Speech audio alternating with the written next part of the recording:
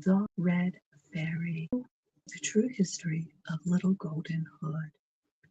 You all know the tale of poor little Red Riding Hood that the wolf deceived and devoured with her cake and her little butter can and her grandmother. Well, the true story happened quite differently, as we all know. And first of all, the little girl was called and is still called Little Golden Hood. Secondly, it was not she nor the good grandame, but the wicked wolf who was in the end caught and devoured. Only listen, the story begins something like the old tale. There was once a little pleasant girl, pretty and nice as a star in its season. Her real name was Blanche, but she was more often called Little Golden Hood on account of a wonderful little cloak with a hood, gold and fire colored, which she always had on. This little hood was given to her by her grandmamma, who was so old she did not know her age. It ought to bring her good luck, for it was made of a ray of sunshine, she said. And as the good old woman was considered something of a witch, everyone thought the little hood rather bewitched too. And so it was, as you will see. One day the mother said to the child, "Let us see, my little golden hood, if you can now go and find your way by yourself. You shall take this good piece of cake to your grandmamma for a Sunday treat tomorrow. Will you ask her how she is and come back at once without stopping to chatter on the way with people you do not know? Do you quite understand?" "I quite understand," repeated Blanche. Happily, and off she went with the cake, quite proud of her errand. But the grandmamma lived in another village, and there was a big wood to cross before getting there. At a turn of the road, under the trees, suddenly, "Who goes there?" "Ah, friend Wolf!" He had seen the child start alone, and the villain was waiting to devour her, when, at the same moment, he perceived some woodcutters who might observe him, and he changed his mind. Instead of falling upon Blanche, he came frisking up to her like a good dog. Oh my!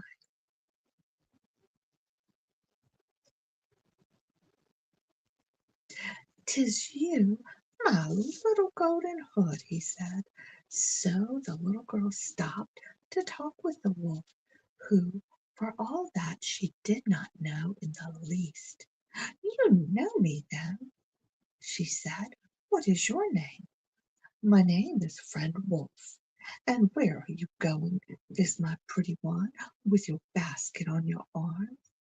"I am going to my grandmamma's, to take her a good piece of cake for her Sunday treat tomorrow." "And where does she live, your grandmother?" "She lives on the other side of the wood, in the first house in the village, near the windmill, you know." "Ah, yes, I know," said the wolf. "Well, that's just where I'm going. I shall get there before you, no doubt, with your little bits of legs, and I'll tell her that you're coming to see her. Then she'll wait for you." Thereupon the wolf cuts across the wood and in 5 minutes arrives at the grandmother's house. He knocks on the door. No answer. He knocks louder. Nobody. Then he stands up and puts his two forepaws on the latch, and the door opens. Not a soul in the house. The old woman had risen early to sell herbs in town, and she had gone off in such a haste that she had left her bed unmade, with her great nightcap on the pillow. Good, said the wolf to himself. I know what I'll do. He shuts the door, pulls on Grandmamma's nightcap down to his eyes, then he lies down all his length in the bed and draws the curtains. In the meantime, the good Blanche went quietly on her way, as little girls do, amusing herself here and there by picking Easter daisies, watching the little birds make their nest, and running after the butterflies which fluttered in the sunshine. At last she arrived at the door. Knock, knock. Who's there? Says the wolf, softening his rough voice as best he can. It is me, Granny, your little golden hood. I'm bringing you a big piece of cake for your Sunday treat tomorrow. Press your finger on the latch and push the door open. Why, you've got a cold, Granny, she said. Coming in a little, replied the wolf, pretending to cough. Shut the door. Well, my little lamb, put your basket on the table, then take off your frock and come and lie down by me. You shall rest a little. The good child undressed, but observe this. She kept her hood upon her head, and when she saw what a figure her granny cut in the bed, the poor little thing was much surprised. Oh, she cried, how like you are to friend Wolf, Grandmamma. That's on account of my nightcap, child, replies the wolf. Oh, what hairy arms you've got, Grandmamma! All the better to hug you with, my child.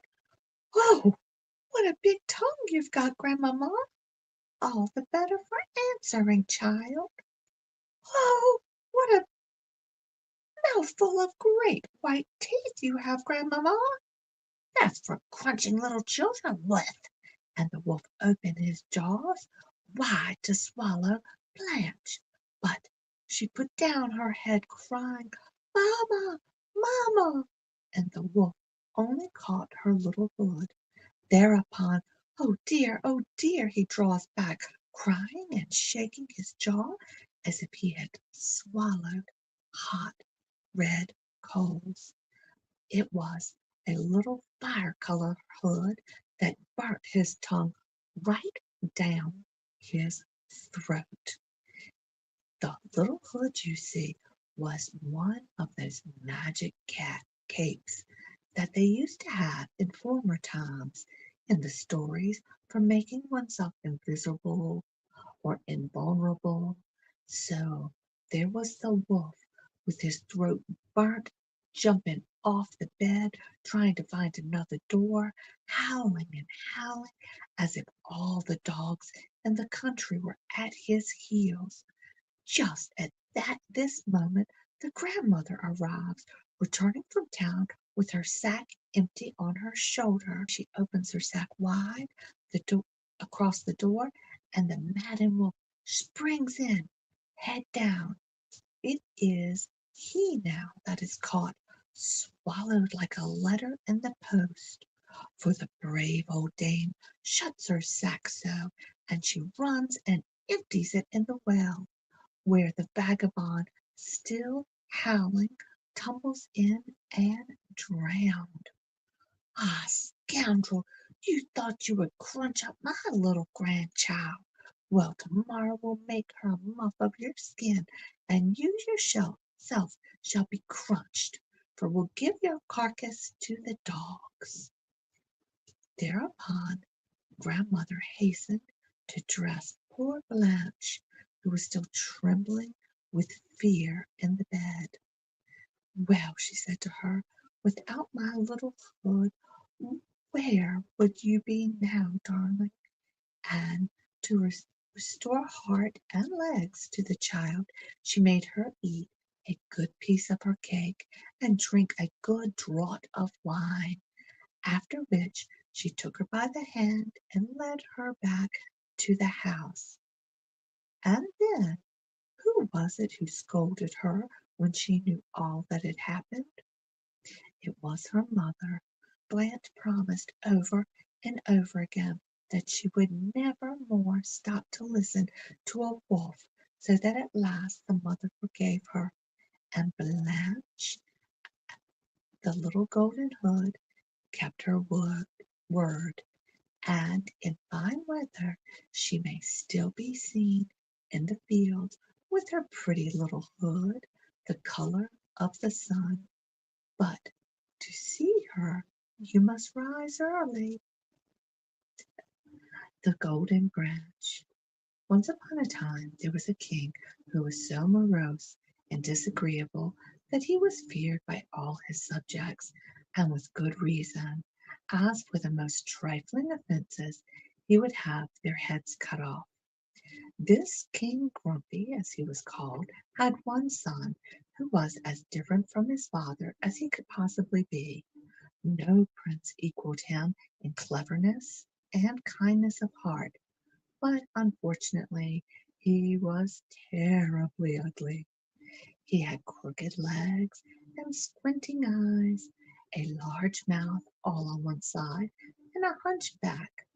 Never was there a beautiful soul in such a frightful little body, but in spite of his appearance, everybody loved him. The queen, his mother, called him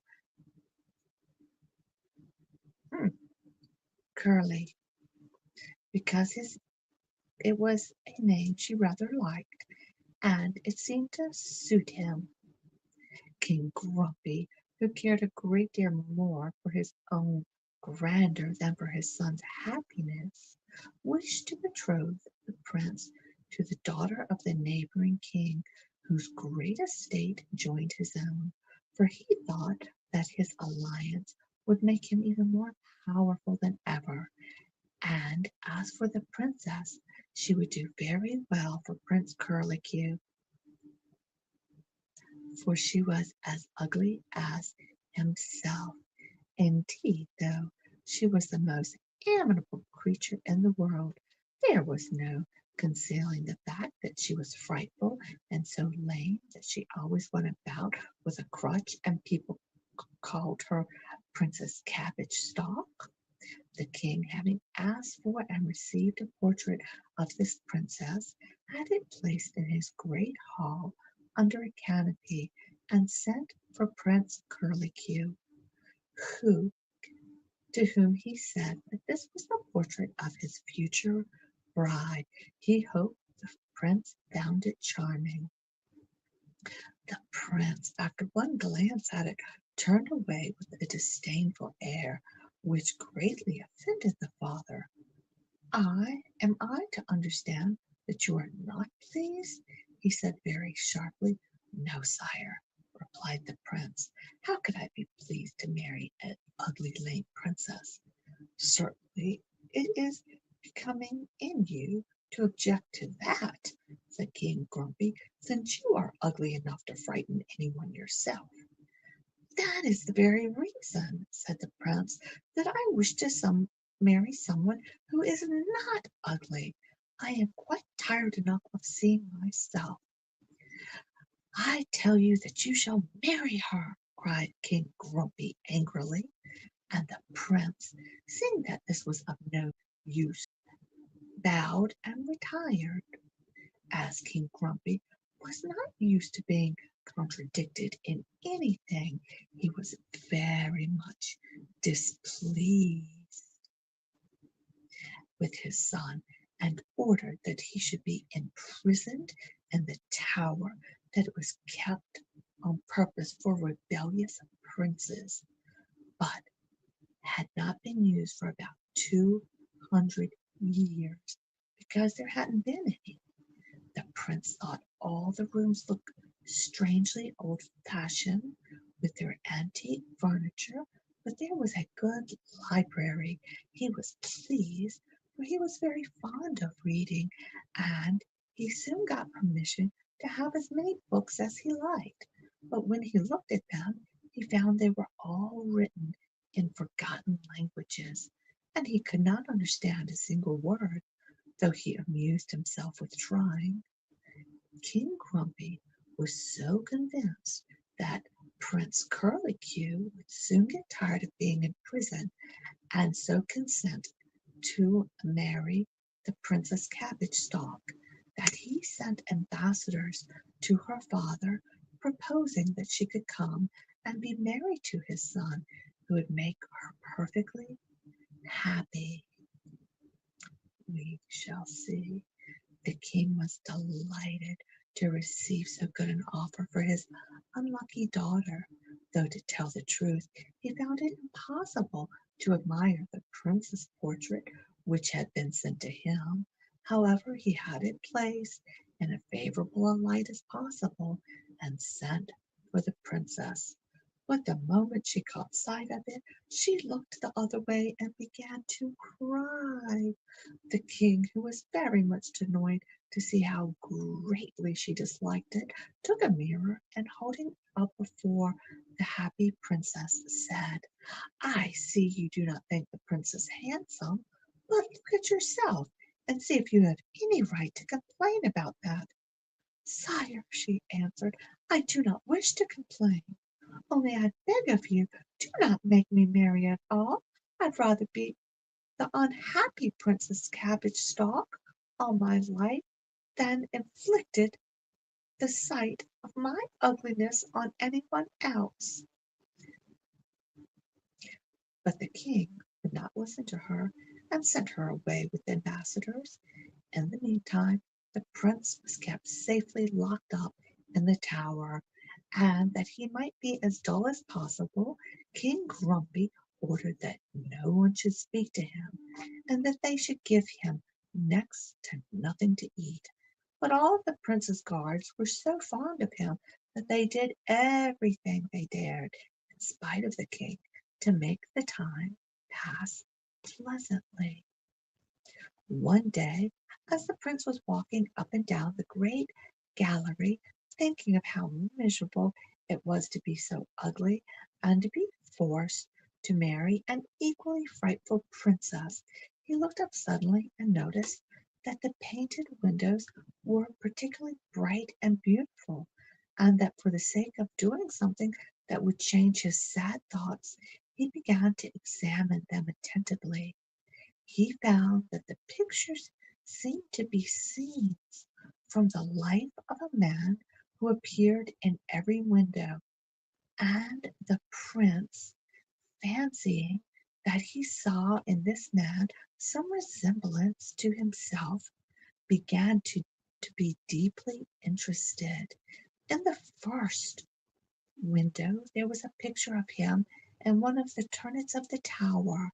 Further on, he was seeking something in the chink in the wall.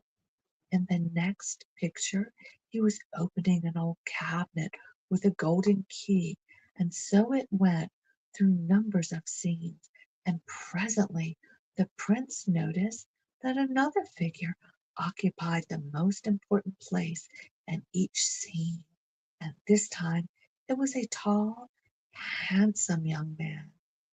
Poor Prince Curlicue found it a pleasure to look at him. He was so straight and strong. By the time it had grown dark and the prince had gone back to his own room, and to amuse himself, he took up a quaint old book and began to look at the pictures. But his surprise was great to find that they represented the same scenes as the windows of the gallery, and that there was more, that they seemed to be alive. and looking at the pictures of the musicians, he saw their hands move and heard sweet sounds. There was the picture of a ball, and the prince could watch the little dancing couple come and go. He turned the page, and there was an excellent smell of a savory dinner, and one of the figures who sat at the feast looked at him and said, "We drink to your health, Curlicue. Try to give us our queen again, for if you do, you will be rewarded. If not, it will be the worse for you." At these words, the prince, who had been growing more and more astonished, was fairly terrified, and dropping the book with a crash, he sank back insensible. The noise he made brought his guards to his aid, and as soon as he revived, they asked him what was the matter. He answered that he was so faint and giddy with hunger that he had imagined he saw and heard all sorts of strange things. Thereupon, in spite of the king's orders, the guards gave him an excellent supper, and it, he when he had eaten it, he again opened the book, but could see none of the wonderful pictures, which convinced him that he must have been dreaming before. However, when he went into the gallery the next day and looked at the painting windows again, he found they moved, and the figures came and went as if they had been alive. And after watching the one who was like himself find the key in the crack of the turret wall and open the old cabinet, he determined to go and examine the place himself and try to find out what the mystery was. So up he went into the turret and began to search about and tap upon the walls, and all at once he came upon a place that sounded hollow. Taking a hammer, he broke away a bit of the stone and found behind it a little golden key. The next thing to do was to find the cabinet, and the prince soon came to it, hidden away in the dark corner, though indeed it was so old and battered looking that he would have never noticed it of his own accord. At first he could not see any keyhole, but after a careful search he found one hidden in the carving, and the golden key just fit it. So the prince gave it a vigorous turn, and the door flew open. Ugly and old as the cabinet was, outside nothing could have been more rich and beautiful than what met the prince's astonished eyes. Every drawer was made of crystal and amber or of some precious stone, and was quite full of every kind of treasure. Prince Curlicue was delighted. He opened one after another until at last he came to the tiny drawer which contained only an emerald key. "I believe that this must open the little golden door in the middle," said the prince to himself, and he fit in the little key and turned it. The tiny door swang back, and a soft crimson light gleamed over the whole cabinet. The prince found that it proceeded from an immense glowing carbuncle made into a box. He lost no time in opening it, but what was his horror when he found it contained a man's hand, which was holding a portrait. His first thought was to put back the terrible box and fly from the turret, but a voice in his ear said, "This hand belongs to one who can help and restore. Look at this beautiful portrait. The origins of which was the cause of all my misfortunes, and if you wish to help me, go without a moment's delay to the great gallery where the sun rays fall most brightly, and if you seek there, you will find my treasure." The voice ceased, and though the prince in his bewilderment asked various questions, he received no answer. So he put back the box and locked the cabinet up again, and having replaced the key in the crack in the wall, he hastened down to the gallery. When he entered it, all the windows shook and clattered in the strangest way, but the prince did not heed them. He was looking so carefully for the place where the sun shone most brightly, and it seemed to him that it was upon the portrait of a most splendidly handsome young man. He went up and examined it, and found that it rested against the ebony and gold paneling, just like any of the other pictures in the gallery. He was puzzled, not knowing what to do next, until it occurred to him to see if the window would not help him, and looking at the nearest, he saw a picture of himself lifting the picture from the wall. The prince took the hint and lifted aside the picture without difficulty, found himself in a marble hall adorned with statues. From this he passed on through numbers of splendid rooms, until at last he reached one all hung with blue gauze. The walls were of turquoise, and upon a low couch lay a lovely lady who seemed to be asleep.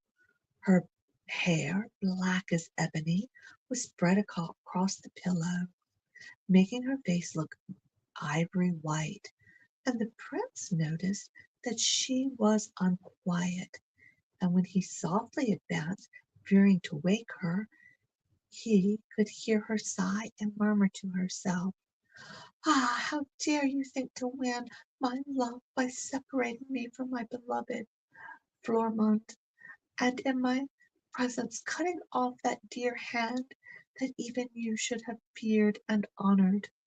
And then the tears rolled slowly down the lovely lady's cheeks, and Prince Curlicue began to comprehend that she was under an enchantment, and that it was the hand of her lover that he had found. At this moment the huge eagle flew into the room, holding in its talons a golden branch, upon which were growing what looked like clusters of cherries, only every cherry was a single glowing ruby. This he presented to the prince, who guessed by this time that he was in some way to break the enchantment that surrounded the sleeping lady. Taking the branch, he touched her lightly with it, saying, "Fair one, I know not by what enchantment thou art bound, but in the name of thy beloved Florimond, I conjure thee to come back to life, which thus has lost but not forgotten." Instantly the lady opened her lustrous eyes and saw the eagle hovering near. "Stay, dear love, stay!" she cried, but the eagle, uttering a dolorous cry, fluttered his broad wings and disappeared. Then the lady turned to the Prince Curlicue and said, "I know that this is to you I owe my deliverance from an enchantment which has held me for 200 years. If there is anything that I can do for you in return, you have only to tell me, and all my fairy powers shall be used to make you happy." "Madam," said Prince Curlicue, "I wish to be allowed to restore your beloved Florman to his natural form, since I cannot forget the tears you shed for him." "That is very amiable of you, dear Prince," said the fairy, "but it is reserved for another person to do that. I cannot explain more at present, but there is nothing you wish for yourself." "Madam," cried the prince, flinging himself down at her feet, "only look at my ugliness. I am called Curlicue, and I am an object of diversion. I entreat you to make me less ridiculous." "Rise, prince," said the fairy, touching him with the golden branch. "Be as accomplished as you are handsome, and take the name of Prince Peerless, since that is the only title which will suit you now." Silent from joy, the prince kissed her hand and expressed his thanks, and when he rose and saw his new reflection in the mirror which surrounded him, he understood that Curlicue was indeed gone forever.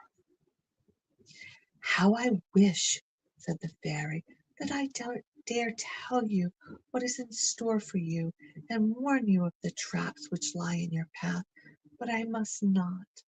Fly from the tower, prince, and remember that Fairy Duceline will be your friend always."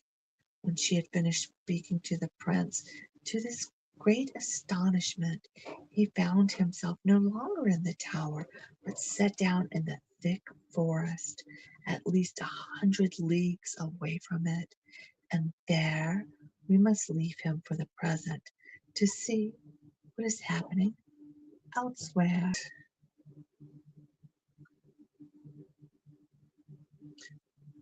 When the guards found that the prince did not ask for his supper as usual, they went into his room, and, not finding him there, were very much alarmed, and searched the tower from turret to dungeon, but without success. Knowing that the king would certainly have their heads cut off for allowing the prince to escape, they agreed to say that he was ill, and after making the smallest amongst them look so much like Prince Curlicue as possible, they put him into his bed and sent to inform the king. King Grumpy was quite delighted to hear that his son was ill, for he thought that he would all the sooner be brought to do as he wished and marry the princess. So he sent back to the guards to say that the prince was to be treated as severely as before, which was just what they hoped he would say. In the meantime, the Princess Cabbage Stalk had reached the palace, traveling in a litter.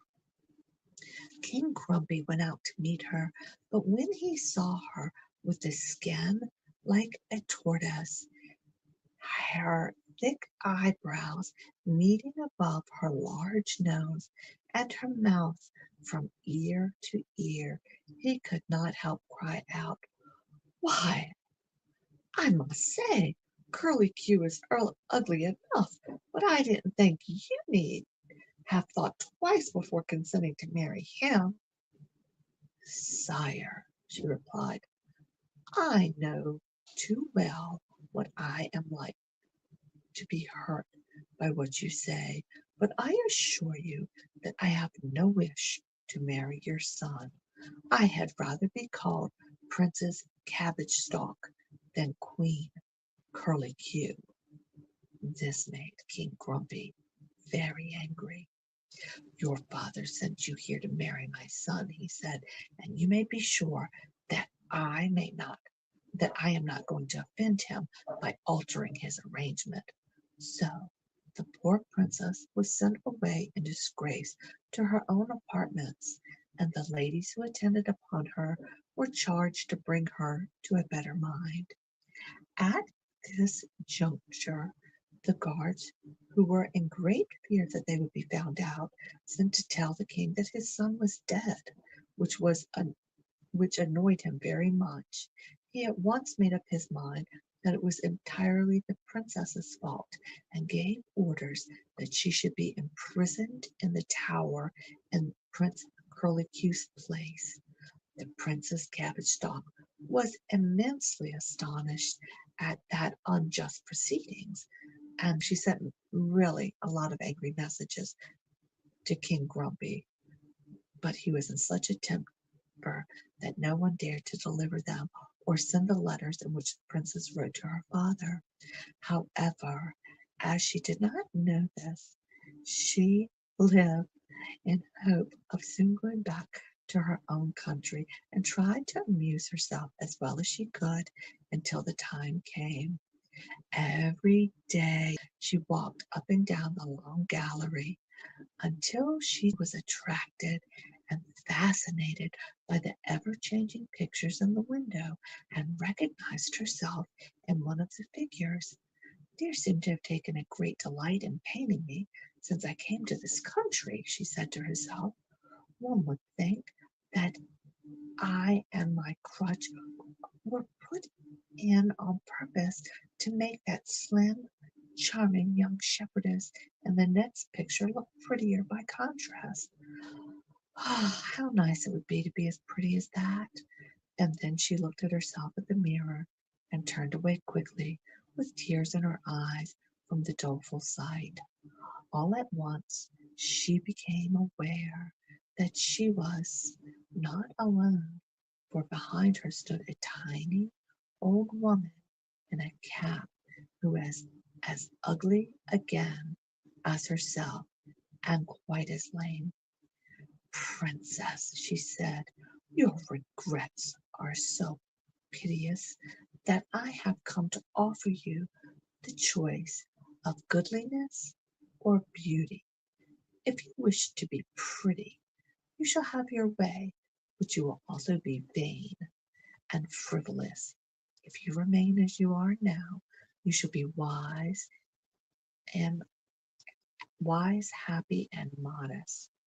"Alas, madam," cried the princess, "is it impossible to be at least wise and beautiful?" "No, child," answered the old woman, "only to you it is decreed that you must choose between the two. See, I have brought with me my white and yellow muff. Breathe upon the yellow side, and you will become like the pretty shepherdess if you that you so much admire, and you will have won the love of the handsome shepherd whose picture I had already seen you study with interest. But breathe upon the white side, and your looks will not alter, but you will grow better and happier day by day. Now you choose." "Oh, well," said the princess, "I suppose one can't have everything, and it's certainly better to be good than pretty." And so she breathed upon the white side of the muff and thanked the old fairy, who immediately disappeared. The Princess Cabbage Stalk felt very forlorn when she was gone, and began to think that it was quite time her father sent an army to rescue her. "If I could but get up into that turret," she thought, "to see if anyone is coming." But to climb up there seemed impossible. The great Nevertheless, she presently hit upon a plan. The great clock was in the turret, as she knew through the weights hung down into the gallery. Taking one of them off the rope, she tied herself on in its place, and when the clock was wound up, she went triumphantly into the turret. She looked out over the country the first time, but seeing nothing, she sat down to rest a little, and accidentally leant back against the wall, which Curlicue, or rather Prince Peerless, had so hastily mended. Out fell the broken stone, and with it the golden key. The clatter on it The clatter it made upon the floor attracted Princess Cabbage Stalk's attention. She picked it up, and after a moment's consideration decided that it must belong to the curious old cabinet in the corner, which had no visible keyhole. Then it was not long before she had it open and was admiring the treasures it contained as much as Prince Peerless had. before her. At last she came to the carbuncle box. No sooner had she opened it than with a shudder of horror she tried to throw it down, but found that some mysterious powers compelled her to hold it against her will. And at this moment a voice in her ear said softly, "Take courage, princess. Upon this adventure your future happiness depends." "What am I to do?" said the princess, trembling. "Take the box," replied the voice. "Hide it under your pillow, and when you see the eagle, give it to him without a moment." Terrified as the princess was, she did not hesitate to obey, and hastened to put back all the other precious things precisely as they had been found. By this time her guards were seeking her everywhere, and they were amazed to find her up in the turret, for they said she could have only gotten there by magic. For 3 days nothing happened.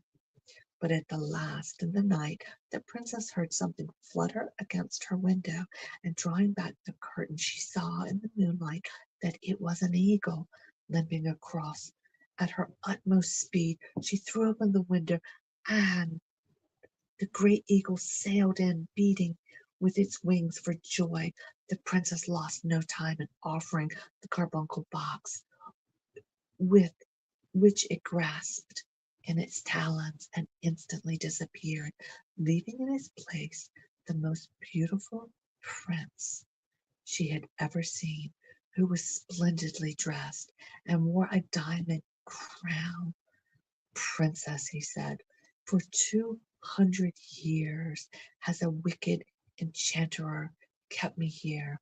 We both loved the same fairy, but she preferred me. However, he was more powerful than I am, and succeeded, when for a moment I was off my guard, in changing me into an eagle, while my queen was left in an enchanted sleep. I knew that after 200 years a prince would recall her to the light of day, and a princess, in restoring me to, to the hand which my enemy had cut off, would give me back my natural form. The fairy who watches over your destiny told me this, and it was she who guided you to the cabinet in the turret where she had placed my hand. It is she also who permits me to show my gratitude to you by granting whatever favor you may ask of me. Tell me, princess, what is it you wish for most? Shall I make you as beautiful as you deserve to be?" "Ah, if only you would!" cried the princess, and at that same moment she heard a cracking of all her bones. She grew tall and straight and pretty, with eyes like shining stars, and her skin as white as milk. "Oh, wonderful! This can really be my poor little self!" she exclaimed, looking down in amazement at her tiny, worn out crutch as it lay upon the floor. "Indeed, princess," replied Florman, "it is yourself, but you must have a new name, since the old one does not suit you now. Be called Princess Sunbeam, for you are bright and charming enough to deserve that name." And so saying, he disappeared. The princess, without knowing how she got there, found herself walking under shady trees by the clear river. Of course, the first thing she did was to look at her own reflection in the water, and she was extremely surprised to find that she was exactly like the shepherdess she had so much admired, and wore the same white dress and flowery wreath that she had seen in the painting window. To complete the resemblance, her flock of sheep appeared grazing around her, and she found a happy crook adorned with flowers upon the bank of the river. Quite tired out by so many new and wonderful experiences, The princess sat down to rest at the foot of the tree, and there she fell asleep. Now it happened that it was in this very country that Prince Peerless had been set down, and while Princess Sunbeam was still sleeping peacefully, he came strolling along in search of a shady pasture for his sheep. The moment he caught sight of the princess, he recognized her as the charming shepherdess whose picture he had seen so often in the tower, and as she was far prettier than he had remembered her, he was delighted that chance had led him that way. He was still watching and admiring when the princess opened her eyes, and as she also recognized him, they were soon great friends. The princess asked Prince Fearless, as he knew the country better than she did, to tell her some peasants who would give her lodging, and he said he knew of an old woman whose cottage would be the very place for her. It was so nice and pretty, so they went there together, and the princess was charmed with the old woman, and everything belonged to her. Supper was soon spread for her under a shady tree, and she invited the princess to share the cream and brown bread which the old woman provided. This he was delighted to do, and having first fetched from his own garden all the strawberries, cherries, nuts, and flowers he could find, they sat down together and were very merry. After this they met every day as they guarded their flock, and were so happy that Peerless begged the princess to marry him, so that they might never be apart again. Now, though the Princess Sunbeam appeared to only be a poor shepherdess, she never forgot that she was a real princess, and she was not at all sure that she ought to marry a humble shepherd, though she knew she would like to do so very much. So she resolved to consult an enchanter of whom she had heard a great deal since she had been a shepherdess, and without saying a word to anybody, she set out to find the castle in which he lived with his sister, who was a powerful fairy. The way was long and lay through a thick wood, where the princess heard strange voices calling to her from every side, but she was in such a hurry that she stopped for nothing, and at last came to the courtyard of the enchanter's castle. The grass and the briars were growing as high as if it were 100 years since anyone had set foot there, but the princess had gone through at last, though she gave herself a good many scratches by the way, and then she went to a dark and gloomy hall, where there was but one tiny hole in the wall through which daylight could enter. The hangings were of bat wings, and from the ceiling hung 12 cats, who filled the hall with their ear-piercing yells. Upon the long table 12 mice were fattened by the tail, and just in front of each one's nose, but quite beyond its reach, lay a tempting morsel of fat bacon, so that the cats could always see the mice, but could not touch them, and the hungry mice were tormented by the sight and smell of the delicious morsel which they could never seize. The princess was looking at the poor creatures in dismay, when the enchanter suddenly entered, wearing a long black robe and with a crocodile upon his head. In his hand he carried a whip made of 20 long snakes, all alive and withering, and the princess was so terrified at the sight that she hardly wished she had never come. Without saying a word, she ran to the door, but it was covered with thick spider webs, and when she broke it, she found another and another and another. In fact, there was no end to them. The princess's arms ached with the tearing them down, and yet she was no nearer to getting out, and the wicked enchanter behind her laughed maliciously. At last he said, "You might spend the rest of your life over that without doing any good. But as you are young and quite the prettiest creature I've seen for a long time, I will marry you if you like, and I will give you those cats and mice that you see there for your own. They are princes and princesses who happen to offend me. They used to love one another as much as they now hate one another.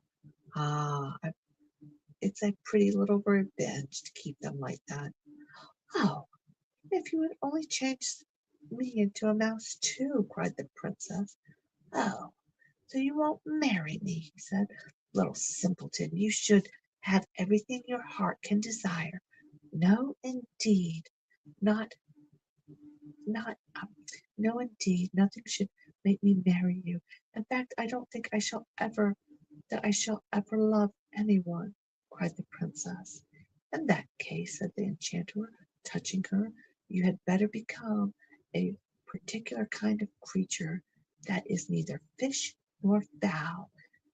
You shall be light and airy, and as green as the grass you live in. Off you go, Madam Grasshopper." And the princess, rejoicing to find herself free once more, skipped out into the garden, the prettiest little green grasshopper in the world.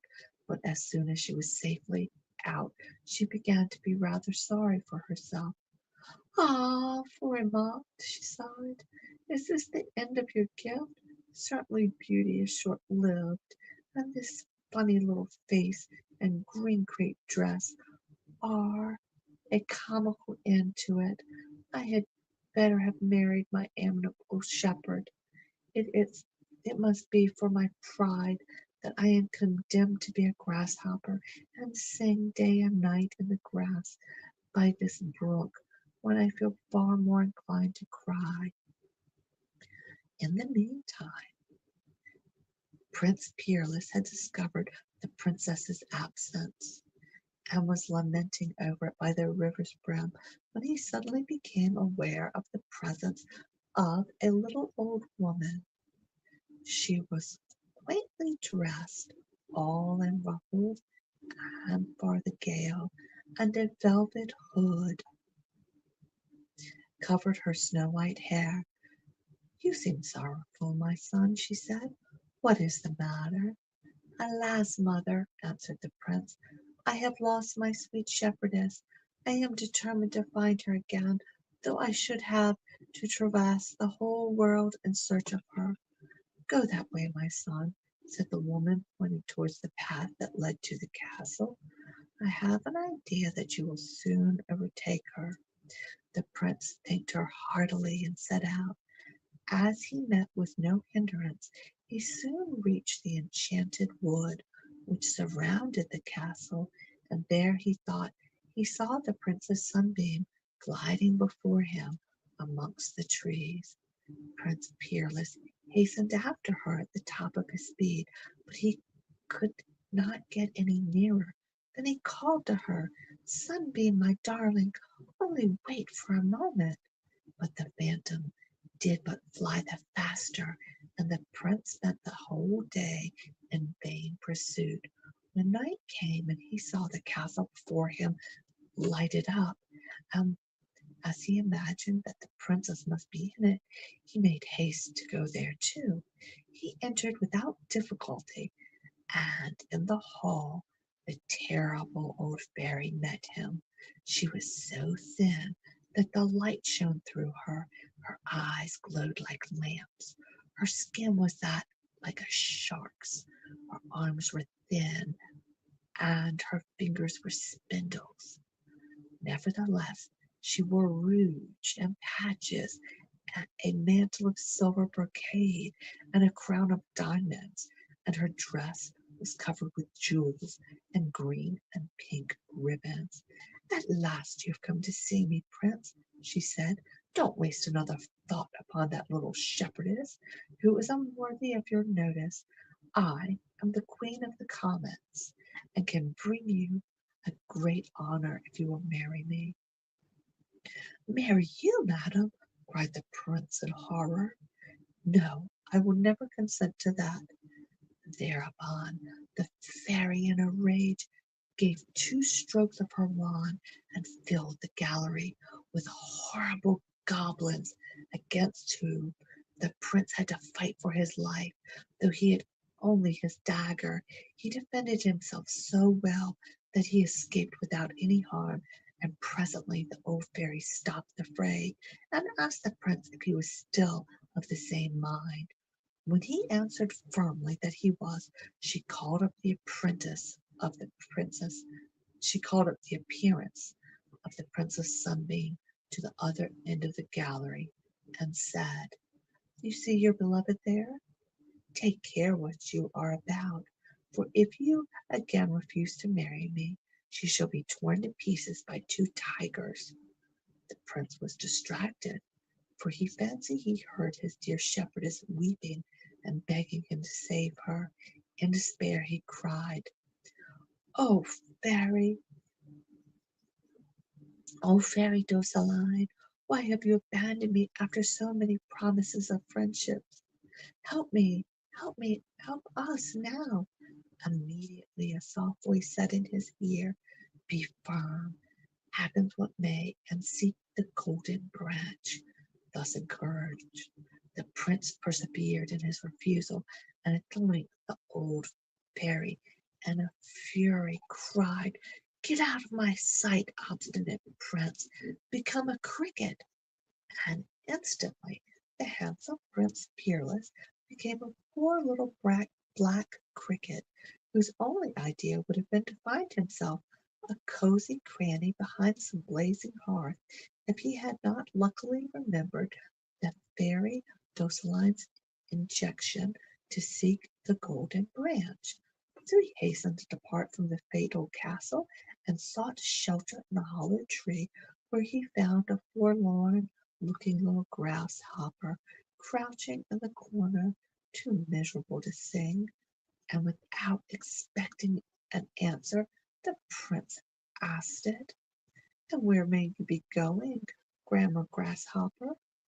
"Where are you going yourself, Gaffer Cricket?" replied the grasshopper. "What, you can speak? Why should I not speak as well as you? Isn't a grasshopper as good as a cricket?" she said. "I can talk because I was a prince," said the cricket, "and for that very same reason I ought to be able to talk more than you, for I was a princess," replied the grasshopper. "Then you have met with the same fate as I have," he said. "But where are you going now? Cannot we journey together? I seemed to hear a voice in the air which said, 'Be firm, happens what may, and seek the golden branch,'" answered the grasshopper, "and I thought the command must be for me, so I started at once, though I don't know where, but I don't know the why." At this moment their conversation was interrupted by two mice, who, breathless from running, flung themselves headlong through the hole into the tree, nearly crushing the grasshopper and the cricket, though they got out of the way as fast as they could, and stood up in the dark corner. "Oh, madame," said the fatter of the two, "I have such a pain in my side from running so fast. How does your highness find yourself?" "I have pulled my tail off," replied the younger mouse, "as but as I should still be on the sorcerer's table unless I had. I do not regret it. Are we pursued, do you think? How lucky we were to escape!" "I only trust that we may escape the cats and traps and reach the golden branch soon," said the fat mouse. "You know the way, then?" said the others. "Oh dear, yes, we all know the way to my own house, madam. This golden branch is indeed a marvel. A single leaf from it makes one rich forever. It breaks enchantments, and it makes all who approach it youthful and beautiful. We must set out for it at daybreak." "May we have the honor of traveling with you, this respectable cricket and myself?" said the grasshopper, stepping forward. We are also on a pilgrimage to the Golden Branch. The mice court, courtlet, the mice assented, and after many polite speeches, the whole party fell asleep. With an earnest dawn, they were on their way and thought of the mice. And though the mice were in constant fear of being overtaken or trapped when they reached the golden branch in safety. It grew amidst a wonderful garden, all the paths of which were strewn with pearls as big as peas. The roses were crimson diamonds with emerald leaves, the pomegranates garnets, the marigolds topaz, the daffodils yellow diamonds, and the violets sapphires, the cornflower turquoise, the tulips amethysts, opals and diamonds, so that the garden borders blazed like the sun. The golden branch itself had become as tall as a forest tree, and sparkled with ruby cherries to its topmost twig. No sooner had the grasshopper and the cricket touched it than they were restored to their natural forms, and their surprise and joy were great when they recognized each other. At this moment, Formant and Fairy Dutchline appeared in great splendor, and the fairy, as she descended from her chariot, with a smile. So you two have found one another again, I see, but I have still a surprise left for you. Don't hesitate, Princess. Tell your devoted shepherd how dearly you love him, as he is the very prince your father sent you to marry. So come here, both of you, and let me crown you, and we will have the wedding at once. The prince and the princess thanked her with all of their hearts, and declared that to her they owed their happiness.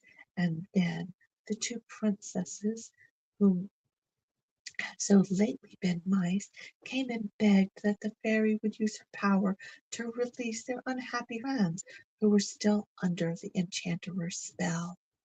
Really, said the fairy, Dulaine, on this happy occasion I cannot find it in my heart to refuse you anything.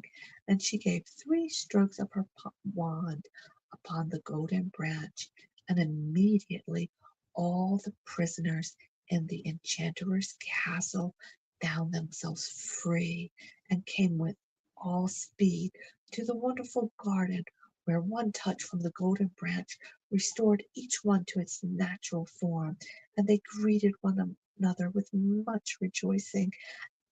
To complete her generous work, the fairy presented them with the wonderful cabinet and all of the treasures it contained, which were worth at least 10 kingdoms. But to Prince Peerless and Princess Sunbeam she gave the palace and the garden of the Golden Branch, where immensely rich and greatly beloved by all their subjects, they lived happily ever after. The Three Dwarfs. There was once upon a time a man who lost his wife, and a woman who lost her husband, and the man had a daughter, and so had the woman. The two girls were great friends and used to play together often. One day, the woman turned to the man's daughter and said, "Go tell your father that I will marry him, and then you shall wash in milk and drink wine. But my own daughter shall wash in water and drink it too." The girl went straight home and told her father what the woman had said. "What am I to do?" he answered. "Marriage is either a success or a failure." At last, being of an undecided character and not being able to make up his mind, he took off his boot and handed it to his daughter, saying, Take this boot, with which has a hole in the sole, hang it up on the nail in the hayloft, and pour water into it. If it holds water, I will marry again, but if it doesn't, I won't." The girl did as she was bid, but the water drew the hole together, and the boot filled up very well, all the way to the top. So she went and told her father the results. Then he got up and went to see for himself. And when he saw it was true, and it was no mistake, he went at once to propose to the widow, and they were married right away.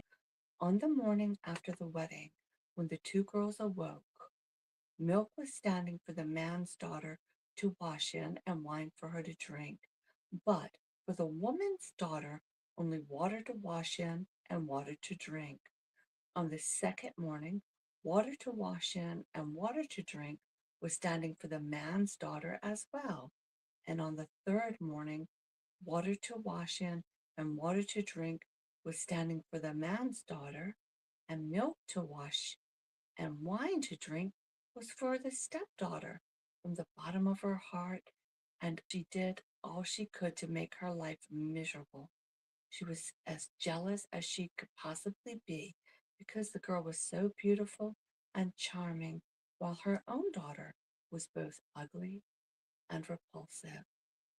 One winter's day, when there was a hard frost and mountain and valleys were covered with snow, the woman made a dress of paper and, calling to the girl, said to her, "There, put on this dress and go out into the wood and fetch me a basket of strawberries." "Now, heaven help us," replied the stepdaughter. "Strawberries don't grow in winter.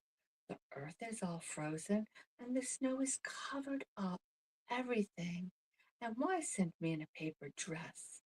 It is so cold outside that one's very breath freezes. The wind will whistle through my dress, and the brambles tear it from my body." "How dare you contradict me?" said the stepmother. "Be off with you at once, and don't show your face again till you have filled." Then she was given a hard crust of bread, saying, "That will be enough for you today." And she thought to herself, "The girl will certainly perish of hunger and cold outside, and I shan't be bothered with her any more." The girl was so obedient that she put on the paper dress and set out with her little basket.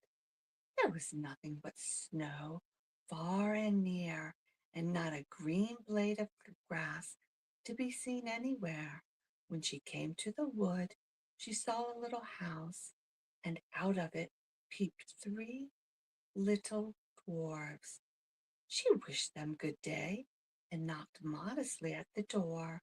They called out to her to enter, so she stepped in and sat down on a seat by the fire, wishing to warm herself. Wishing to warm herself, the dwarf said at once, "Give us some of your food." "Gladly," she said, and breaking her crust in two, she gave them half. Then they asked her what she was doing in the depth of winter in a thin dress. "Oh," she answered, "I have been sent to get a basketful of strawberries, and I dare not show my face again at home until I bring them with me." When she had finished her bread, they gave her a broom and told her to sweep away the snow from the back door. As soon as she left the room to do so, the three little men consulted what they should give to her as a reward for being so sweet and good, and for sharing her last crust with them. The first said, "Every day she shall grow prettier." The second, "Every time she opens her mouth, a gold piece shall fall out." And the third, a king shall come and marry her. The girl in the meantime was doing as the dwarfs had bidden, and was sweeping the snow away from the back door. What do you think she found there? Heaps of fine, ripe strawberries that showed out dark red against the white snow. Joyfully, she joyfully picked enough to fill her basket, thanked the little men for their kindness, shook hands with them, and ran home to bring her stepmother what she had asked for. When she walked in and said, "Good evening," a piece of gold fell out of her mouth. Then she told what had happened to her in the wood, and at every word pieces of gold dropped from her mouth, so that the room was soon covered with them.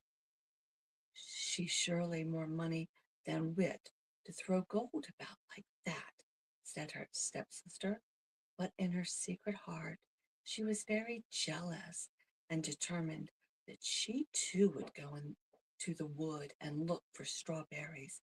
But her mother refused to let her go, saying, "My dear child, it is far too cold. You might freeze to death."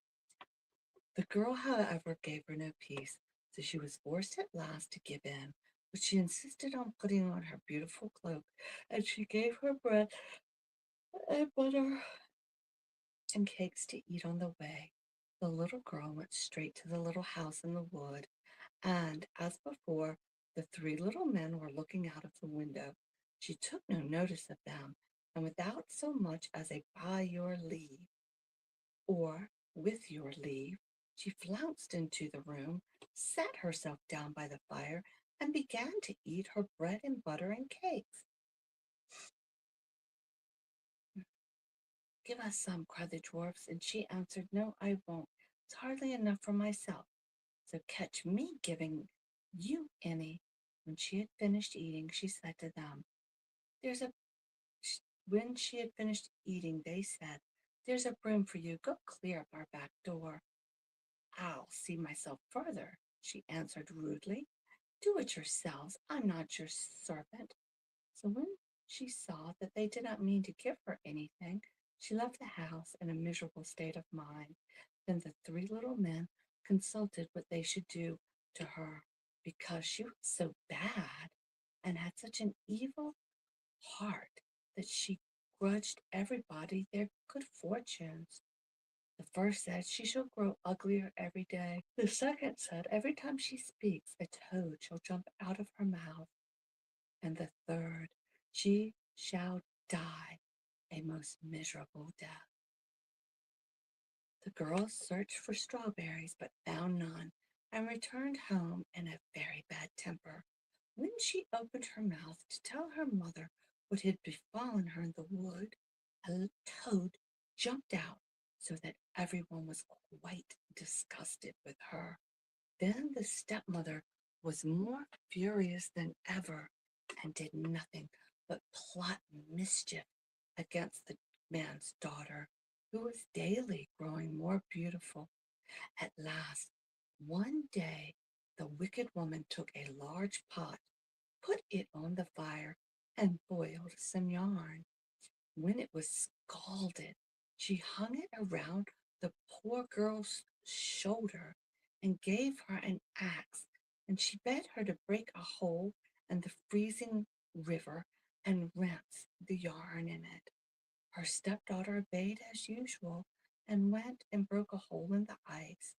When she was in the act of wringing out the yarn, a magnificent carriage passed, and the king sat inside. The carriage stood still, and the king asked her, "My child, who are you, and what in the wide world are you doing here?" "I am only a poor girl," she answered. "I am rinsing out my yarn in the river." The king was very sorry for her, and when he saw how beautiful she was, he said, "You will come away with me." "Most gladly," she replied, for she knew how willingly she would leave her stepmother and sister, and how glad they would be to be rid of her. So she stepped into the carriage and drove away with the king. And when they reached the palace, the wedding was celebrated with much splendor. So it all turned out just as the three little dwarfs had said. After a year, the queen gave birth to a little son.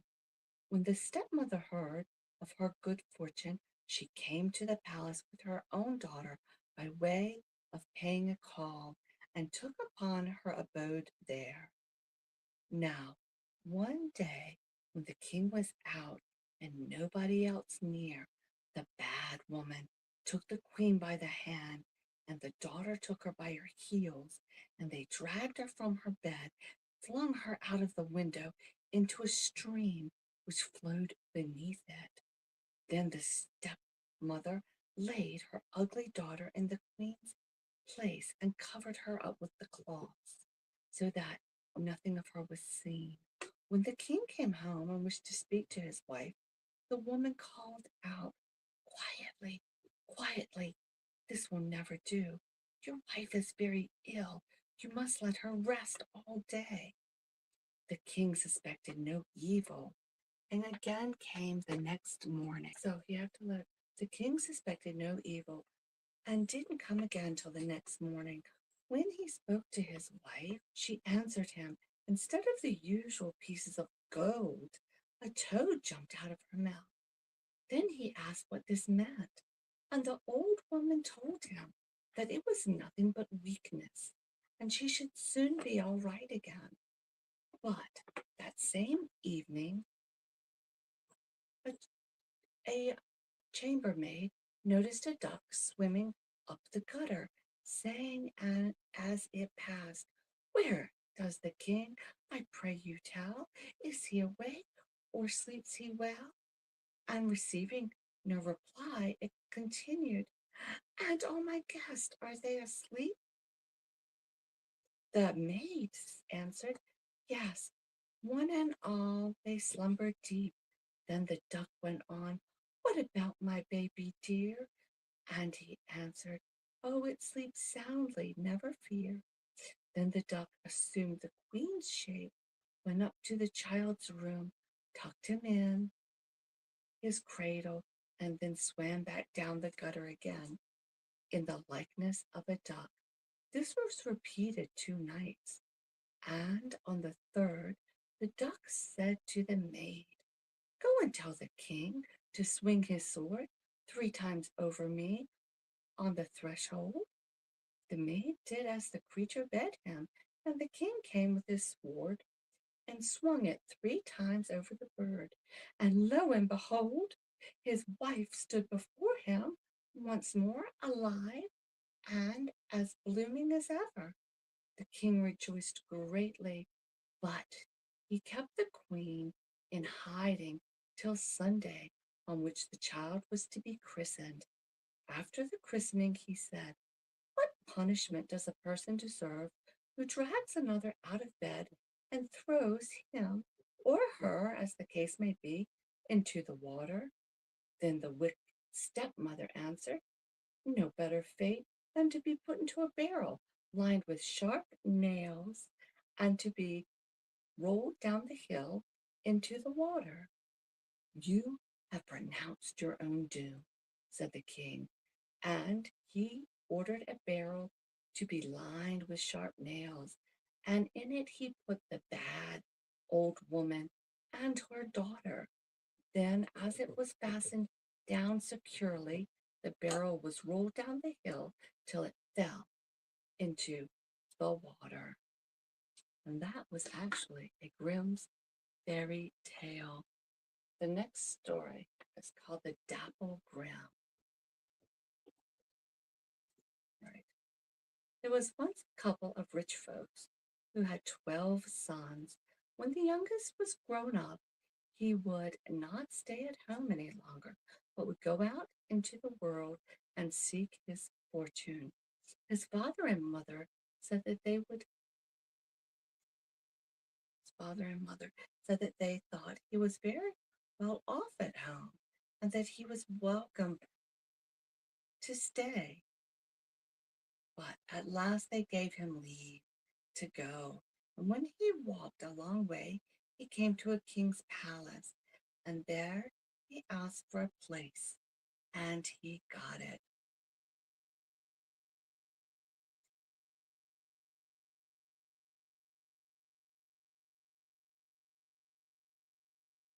Now, the daughter of the king of the country had been carried off into the mountains by a troll, and the king had no other children, and for this cause both he and all the people were full of sorrow and affliction, and the king had promised the princess and the half of his kingdom to anyone who could set her free, but there was no one who could do it, though a great number had tried.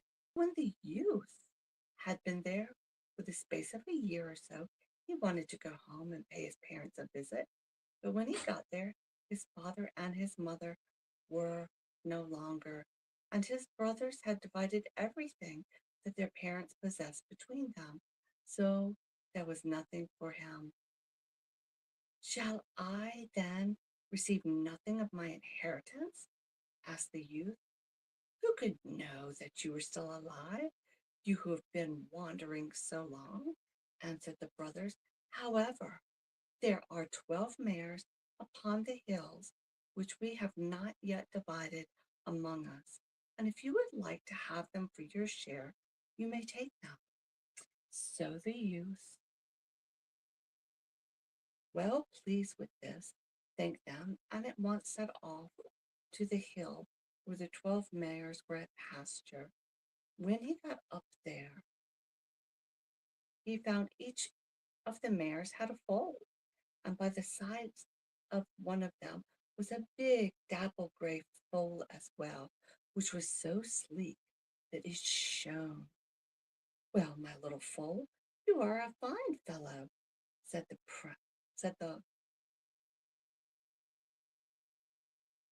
said the youth.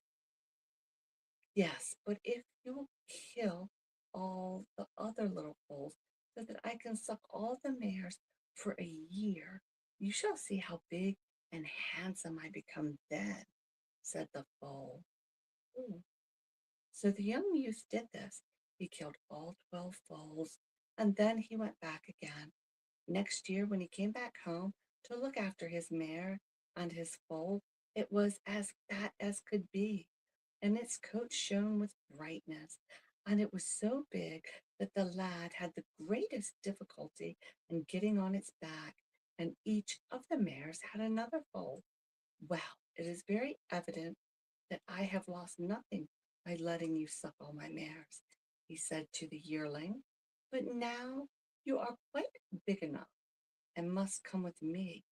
"No," said the colt, "I must stay here another year. Kill the 12 little foals, and then I can suck all the mares this year also, and you shall see how big and handsome I shall be by summer." So the youth did it again, and when he went up the hill the next year to look after his colt and the mares, each mare had a foal again, but the dapple colt was so big that when the lad wanted to feel its neck and see how fat it was, he couldn't reach up to it. It was so high and it was so bright that the last glance of the coat that the light glanced off the coat. "Big, big and handsome you were last year, my colt, but this year you are ever so much handsomer," said the youth. "In all the king's court no such horse is to be found, but now you shall come away with me." "No," said the colt once more. "Here I must stay for another year. Just kill the 12 foals again so that I can suck the mares this year, and then come and look at me in the summer." So the youth did it. He killed the little foals and went home again. But the next year, when he returned to look at the dapple colt and the mares, he was quite appalled. He had never imagined that any horse could become so big and overgrown, for the dapple horse had to lay down on all fours so the youth could get on its back, and it was very hard to do that when it was lying down, and it was so plump that its coat shone and glistened as if it had been a looking glass.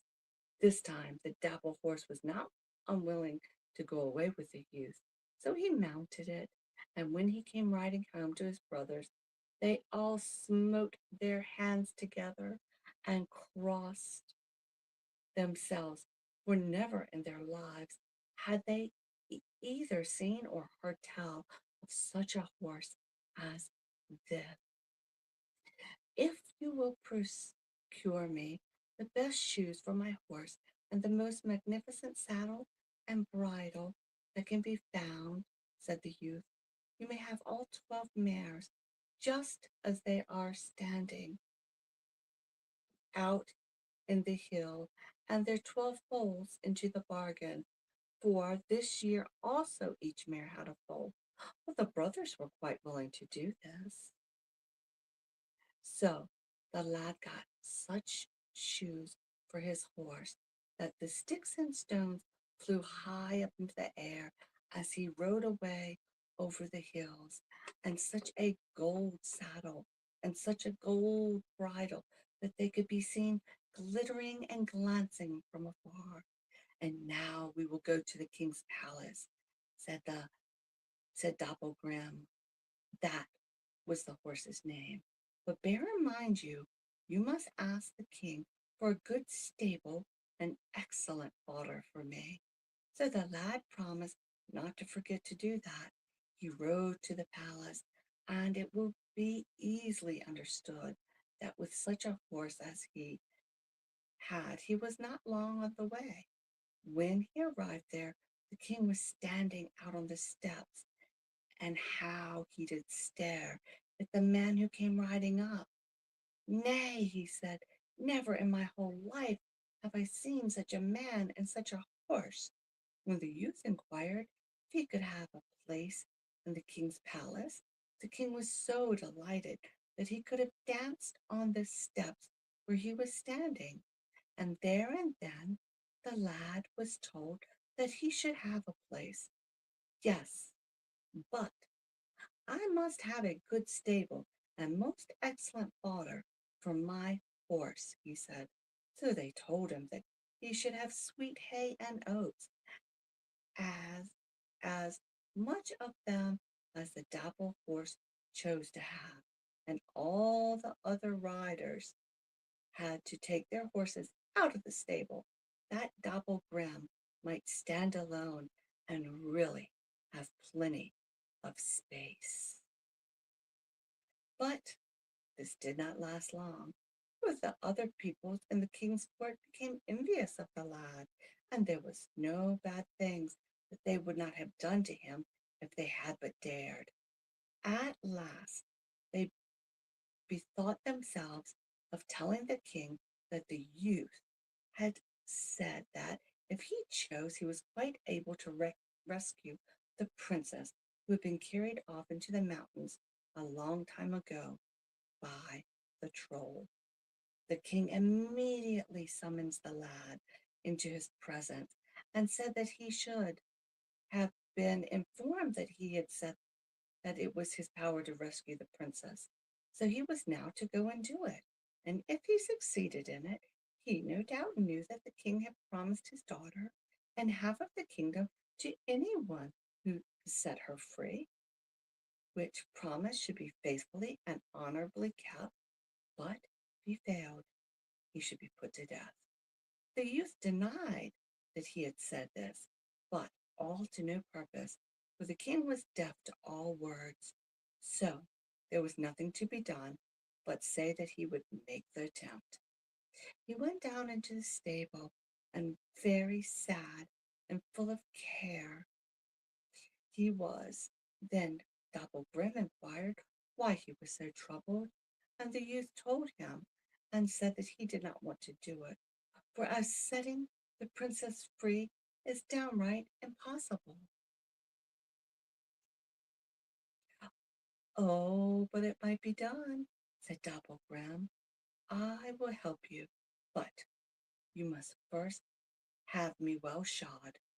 You must ask for 10 pounds of iron, 12 pounds of steel for the shoeing, and 1 smith to hammer, and 1 to hold. So the youth did, and no one said nay. He got both the iron and the steel and the smiths, and thus the doppelganger was well shod. And when the youth went to the king's palace, a cloud of dust rode up behind him. But when he came to the mountain into which the princess had been carried, the difficulty was to ascend the precipice of the wall of rocks by which he had to get up to the mountain beyond, for the rock stood right up end as steep as a house side and as smooth. The first time the youth rode at it, he got a little way up the precipice, but then both Doppelganger's forelegs slipped, and down came horse and rider with a sound like thunder amongst the mountain.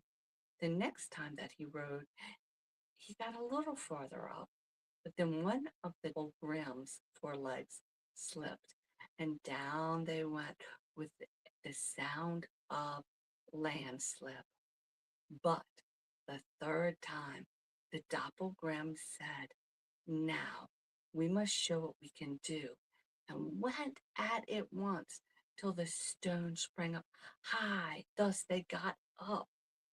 Then the lad rode into the mountain cliff at full gallop, caught up the princess on his saddle bow, and then out again before the troll even had time to stand up, and thus the princess was set free.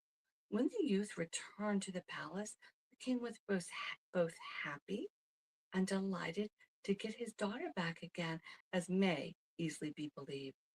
But somehow or another, the people about the court had so worked on him that he was angry with the lad too. "Thou shalt have many thanks for setting my princess free," he said, when the youth came into the palace with her, and was then about to go away. "She ought to be just as much my princess as she is yours now, for you are a man of your word," said the youth. "Yes, yes," said the king, "have her thou shalt, as I have said, but first of all thou must make the sun shine into my palace here." For there was a very large, high hill outside the windows, which overshadowed the palace so much that the sun could not shine in. "That was no part of our bargain," answered the youth, "but it's nothing that I can say will move you, I suppose. I shall have to try my best. For the princess I will." So he went down to Dapplegrim again and told him what the king desired, and Dapplegrim thought it might easily be done. But first of all, he must have new shoes.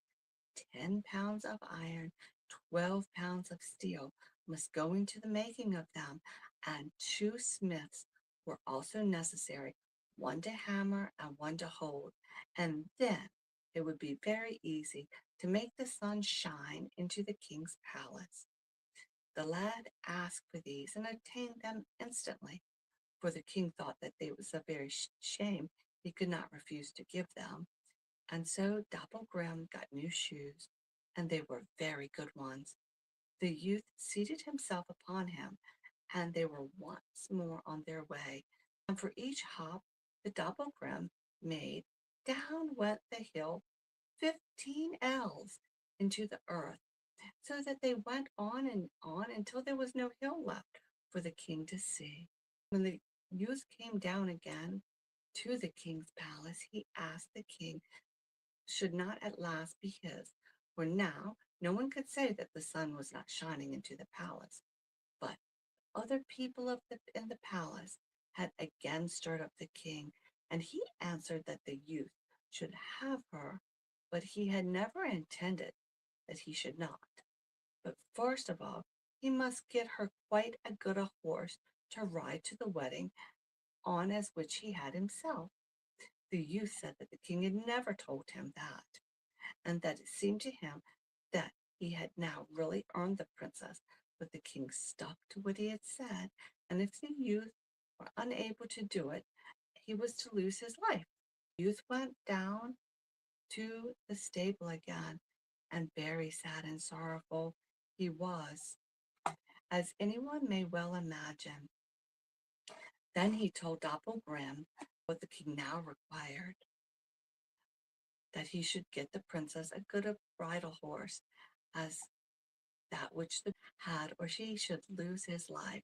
But that will be no easy thing to do, said, for your equal is not to be found in the world.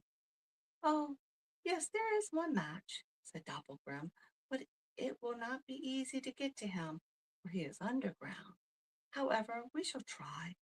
Now, you must go to the king and ask for new shoes for me. Again have 10 pounds of iron, 12 pounds of steel, 2 smiths, 1 to hammer and 1 to hold, but very particular to see that the hooks are very sharp. And you must ask for 12 barrels of rye, 12 slaughtered oxen must we have with us, and all 12 oxen hides must have 100 spikes set into each of them. All these things we must have, likewise a barrel of tar with 12 tons of tar in it.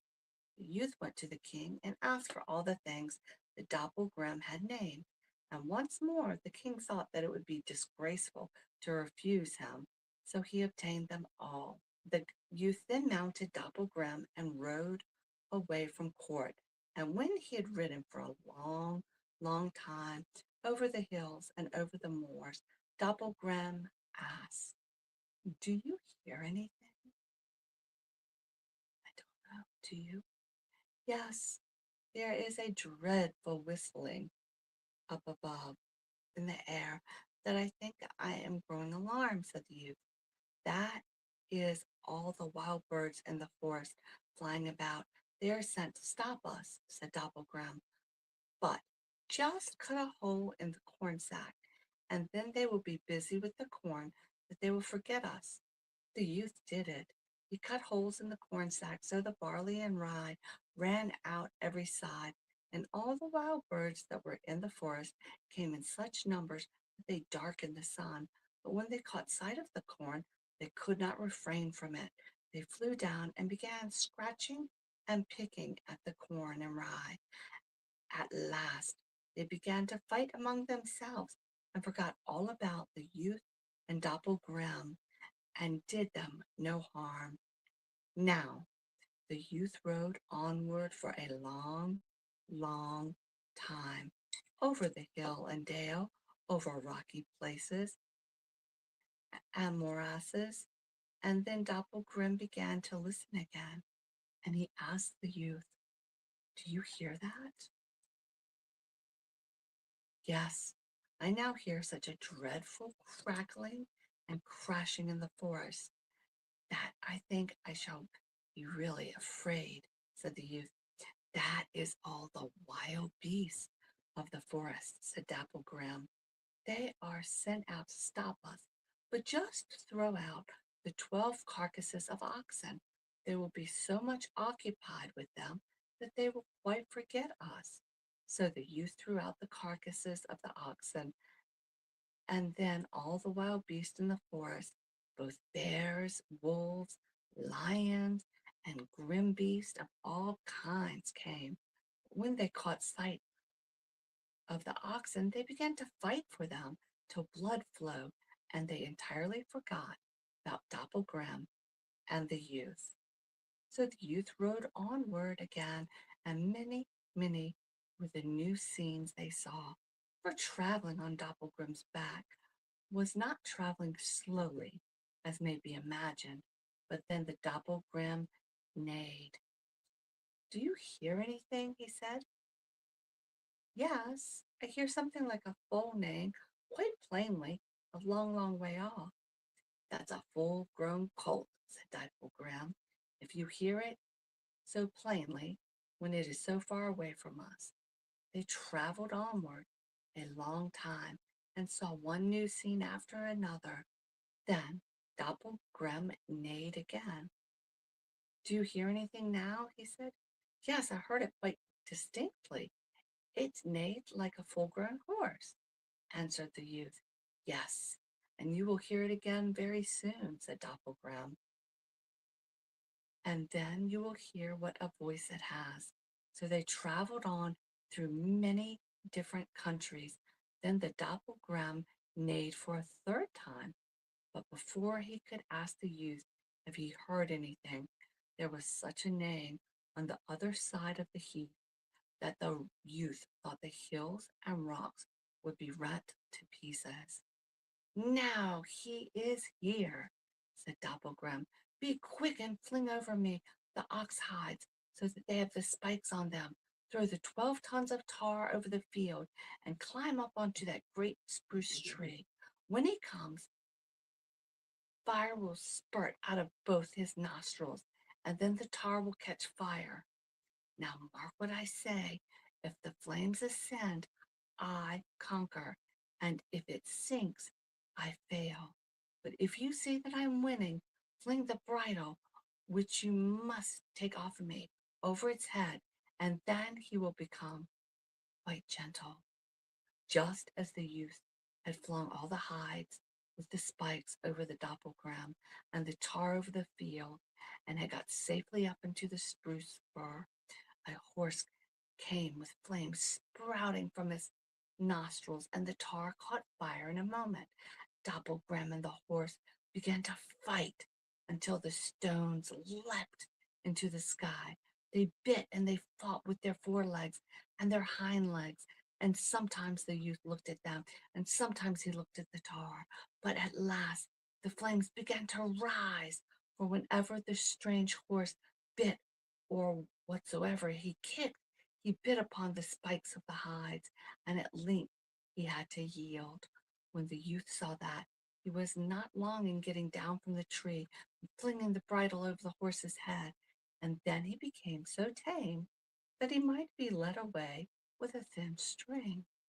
The horse was dappled too, and so like Dapplegrim that no one could distinguish it from the other. The youth seated himself on the dappled horse, which he had captured, and rode home again to the king's palace, and the Dapplegrim ran loose by his side. When they got there, the king was standing outside in his courtyard. "Can you tell me which is the horse I have caught and which is the one I had before?" said the youth. "If you cannot, I think your daughter is mine." The king went and looked at both the dappled horse, and he looked high and he looked low. He looked before and he looked behind, but there was not a hair's difference between the two. "No," said the king, "I cannot tell thee, and thou hast procured such a splendid bridal horse for my daughter that shalt have her. But first we must have one more trial, just to see if thou art fated to have her. She shall hide herself twice, and then you shall hide thyself twice. That thou canst find her each time. Then she hides herself, and if she cannot find thee in thy hiding places, then it is fated, and thou shalt have the princess." "That too is not our bargain," said the youth, "but we will make this trial since it must be so." So the king's daughter was first to hide, and when she changed herself into a duck and lay swimming in the lake that was just outside the palace, the youth went down into the stable and asked Dapplegrim what she had done with herself. "Oh, all that you have to do is take your gun, go down to the water, and aim it at the duck which is swimming about there, and she will soon discover herself," said Dapplegrim. The youth snatched up his gun, ran to the lake. "I will just have a shot at that duck," he said, and he began to aim. "Oh, my dear friend, no, don't shoot. It is I," said the princess. So he had found her once. The second time the princess changed herself into a loaf and laid herself on the table among 4 other loaves, and she was so like the other loaves that no one could see any difference between them. But the youth again went down to the stable to ask Dapplegrim, and told him that the princess had hidden herself again, and that he had not the least idea what had become of her. Oh, just take a very large, sharp bread knife, sharpen it, and pretend that you're going to cut straight through the third of the 4 loaves from which you are lying on the kitchen table at the king's palace. Count them from right to left, and you will soon find her. So the king went up to the kitchen and began to sharpen the largest bread knife that he could be found, and he caught hold of the 3rd loaf in his hand and said, I will have a bit of this bread for myself. No, friend, don't. It is I, said the princess again. So he had found her twice. And now it was his turn to go hide himself. But Dapplegrim had given him such good instructions that it was not easy to find him. First, he had to turn himself into a horsefly, hide himself in Dapplegrim's left nostril. The princess went poking about and searching everywhere, high and low, and wanted to go to Dapplegrim's stall too, but he began to bite and kick about, so that she was afraid to go there, and she could not find the youth. Well, she said, as I am unable to find you, you must show yourself. Whereupon the youth immediately appeared, standing there on the stable floor. Dapplegrim told him what he was to do the second time, and this time he turned himself into a lump of earth and stuck himself between the hoof and the sole of the Dapplegrim's left forefoot. Once the king's daughter went and sought everywhere, inside and out, until she last came back to the stable and wanted to go into the stall beside Dapplegrim. So this time he allowed her to go in, and she peered about high and low, but she could not look under his hoofs, where he stood much too firmly on his legs for that, and she could not find the youth. Well, you have just to show yourself, she said, for I cannot find you. And in an instant the youth appeared and said, now you're mine. It is fated that she should be mine, he said to the king. Yes, fate it is, said the king. So what? What must be, must be. Then everything was made ready for the wedding with great splendor and promptitude, and the youth rode to church on Dapplegrim, and the king's daughter on the other horse. So everyone must see that they could not be long on their way thither. The Enchanted Canary. Once upon a time, in a reign of King Cambrius, there lived at court one of the lords who was the finest, by which I mean the fattest, in the whole country of Flanders. He ate 4 meals a day, slept 12 hours out of 24, and the only thing he ever did was to shoot at small birds with his bow and arrow. Still, with his practice, he shot very badly.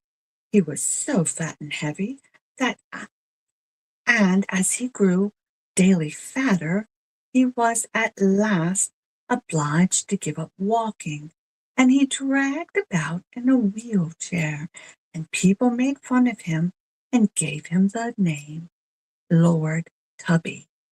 Now, the only trouble that Lord Tubby had was about his son, whom he loved very much, although they were not the least bit alike, for the young prince was thin as a cuckoo. And what vexed him more than all was that although the young ladies throughout the land did their best to make the prince fall in love with them, he would not have anything to say to any of them, and he told his father he did not wish to marry. Instead of chatting with them in the dark, he wandered about the woods, whispering to the moon. No wonder the young ladies thought him very odd, but they liked him all the better for that, and as he had received at his birth the name of Desire, they called him D'Amour Désiré. What's the matter with you? His father often said to him. You have everything you could possibly wish for, a good bed, good food, and tons full of beer. The only thing you want in order to become as fat as a pig is a wife that will bring you broad, rich lands. So marry, and you will be perfectly happy. I ask nothing better than to marry, replied Desiree, but I have never seen a woman that pleases me. All the girls here are pink and white, and I'm tired to death of their eternal lilies and roses. My faith, cried Tubby, do you want to marry and give me grandchildren from another country? No, father, nothing of the sort. But there must be women somewhere in the world that are not pink nor white. And I tell you, once and for all, I will never marry till I have found one exactly to my taste. Sometimes afterwards it happened that the prior of the Abbey of Saint Amand was sent for the Lord a basket of oranges with a beautifully written letter saying that these golden fruit, then unknown in Flanders, came straight from where the sun always shone. That evening, Tubby and his son ate the golden apples at supper and thought them delicious. Next morning, as the day dawned, Desiree went down to the stable and saddled his pretty white horse. Then he went all dressed for the journey to the bedside of Tubby and found him smoking his first pipe. Father, he said gravely, I have come to bid you farewell. Last night I dreamt that I was walking in a wood where the trees were covered with golden apples. I gathered one of them, and when I opened it, there came a lovely princess with a golden skin. That is the wife I want, and I'm going to look for her. The Lord was much astonished that he let his pipe fall to the ground and then became so diverted at the notion that his son marrying a yellow woman and a woman shut up inside an orange that he burst into fits of laughter. Desiree waited to bid him good-bye until he was quiet again. But as his father went on laughing and showed no signs of stopping, the young man took his hand, kissed it tenderly, opened the door, and in a twinkle of an eye was at the bottom of the staircase. He jumped lightly on his horse and was a mile from home before Tubby had ceased laughing. A yellow wife! He must be mad, fit for a strait waistcoat, cried the good man. And when he was able to speak, here, quick, bring him back to me. The servants mounted their horse and rode after the prince, but as they did not know which road he had taken, they went all ways except the right one, and instead of bringing him back, they returned themselves when it grew dark with their horses worn out and covered in dust. When Desiree thought they could no longer catch him, he pulled his horse into a walk like a prudent man who knows he has far to go. He traveled in the way for many weeks, passing by villages, towns, mountains, valleys, and plains, but always pushing south, where every day the sun seemed hotter and more brilliant. At last, one day at sunset, Desiree felt the sun so warm that he thought he must now be near the place of his dream. He was at that moment close to the corner of the wood where there stood a little hut, before the door of which his horse stopped of his own accord, and an old man with a white beard was sitting on the doorstep enjoying the fresh air. The prince got down from his horse and asked leave to rest. Come in, my young friend, said the old man. My house is not large, but it is big enough to hold a stranger." The traveler entered, and his host put before him a simple meal.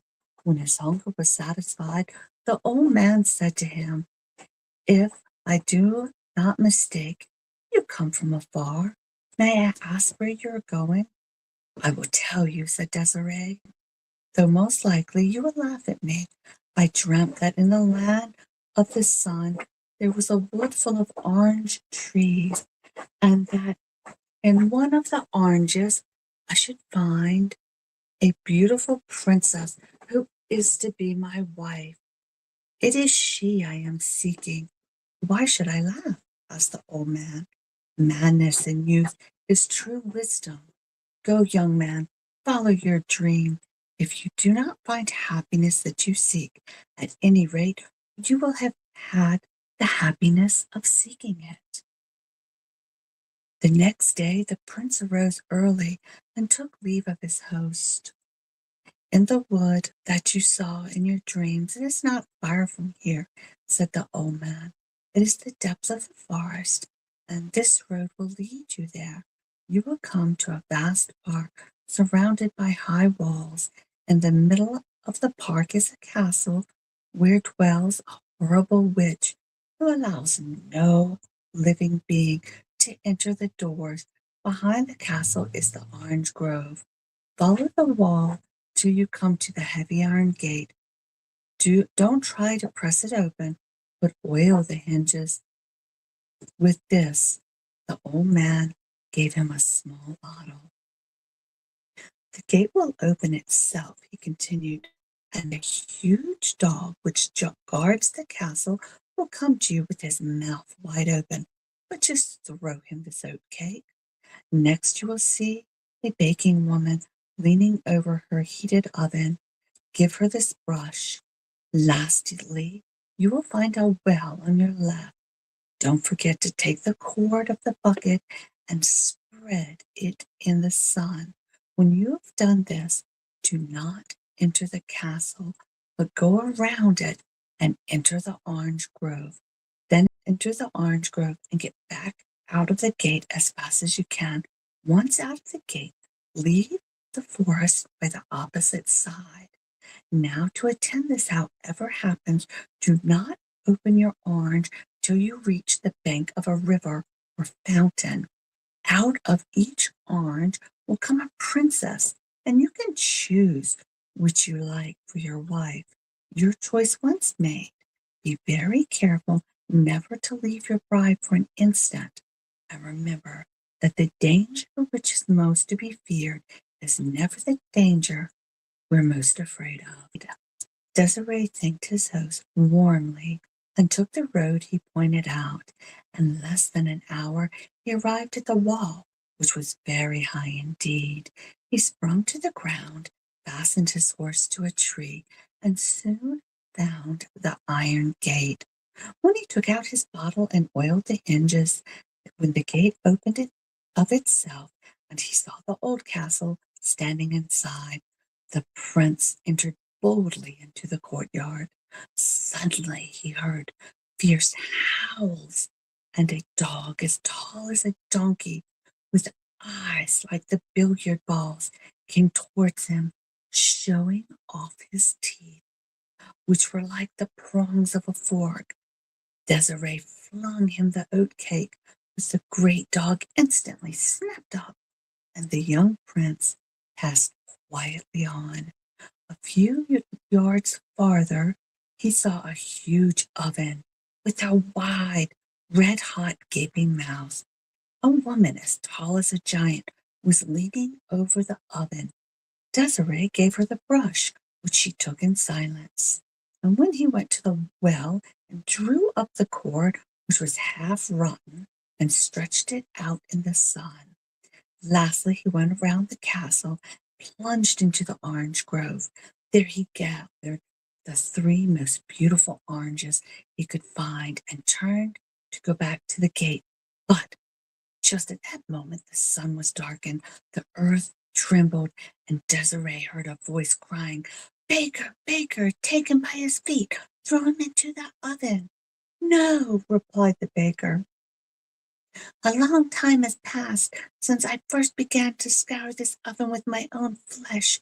You never cared to give me a brush, but he has given me one. He shall go in peace.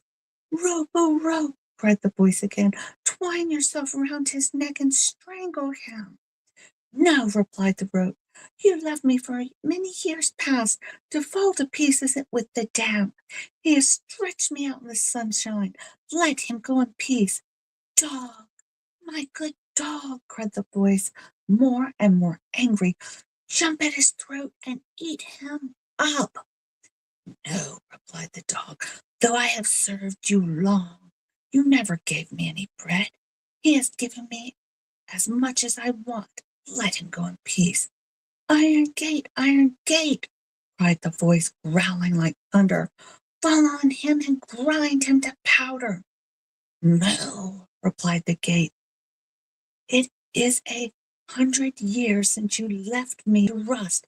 He has oiled me. Let him go in peace. Once outside, the young adventurer put his oranges into a bag that hung from his saddle, mounted his horse, and rode quickly out of the forest. Now, as he was longing to see the princesses, he was anxious to come to a river or a fountain. But though he rode for hours, a river or a fountain was nowhere to be seen. Still his heart was light, for he felt he had got through the most difficult part of his task, and the rest was easy. About midday he reached a sandy plain, scouring in the sun. Here he was seized with a dreadful thirst. He took out his gourd and raised it to his lips. The gourd was empty. In his excitement of joy, he had forgotten to fill it. He rode on, struggling with his sufferings. But at last he could bear it no longer. He let himself slide to the earth, lay down beside his horse, his throat burning, his chest heaving, and his head going round. Already he felt death was near when his eyes fell on the bag where the oranges peeped out. Poor Desiree, who had braved so many dangers to win the ladies of his dreams, would have given at that moment all the princesses in the world, were they pink or golden, for a single drop of water.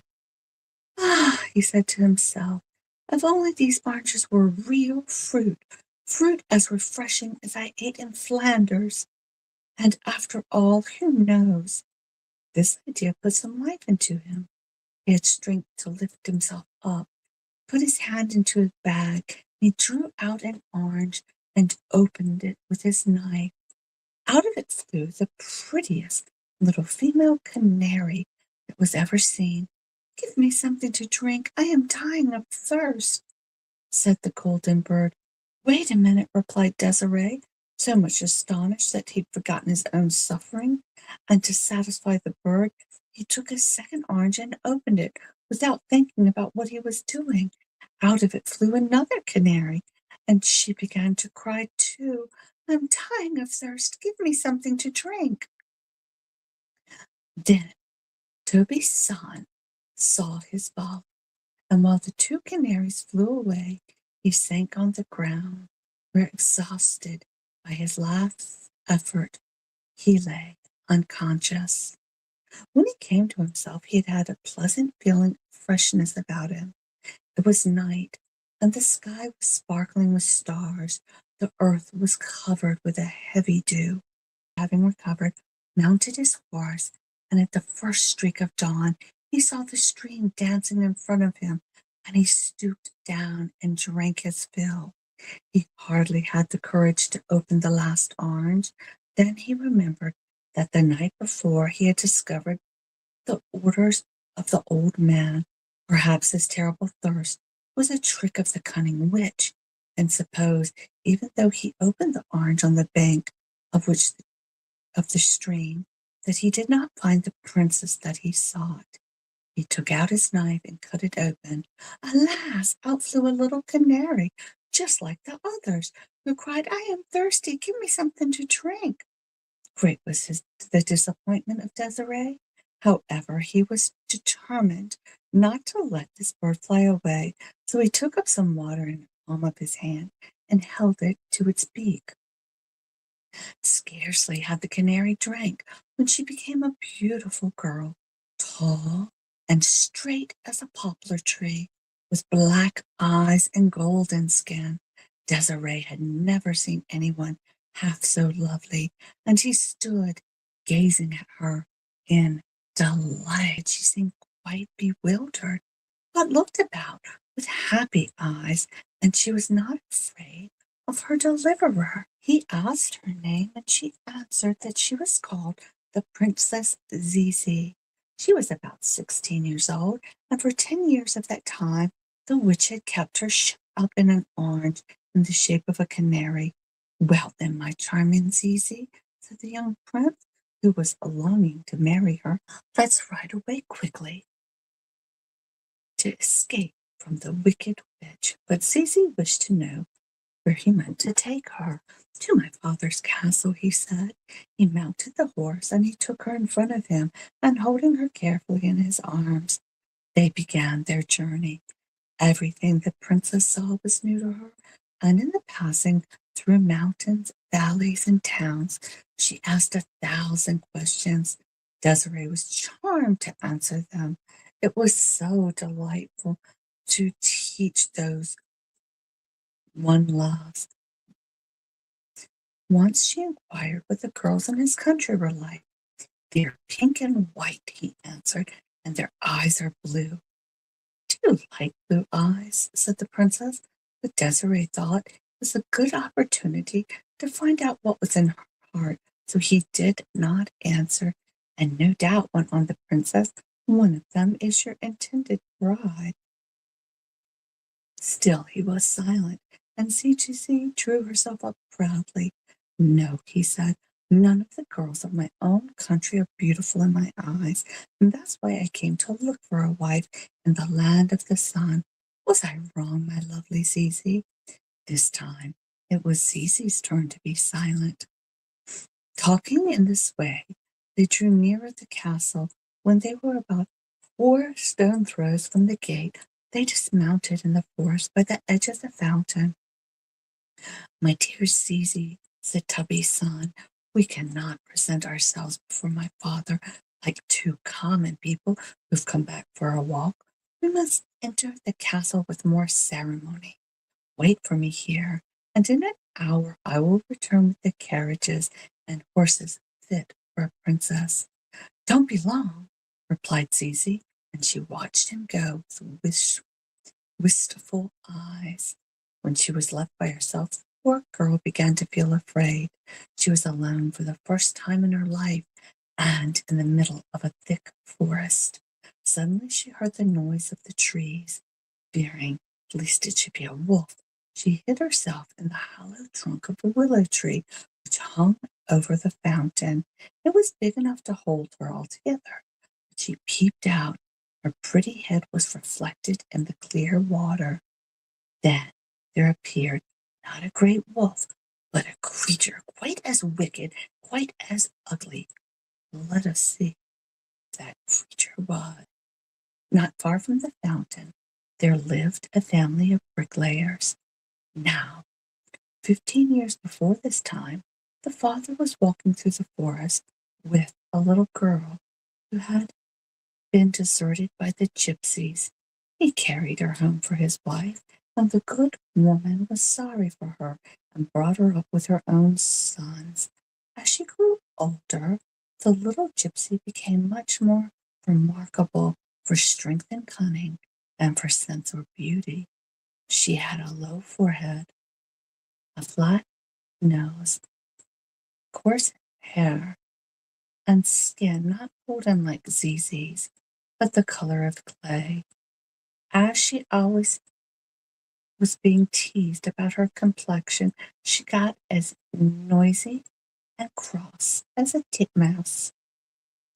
So they all used to call her Titty. Titty was sent by the bricklayer to fetch water from the fountain. It was she who frightened Zizi by appearing with the pitcher on her shoulder. Just as she was stopping to fill it, she saw reflected in the water the lovely image of a princess. "What a pretty face!" she exclaimed.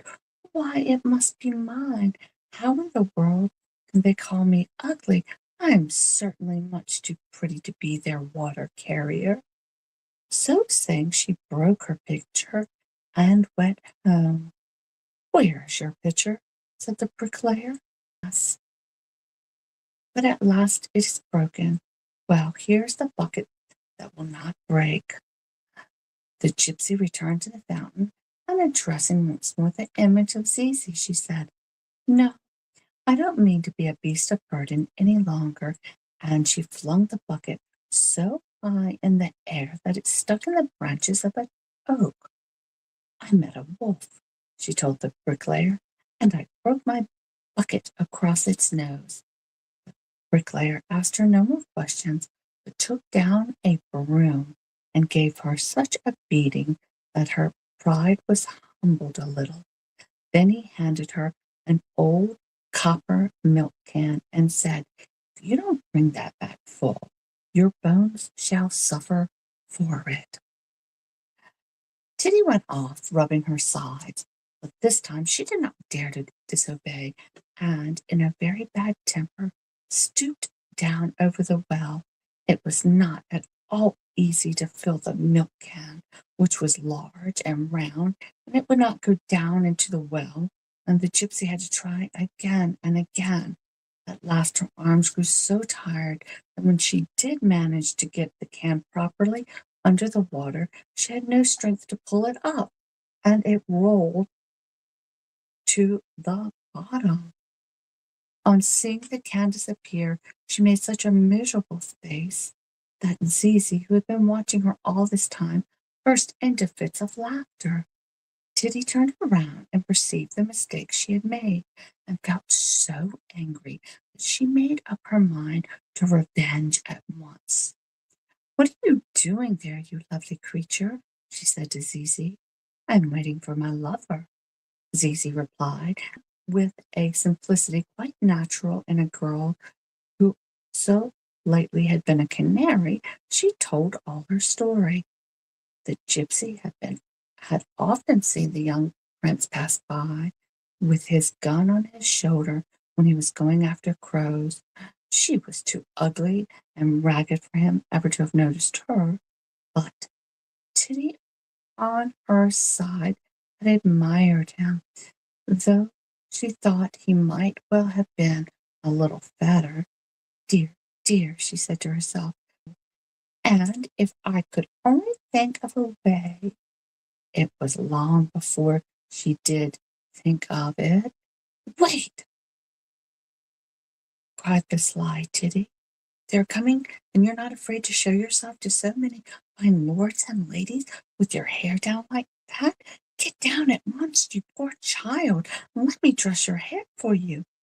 The innocent Zizi came down at once and stood by Titty. The little gypsy began to comb her long brown locks, and then suddenly she drew a pin from her stays, and just as the titmouse digs its beak into the heads of the linnets and the larks, Titty dug the pin into the head of Zizi. No sooner did Zizi feel the prick of the pin than she became a bird again and spread her wings and flew away. "That was neatly done," said the gypsy. "The prince will be clever if he finds his bride." And arranging her dress, she seated herself on the grass to await Desiree. Meanwhile, the prince was coming fast as his horse could carry him, and he was so impatient that he was a full 50 yards in front of the lords and ladies sent by Tubby to bring back Zizi. At the sight of the hideous gypsy, he was struck dumb with surprise and horror. "So you don't know your poor Zizi? While you were away, the wicked witch came and turned me into this. But if you only have the courage to marry me, I shall get back my beauty." And she began to cry bitterly. The good-natured Desiree was so soft-hearted that, as he was brave, Poor girl, he thought to himself. It's not her fault after all that she was grown so ugly. It is mine. Why did I not follow the old man's advice? Why did I leave her alone? And besides, it depends on me to break the spell, and I love her too much to let her remain like this. So he presented the gypsy to the lords and ladies of the court, explaining to them the terrible misfortune which had befallen his beautiful bride. They all pretended to believe it, and the ladies at once put the false princess in the rich dresses that they had brought for Zizi. She was then perched on top of the magnificent ambling palfrey, and they set forth to the castle. But unluckily, the rich dress and jewels only made Teddy look uglier still, and Desiree could not help feeling hot and uncomfortable when he made entry with her into the city. Bells were pealing, chimes ringing, and the people filled the streets, and standing in their doors to watch the procession go by, they could hardly believe their eyes when they saw what a strange bride their prince had chosen. In order to do her more honor, Tubby came to meet her at the foot of the great marble staircase. At the sight of the hideous creature, he almost fell backwards. "What?" he cried. "Is that the wonderful beauty?" "Yes, father, it is she," replied Desiree, with a sheepish look.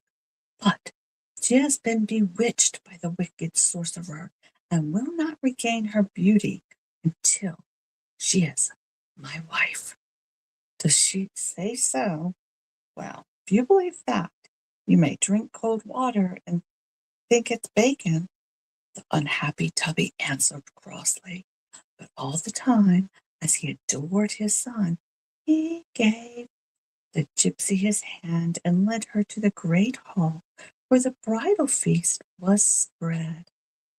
The feast was excellent, but Desiree hardly touched anything. The other guests ate greedily, and as for Tubby, well, nothing ever took his appetite away. When the moment arrived to serve the roasted goose, there was a pause, and Tubby took the opportunity to lay down his knife and fork for a little. But as the goose gave no sign of appearing, he sent his head carver to find out what was the matter in the kitchen. Now, this is what happened. While the goose was turning on the spit, a beautiful little canary hopped onto the sill of the open window. "Good morning, my fine cook," she said in a silvery voice to the man who was watching the roast. "Good morning, lovely golden bird," replied the chef of the scallion, the chief of the kitchen, who had been well brought up. "I pray to heaven, may you send I pray to heaven, may I pray that heaven may send you sleep," said the golden bird, "and that the goose may burn, so that there may be only bones left for Diddy." And instantly the chef of the kitchen fell fast asleep, and the goose was burnt to a cinder. When he awoke, he was horrified and gave orders to pluck another goose, to stuff it with chestnuts, and put it on the spit. While it was browning at the fire, Tubby inquired for his goose a second time. The master cook himself mounted to the hall to make his excuses and to beg the Lord to have a little patience. Tubby scowled. As if it wasn't enough, he grumbled between his teeth, that the boy should pick up a hag without a penny, but the goose must go and burn now. While the master cook was upstairs, the golden bird came again and perched on the window sill and called in a clear voice to the head of the kitchen who was watching the spit. "Good morning, my fine chef." "Good morning, lovely golden bird," replied the chef, whom the master cook had forgotten in his excitement to warn. "I pray heaven went on the Canary, that it will send you to sleep, and that the goose may burn, so that there'll be none left for tea. And the chef fell asleep fast. And when the master cook came back in, he found the goose as black as the chimney. In a fury, he awoke that chef, who, in order to save himself from blame, told the whole story. "That accursed bird," said the cook. "It will end by getting me sent away. Come, some of you, and hide yourself, and if it comes again, catch it and wring its neck." He spat a third goose, lit a huge fire, seated himself by it, and the bird appeared a third time, saying, "Good morning, my fine cook." "Good morning, lovely bird," replied the cook, as if nothing was going to happen. And at the moment Canary was beginning, "I pray heaven that it may so," the other chef, who was hidden outside, rushed out and shut the shutters. The bird flew into the kitchen. Then all the cooks and all the maids sprung after it, knocking at it with their aprons.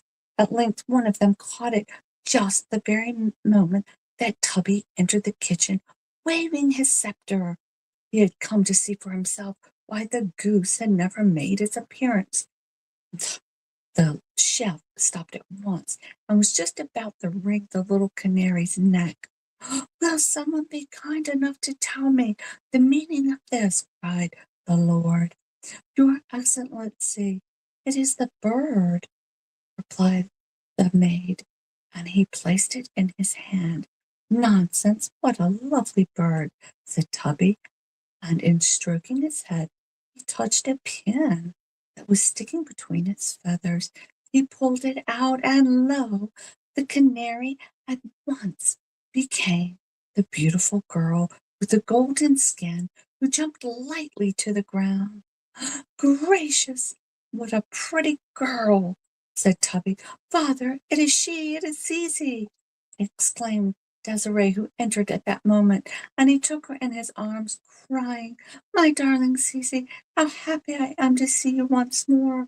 Well, were placed on the table, and the people, whether rich or poor, were loaded, as if by enchantment, with bread, wine, beer, cakes, and tarts, roast larks, and even goose, so that Tubby could not complain any more that his son had married Famine. And the other one was stealing quietly to the door. "Stop her!" called Tubby. "We will judge her cause at once." And he seated himself solemnly on the oven and condemned to be buried alive. After which the lords and the cooks formed themselves into lines, and Tubby betrothed Desiree and Zizi. The marriage took place a few days later. All the boys in the countryside were there, armed with wooden swords and decorated with epaulets made of lit paper. Zizi obtained Titty's pardon, and she was sent back to the brick fields. Some to the brick field, followed and hooted at by all the boys. And this is why today the country boys throw stones at Titmouse. On the evening of the wedding day, all the larders, cellars, and cupboards, since that time there has always been plenty to eat in that country, and since that time too, you see in the middle of the fair-haired, blue-eyed women of Flanders a few beautiful girls whose eyes are black and whose skins are the color of gold. They are the descendants of Zizi. The 12 Brothers. There were once upon a time a king and queen who lived happily together, and they had 12 children, all of whom were boys. One day the king said to his wife, "If our 13th child is a girl, all her brothers must die, so that she may be very rich, and the kingdom hers alone. Then he ordered 12 coffins to be made, and filled them with shavings, and placed a little pillow in each. These he put away in an empty room, and gave the key to his wife. He bade her to tell no one of it. The queen grieved over the sad fate of her sons, and refused to be comforted, so much so that the youngest boy, who was always with her, and whom she had christened Benjamin, said to her one day, "Dear mother, why are you so sad?" "My child," she answered, "I may not tell you the reason." But he left her no peace until she went and unlocked the room, and showed him the 12 coffins filled with shavings, and with the little pillows laid inside. Then she said, "My dearest Benjamin, your father has had these coffins made for you and your 11 brothers, because if I bring a girl into the world, you are all to be killed and buried in them." She wept bitterly as she spoke, but her son comforted her and said, "Don't cry, mother dear. We'll manage to escape somehow, and we'll fly for our lives." "Yes," replied his mother, "that is what you must do. Go with your 11 brothers out into the woods, and let one of you always sit on the highest tree you can find, keeping a watch on the tower of the castle. If I give birth to a little son, I will wave a white flag, and then you may safely return. But if I give birth to a little daughter, I will wave a red flag, which will warn you to fly away as quickly as you can, and may the kind heaven have pity on you. Every night I will get up and pray for you in the winter, that you may always have a fire to warm yourselves by, and in the summer that you may not languish in the heat." Then she blessed her sons, and they set out into the wood. They found a very high oak tree, and there they sat, turning about, keeping their eyes always fixed on the castle tower. On the 12th day, when the turn came for Benjamin, he noticed a flag waving in the air. But, alas, it was not white, but blood red, the sign that told them they all must die. And when the brothers heard this, they were very angry, and said, "We shall forsooth suffer death for the sake of that wretched girl.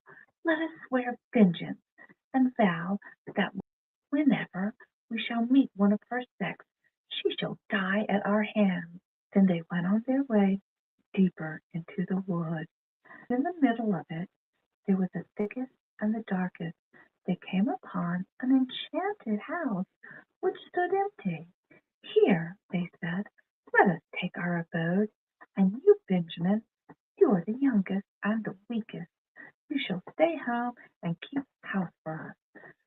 We others will go out and fetch food." So they went forth into the wood, and shot hares, roe deer, birds, and wood pigeons, and any other game they came across. They always brought their spoils home to Benjamin, who soon learnt to make them into dainty dishes.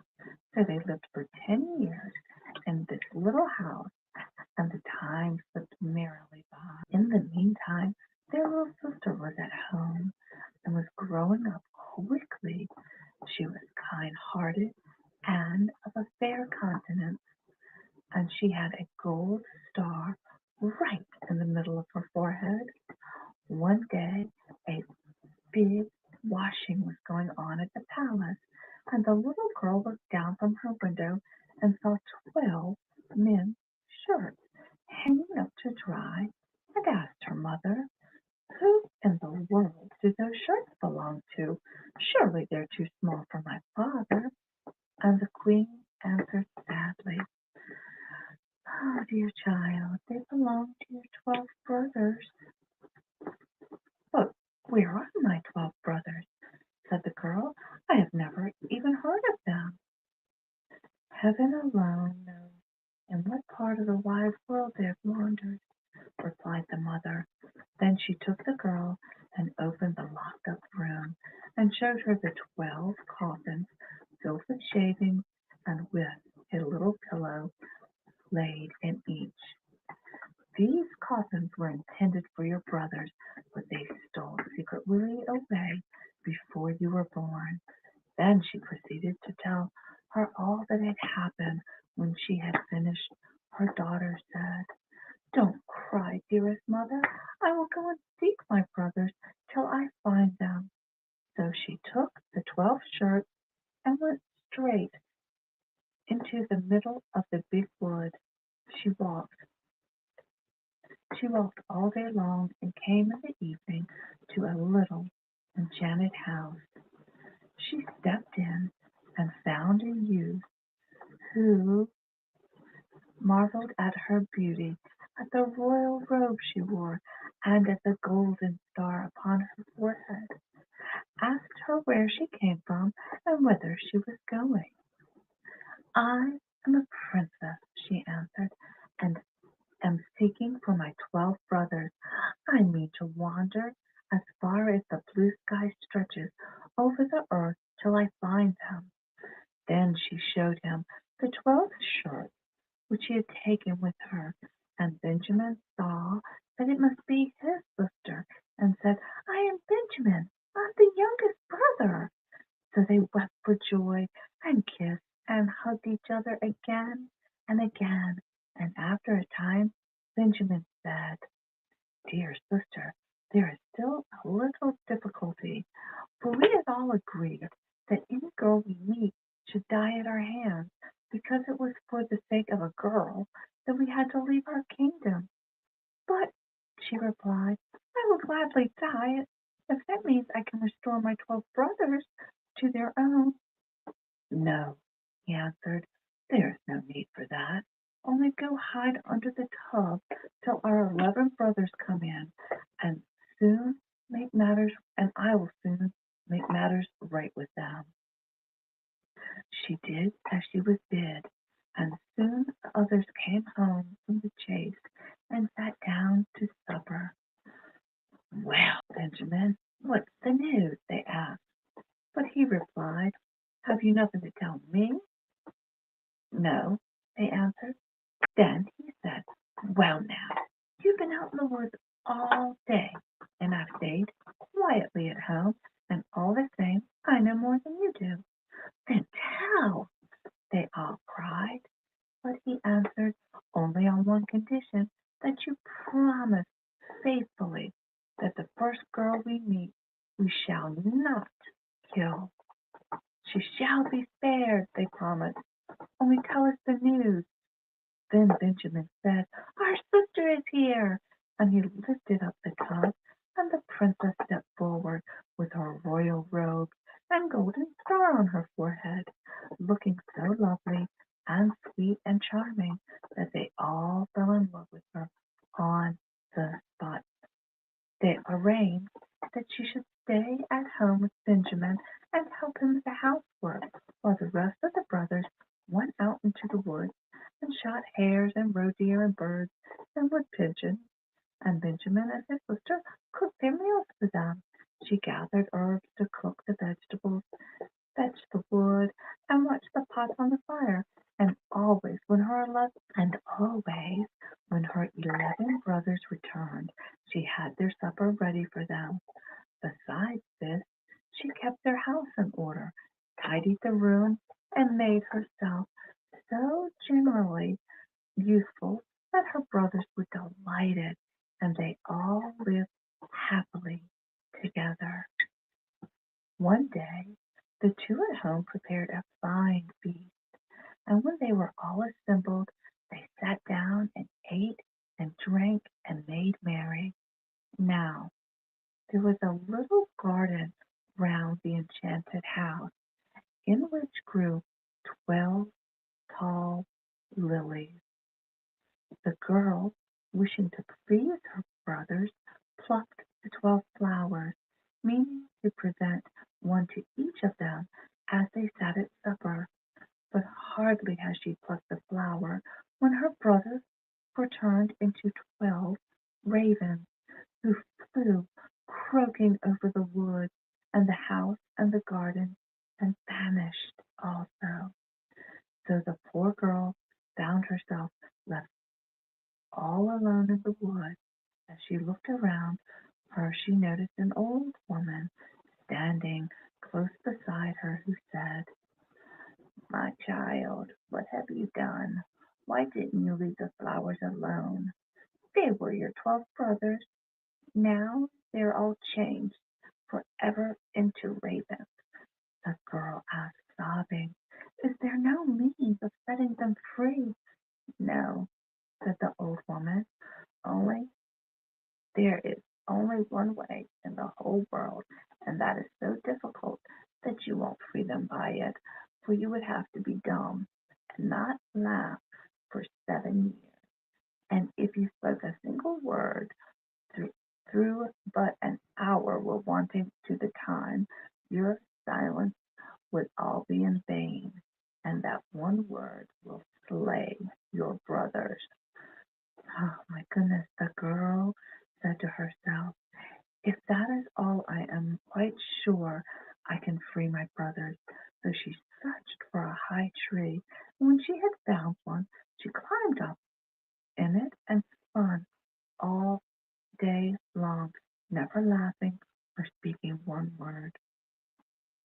Now it happened one day that a king who was hunting in the wood had a large greyhound, who ran sniffing to the tree on which the girl sat, and jumped around her, yelping and barking furiously.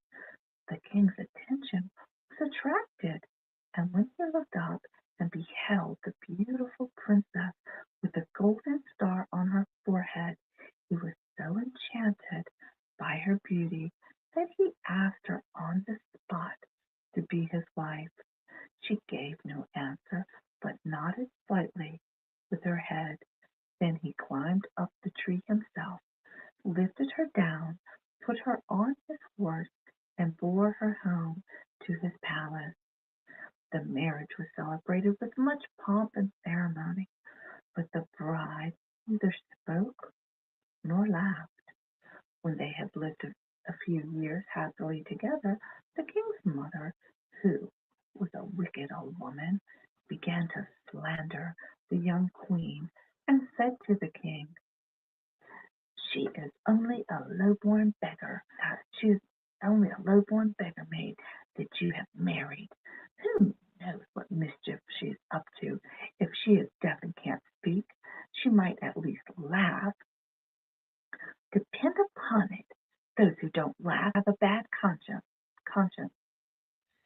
At first the king paid no heed to her words, but the old woman harped so long on the subject, and accused the young queen of so many, that at last he let himself be talked over, and condemned his beautiful wife to death. So a great fire was lit in the courtyard of the palace, where she was to be burnt, and the king watched the proceedings from an upper window, crying bitterly the while, for he still loved his wife dearly. But just as she had been bound to the stake, the flames were licking her garments with their red tongues, and the very last moment of 7 years had come. Then a sudden rushing sound was heard in the air, and 12 ravens were seen flying overhead.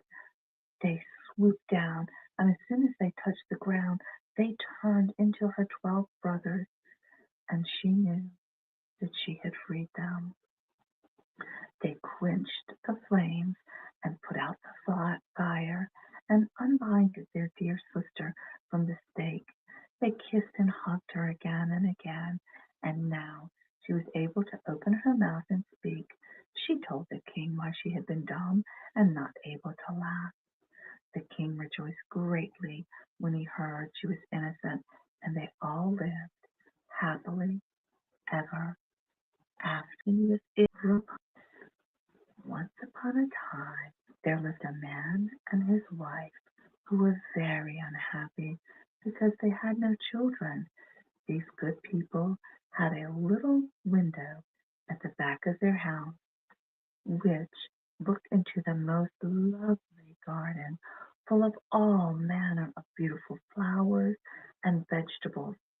But the garden was surrounded by a very high wall, and no one dared enter it, for it belonged to a witch of great power who was feared by the whole world. One day the woman stood in the window overlooking the garden and saw there lay a bed full of the finest rampions. The leaves looked so fresh and green that she longed to eat them.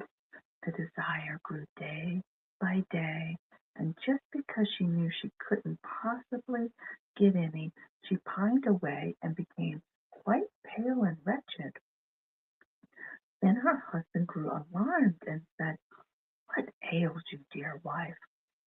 "Oh," she answered, "if I don't get some rampion to eat out of the garden behind the house, I know I shall die." The man, who loved her dearly, thought to himself, "Come, rather than let your wife die, you shall fetch her some rampion, no matter what the cost." So at dusk he climbed over the wall into the witch's garden and hastily gathered a handful of rampion leaves. He returned with them to his wife. She made them into a salad which tasted so good that her longing for the forbidden food was even greater than ever. If she wouldn't know any peace of mind, there was nothing for it but that her husband should climb over the garden wall and fetch her some more. So at dusk over he got, but when he reached the other side he drew back in terror, for there, standing before him, was the old witch. "How dare you," she said with a wrathful glance, "climb into my garden and steal my rampion like a common thief? You shall suffer for your foolhardiness." "Oh," he implored, "pardon my presumption. Necessity alone drove me to the deed. My wife saw your rampion from her window, and contrived such a desire for it that she would certainly have died if her wish had not been gratified." Then the witch's anger was a little appeased, and she said, "If it's as you say, you may take as much rampion away with you as you like, but on one condition only, that you give me the child your wife will shortly bring into the world. All should go well with it, and I will look after it like a mother." The man in his terror agreed to everything, and as soon as the child was born, the witch appeared, having given it the name of Rapunzel, which is the same as Rampion. She carried it off with her. Rapunzel was the most beautiful child under the sun, and when she was 12 years old, the witch shut her up in a tower, and in the middle of a great wood. And in the tower neither had stairs nor doors, only high up at the very top a small window. And when the old witch wanted to get in, she stood underneath and cried, "Rapunzel, Rapunzel, let down your golden hair." For Rapunzel had wonderful long hair, and it was as fine as spun gold. Whenever she heard the witch's voice, she unloosed her plait let her hair fall down out of the window about 20 yards below, and the old witch climbed up by it. After they had lived like this for a few years, it happened one day that a prince was out riding through the wood and passed by the tower. As he drew near, he heard someone singing so sweetly that he stood spellbound and listened. It was Rapunzel in her loneliness trying to while away the time by letting her sweet voice ring out into the wood.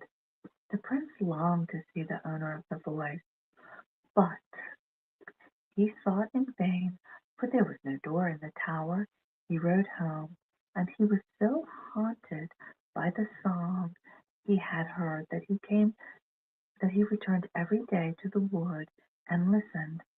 One day, when he was standing thus behind a tree, he saw the old witch approach, and heard her cry out, "Rapunzel, Rapunzel, let down your golden hair." Then Rapunzel let down her plait, and the witch climbed up them.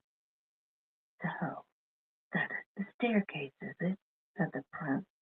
"Then I too shall climb it and try my luck." So the following day at dusk he went to the foot of the tower and cried, "Rapunzel, Rapunzel, let down your golden hair." And as soon as she had let it down, the prince climbed up.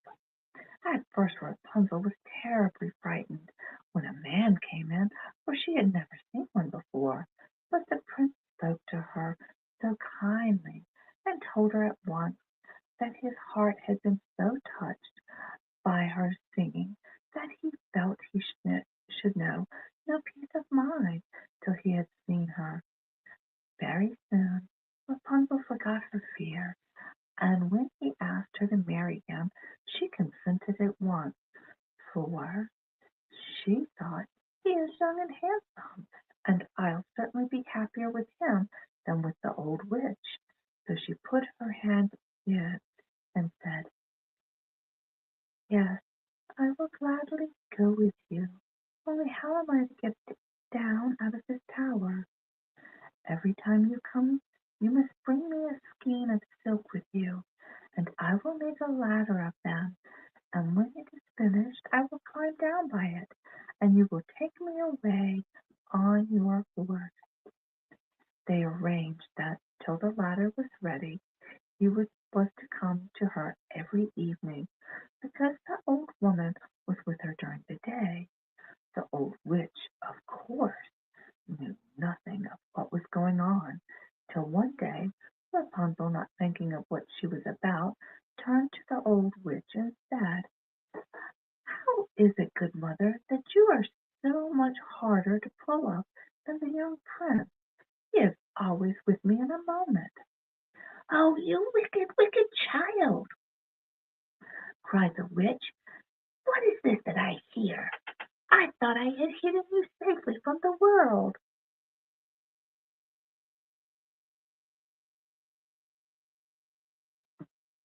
Excuse me.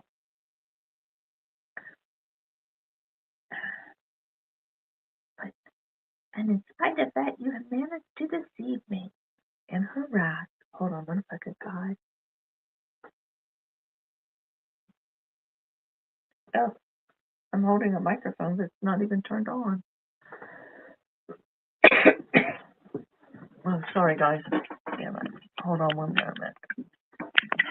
All right. My microphone demicrophoned. All right, we're back to the business. All right. But on the evening of the day,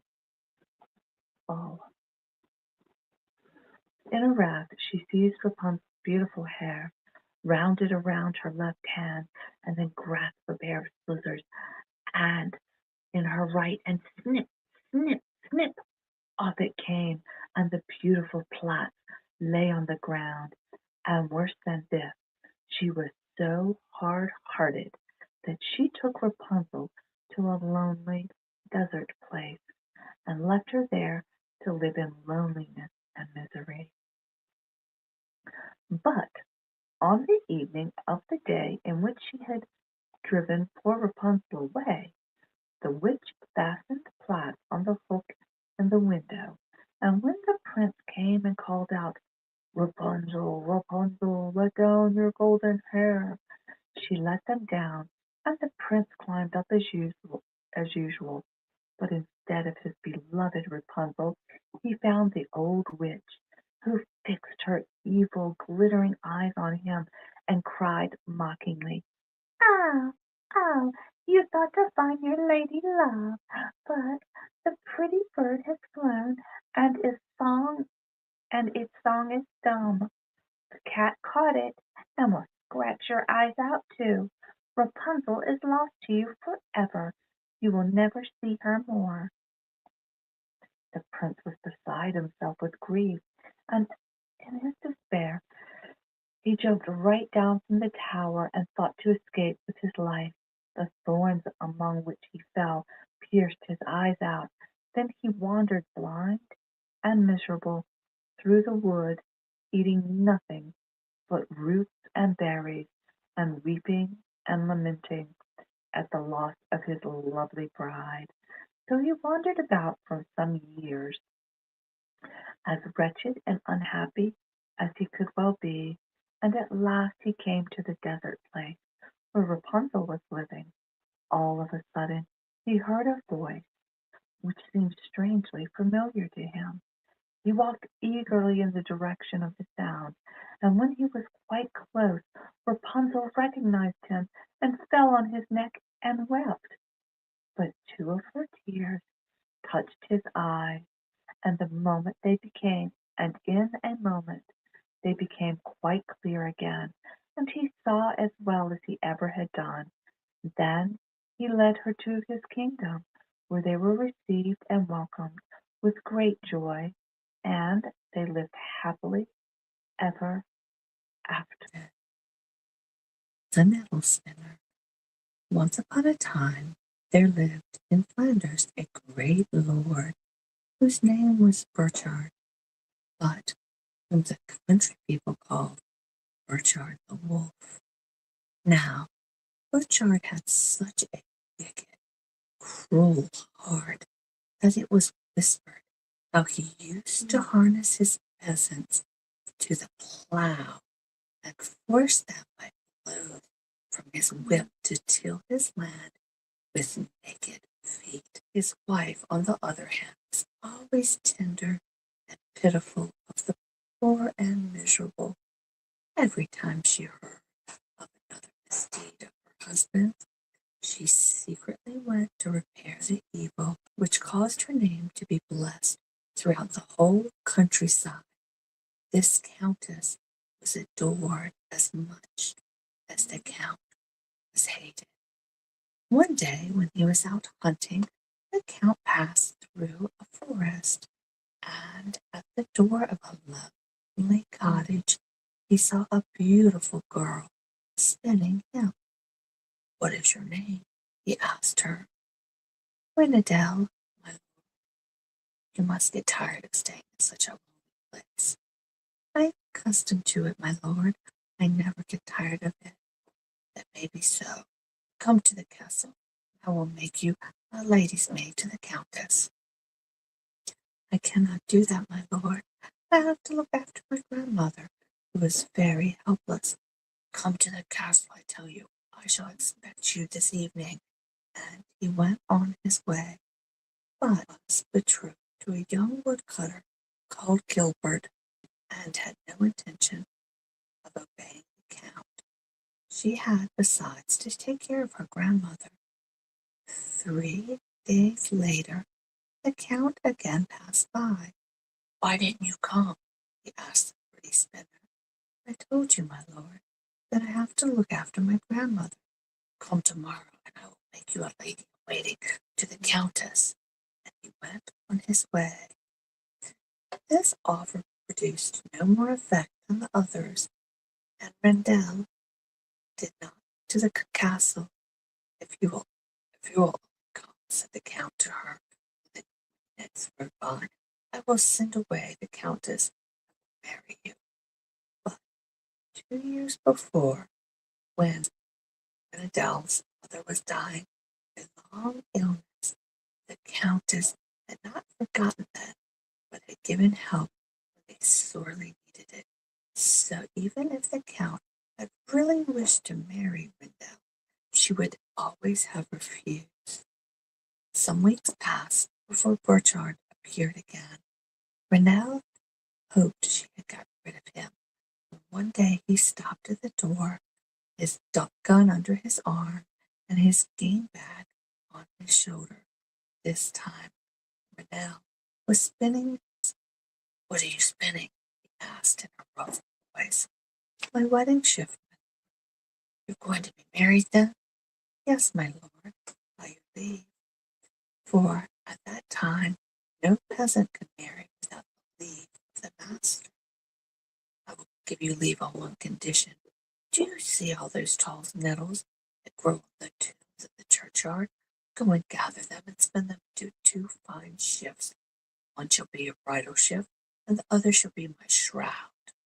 For you shall be married the day that I am laid in my grave. And the Count turned away with a mocking laughter. Never had such a thing been heard of as the spinning of nettles. And besides, the Count seemed made of iron, was very proud of his strength, often boasting that he should live to be 100. Every evening, when his work was done, Gilbert came to visit his future bride. This evening he came as usual. Renelle told him what Burchard had said. Would you like me to watch for the wolf and split his skull with a blow from my axe? No, replied Renelle.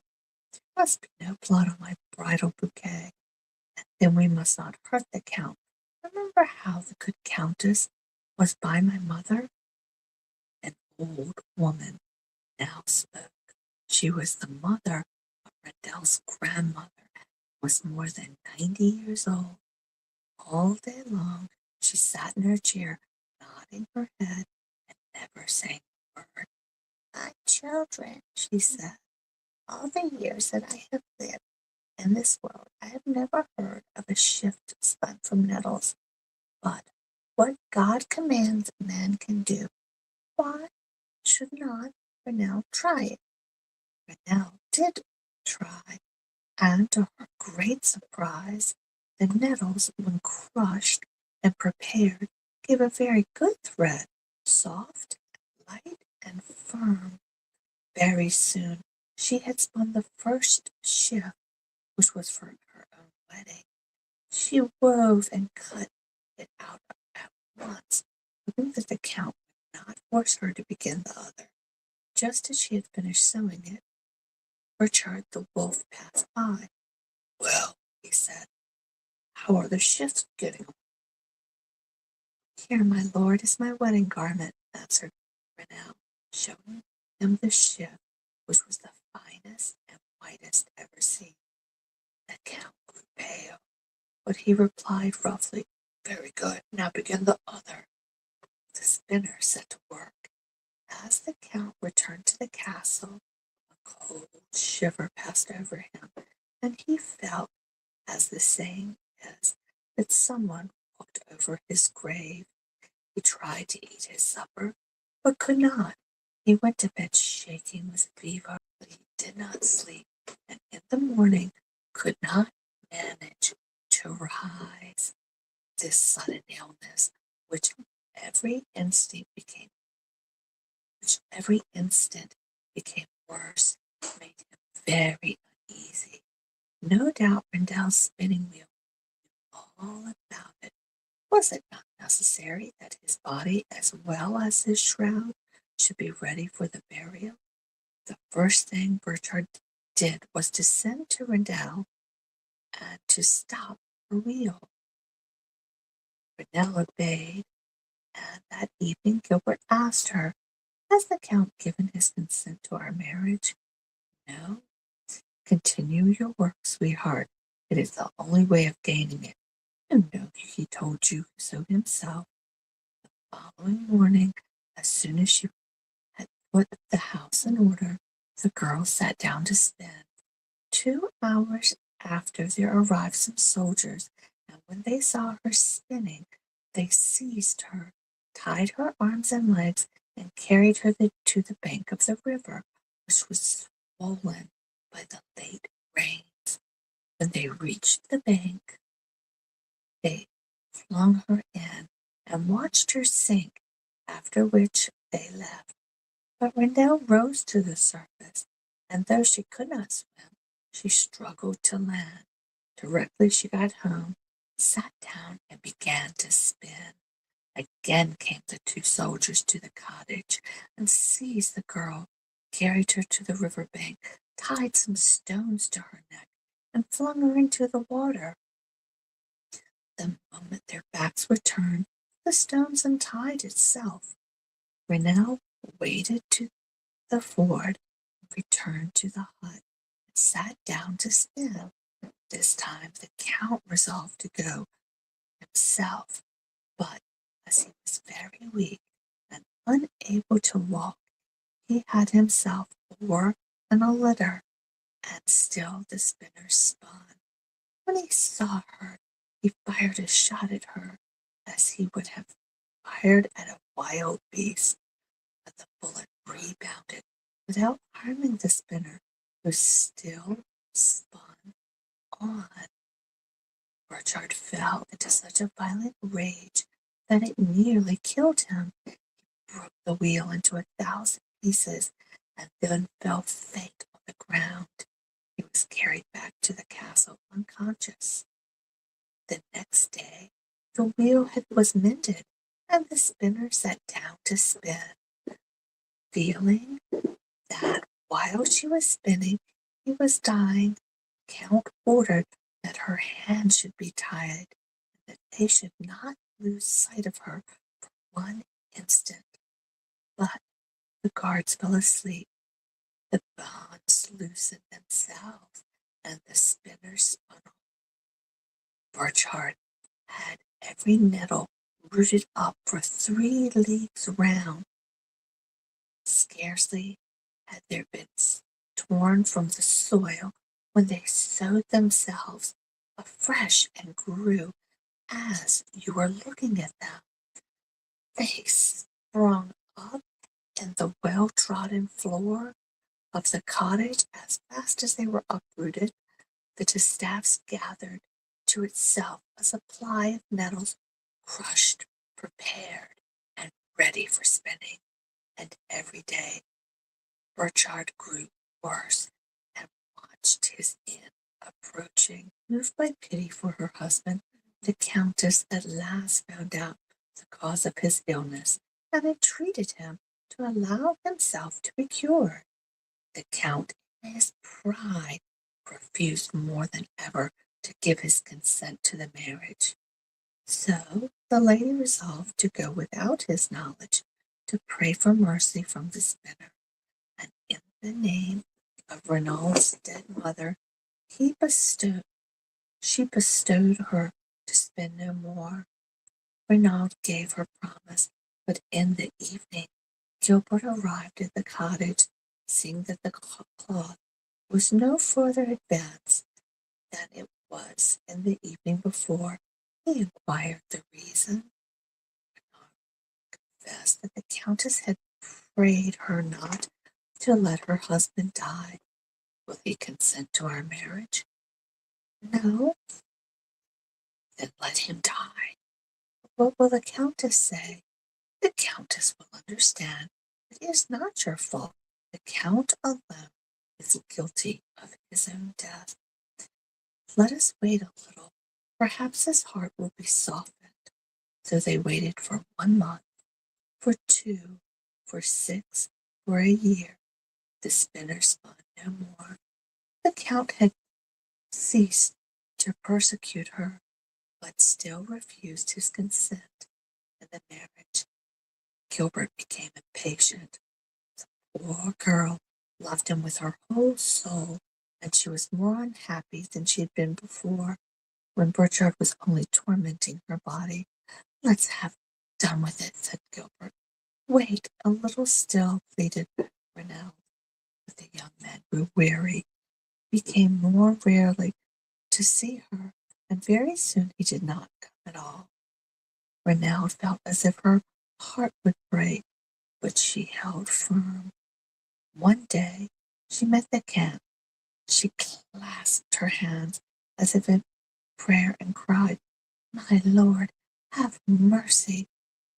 Burchard the wolf turned away his head and passed on. She might have humbled his pride had she gone to her spinning wheel again, but she did nothing of the sort. Not long after, she learned that Gilbert had left the country. He did not even come to say good-bye to her, but all the same, she knew the day and hour of his departure, and hid herself on the road to see him once more. When she came in, she put her silent wheel in the corner and cried for 3 days and 3 nights. So another year went by.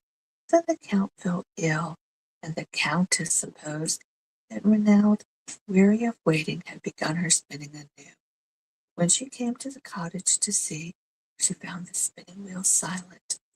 However, the Count grew worse and worse till he was given up by the doctors. The passing bell was rung, and he lay expecting death to come for him. But death was not so near as the doctors thought, and still he lingered.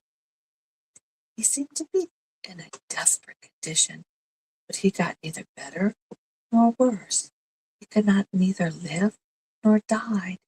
He suffered horribly, and called loudly on death to put an end to his pains. In this extreme, he remembered what he had told the little spinner long ago. Death was so slow coming. It was because he was not ready to follow him, having no shroud for his burial.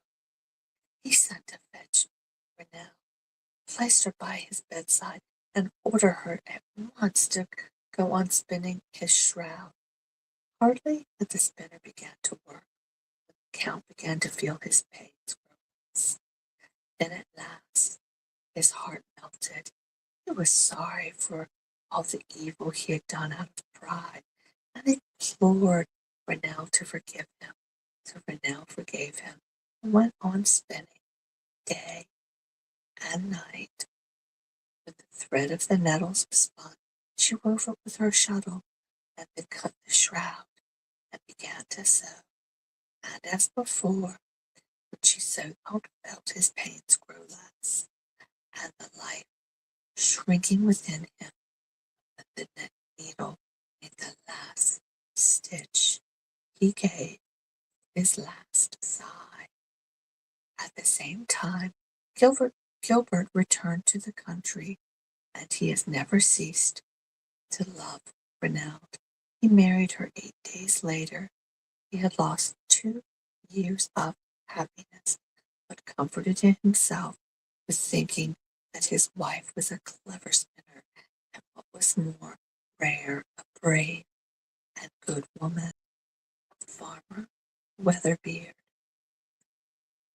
There was once upon a time a man and a woman who had an only son, and he was called Jack.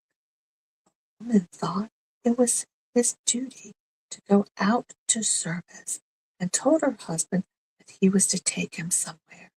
He must get him a good place, that he would become master of all masters, she said, and then she put some food and a roll of tobacco into a bag for them. Well, they went to a great many masters, but all said they could make the lad as good as they were themselves, better than they could not make him. So the man came home and told the old woman. With his answer, she said, "I shall be equally well pleased whatever you do with him, but this I say, that you are to have him made a master over all masters. Then she once more put some food and a roll of tobacco in the bag, and the man and his son set out again. They had walked some distance. They got upon the ice, and there they met a man in a carriage who was driving a black horse. "Where are you going?" he said. "I have to go and get my son apprenticed to someone who will be able to teach him a trade, for my old woman comes of such well-to-do folks that she insists on him being taught to be the master of all masters." "We are not ill met then," said the man who was driving, "for I am the kind of man who can do that, and I am just looking out for such an apprentice. Get up behind with you," he said to the boy, and off the horse went with them straight up into the air. "No, no, wait a little," screamed the father to the boy. "I ought to know what your name is, where you live." "Oh, I am at home both in the north and the south, and the east and the west. I am called Farmer Weatherbeard." "And the master," said the master, "you may come here again in a year's time, and then I will tell you if the lad suits me." And then they set off again and were gone. When the man got home, the old woman inquired what had become of the son. "Ah, heaven only knows what has become of him," said the man. "They went up aloft." And then he told her what had happened. But when the woman heard that, she found that the man did not at all know either where their son would be, or what of his apprentice, or where he had gone. She packed him off again to find out, and gave him a bag of food and a roll of tobacco. When he had walked for some time, he came to a great wood, and it stretched before him all day long as he went on, and when the night began to fall, he saw a great light and went towards it. After a long, long time, he came to a small hut at the foot of a rock, outside which an old woman was standing, drawing up water from her well with her nose, it was so long. "Good evening, mother," said the man. "Good evening to you too," said the old woman. "No one has called me mother this 100 years. Can I lodge here tonight?" said the man. "No," said the woman. And the man took out his roll of tobacco, lighted a little of it, and gave her a whiff. And she was so delighted that she began to dance, and thus the man got leave to stay the night there. It was long before he asked about Farmer Weatherbeard. She said she knew nothing about him, but she might have ruled over all the four-hoofed beasts, and some of them might know him. So she gathered them all together by blowing a whistle, which she always had, and questioned them. But there were not one of them that knew anything about Father Weatherbeard. "Well," said the old woman, "there are 3 of us sisters. It may be that one of the other 2 knows where he is to be found. You shall have had the loan of my horse and carriage, and then you shall get there by night. But that her house is 300 miles off. Go the nearest way, will you?" The man set out and got there at night, and when he arrived, the old woman was standing drawing water out of the well with her nose. "Good evening, mother," said the man. "Good evening to you," said the old woman. "No one has ever called me mother this 100 years. Can I lodge here tonight?" said the man. "No," said the old woman. Then he took out the roll of tobacco, took a whiff, and gave the old woman some snuff on the back of her hand. Then she was so delighted that she began to dance, and the man got leave to stay all night. It was not long before he began to ask about Farmer Weatherbeard. She knew nothing about him, but she ruled over all the fishes and said perhaps some of them might know something. So she gathered them all together by blowing a whistle which she had and questioned them, but there was not one of them which knew anything about Father Weatherbeard. Well, said the old woman, I have another sister. Perhaps she may know something about him. She lives 600 miles off. But you may have my horse and carriage, then you will get there by nightfall. So the man set off, and he got there by nightfall. The old woman was standing raking the fire, and she was doing it with her nose. So long it was. Good evening, mother, said the man. Good evening to you, said the old woman. No one has called me mother this 100 years. Can I lodge here for tonight? No, said the old woman. But the man pulled out his roll of tobacco again and filled his pipe with some of it and gave the old woman enough snuff to cover the back of her hand. Then she was so delighted that she began to dance, and the man got leave to stay at her house. It was not long before he asked about Farmer Weatherbeard. She knew nothing at all about him, so she said she governed all the birds. She gathered them together with her whistle. When she questioned them all, the eagle was not there, but it came in soon afterwards, and when asked, it said that it had just come from Father Weatherbeard's. Then the old woman said that it was to guide the man to him, but the eagle would have something to eat first, and it wanted to wait until the next day, for it was so tired with its long journey, it was scarcely able to rise from the earth. When the eagle had plenty of food and rest, the old woman plucked a feather out of its tail and set the man in the feather's place. And when the bird flew away with him, but they did not get to the Farmer Weatherbeard's before nightfall. When they got there, the eagle said, There are a great many dead bodies laying outside the door, but you must not concern yourself about them. The people who are inside the house are all sound asleep, and it will not be easy to wake them. But you must go straight to the table drawer, take out 3 bits of bread, and if you hear anyone snoring, pluck 3 feathers from his head. Will he not waken for that? The man did this, and when he had got the bits of bread, he first plucked out feather 1. Off! Screamed Farmer Weatherbeard. So the man plucked out another, and then Farmer Weatherbeard shrieked off again, and then the man plucked out the third. Farmer Weatherbeard screamed so loudly that the man thought the brick and mortar would be rent in twine,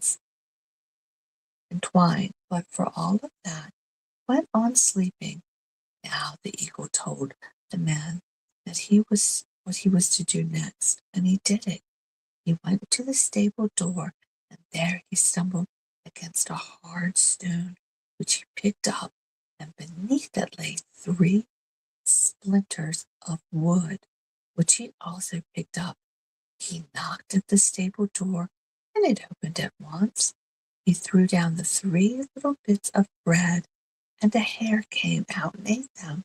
He caught the hare, and the eagle told him to pluck 3 feathers out of its tail and put it in the hare, the stone, and the splinters of wood, and find himself instead of them, and then he would be able to carry them all home.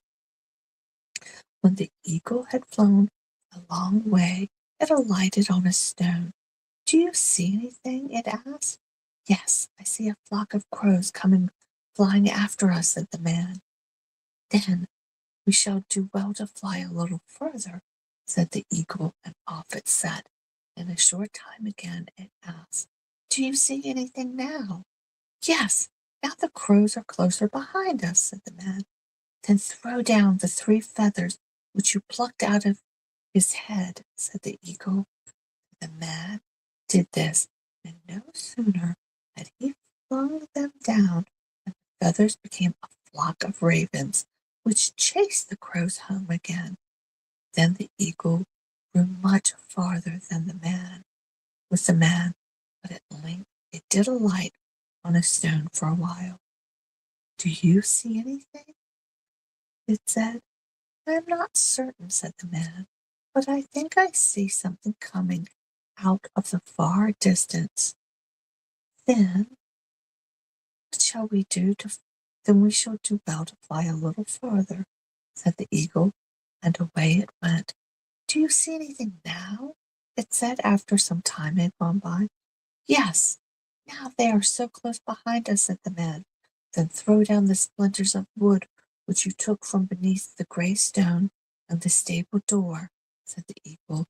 The man did this, and no sooner had he flung them down than they grew into a great thick wood, and Farmer Weatherbeard had to go home for an axe to cut his way through it. So the eagle flew on a long way, but it grew so tired, and it had to sit down on a fir tree. "Do you see anything?" it asked. "Yes, I'm not quite certain," said the man. "I think I can catch a glimpse of something far, far away." "Then we shall do well to fly a little farther," said the eagle, and it set off again. "Do you see anything now?" it said after some time had gone by.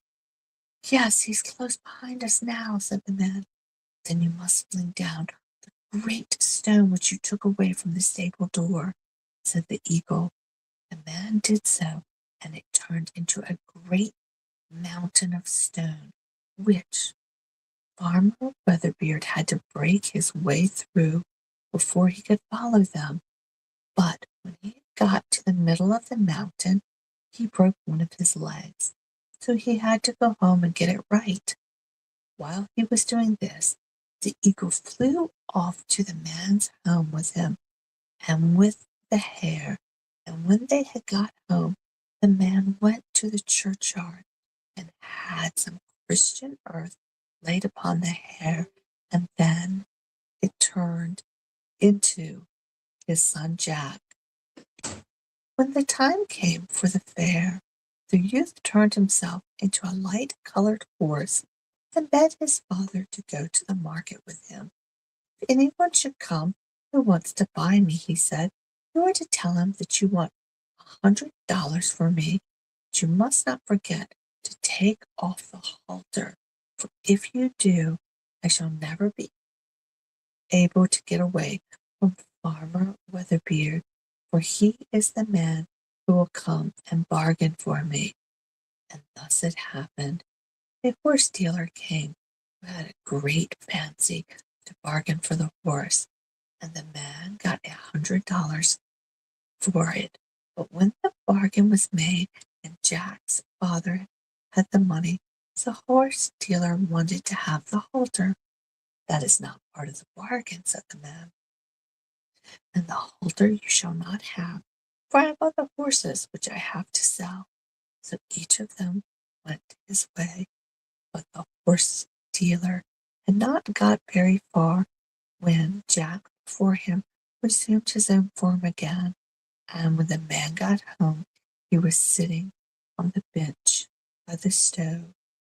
The next day he changed himself into a brown horse and told his father that he was to set off to the market with him. "If a man should come who wants to buy me," said Jack, "you are to tell him that you want $200, for that he will give and treat you besides.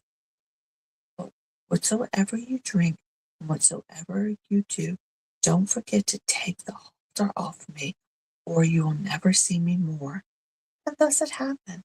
The man got his $200 for the horse and was treated as well.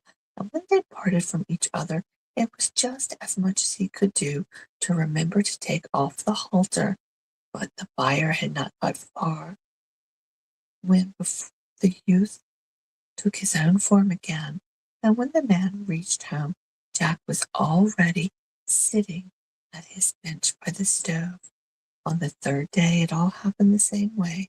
The youth changed himself into a great black horse and told his father that if a man came and offered for him $300 and treated him well and handsomely into the bargain, he was to sell him. But whatsoever he did, or however much whatsoever he drank, he must not forget to take the halter off, or else he himself would never get away from Farmer Weatherbeard as long as he lived. "No," he said, "I will not forget." When he got to the market, he received the $300, but Farmer Weatherbeard treated him so handsomely that he quite forgot to take the halter. So Farmer Weatherbeard went away with the horse. When he had got some distance, he had to go into an inn to get some more brandy. So he set a barrel full of red hot nails under his horse's nose, and a trough filled with oats beneath its tail, and then he tied the halter fast to a hook and went away in the inn. So the horse stood there, stamping and kicking and snorting and rearing, and out came a girl who thought it was a sin and a shame to treat a horse so ill. "Ah, poor creature, what a master you must have to treat you thus," she said, and she pushed the halter off the hook so that the horse might turn around and eat the oats. "I am here," shrieked Farmer Weatherbeard, rushing out the door, but the horse had already shaken off the halter and flung himself into the goose pond, where he changed himself into a little fish. Farmer Weatherbeard went after him and changed himself into a great pike. So Jack turned himself into a dove, and Farmer Weatherbeard turned himself into a hawk and flew after the dove and struck it. But a prince was standing at the window of the palace watching the struggle. "If thou dost but know as much as I know, thou wilt fly into me through the window," said the prince to the dove. "Change thyself into a gold ring and set thyself upon my finger," said the princess. "No, I will not do it," said Jack, "for then Farmer Weatherbeard will make the king fall sick, and there will be no one who can make him well again before Farmer Weatherbeard comes and curses him, and for that he will demand the gold ring. I will say that it is my mother's, and that I will not part with it," said the princess.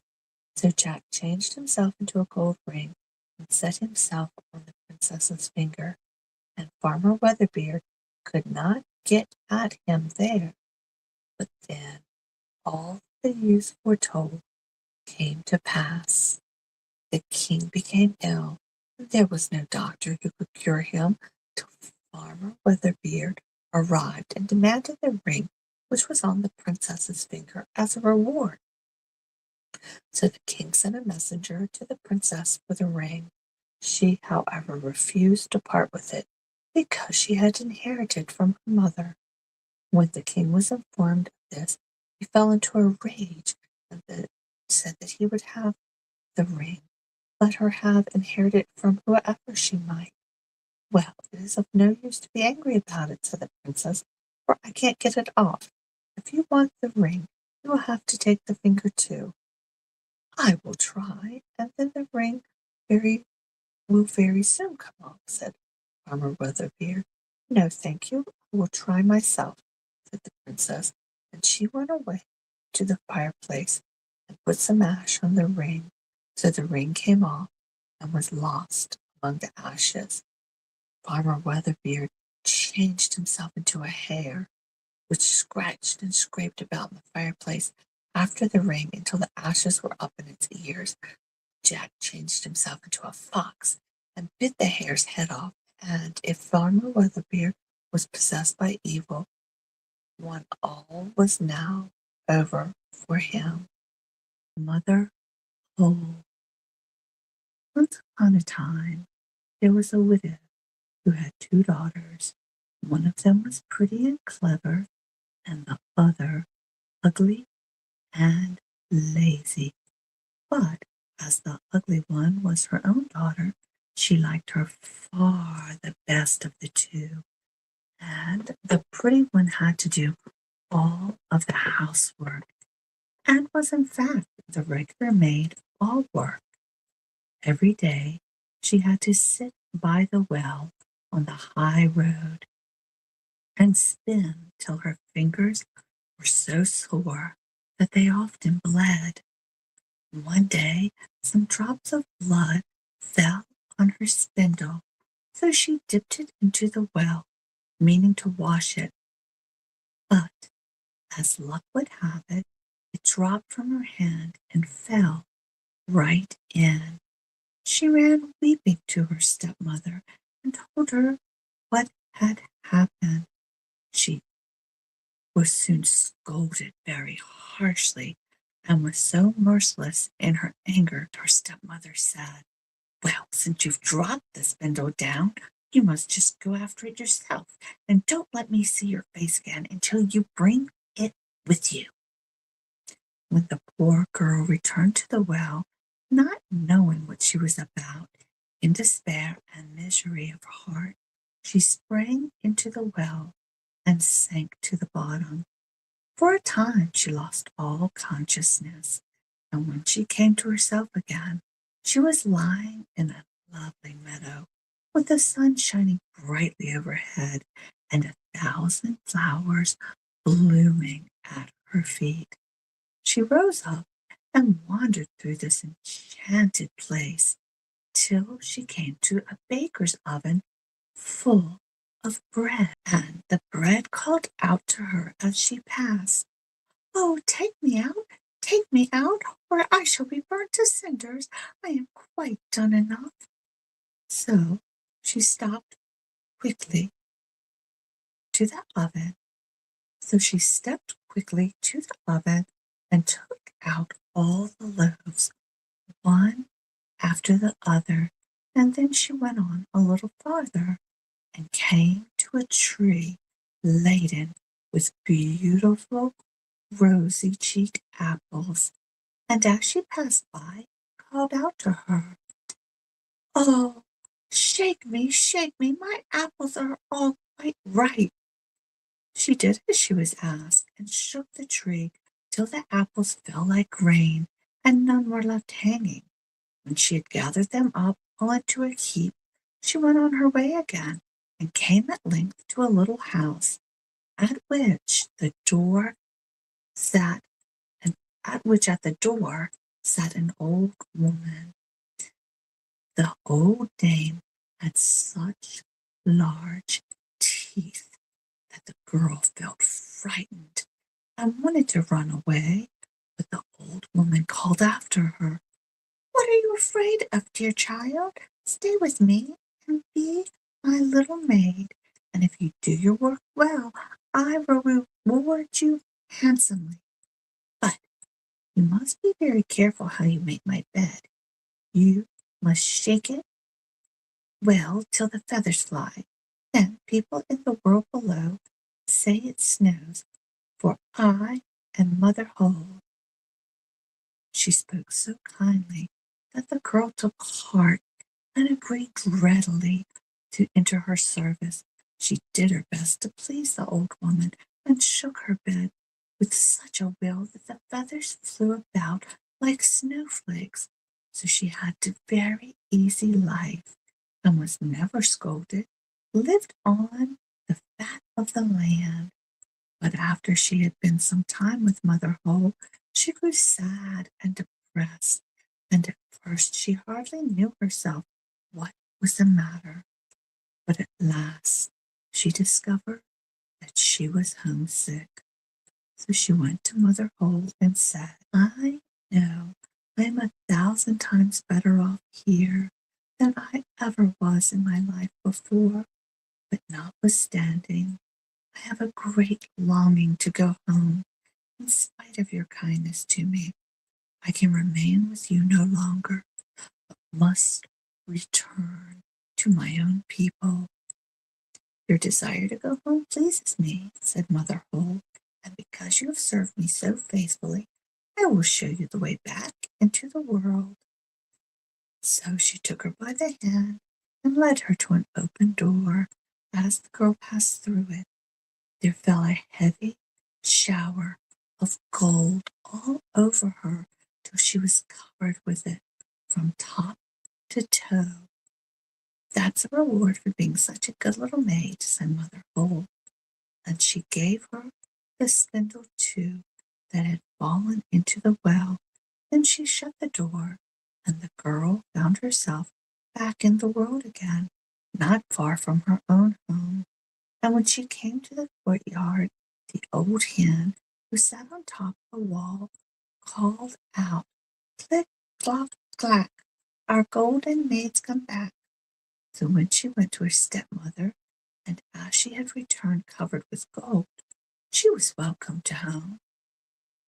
She proceeded to tell what had happened, and when the mother heard how she had come by her riches, she was most anxious to secure some luck for her own idle, ugly daughter. So she told her to sit at the well and spin. In order to make her spindle bloody, she stuck her hand into a hedge of thorns and pricked her fingers. Then she threw the spindle in the well and jumped in herself after it.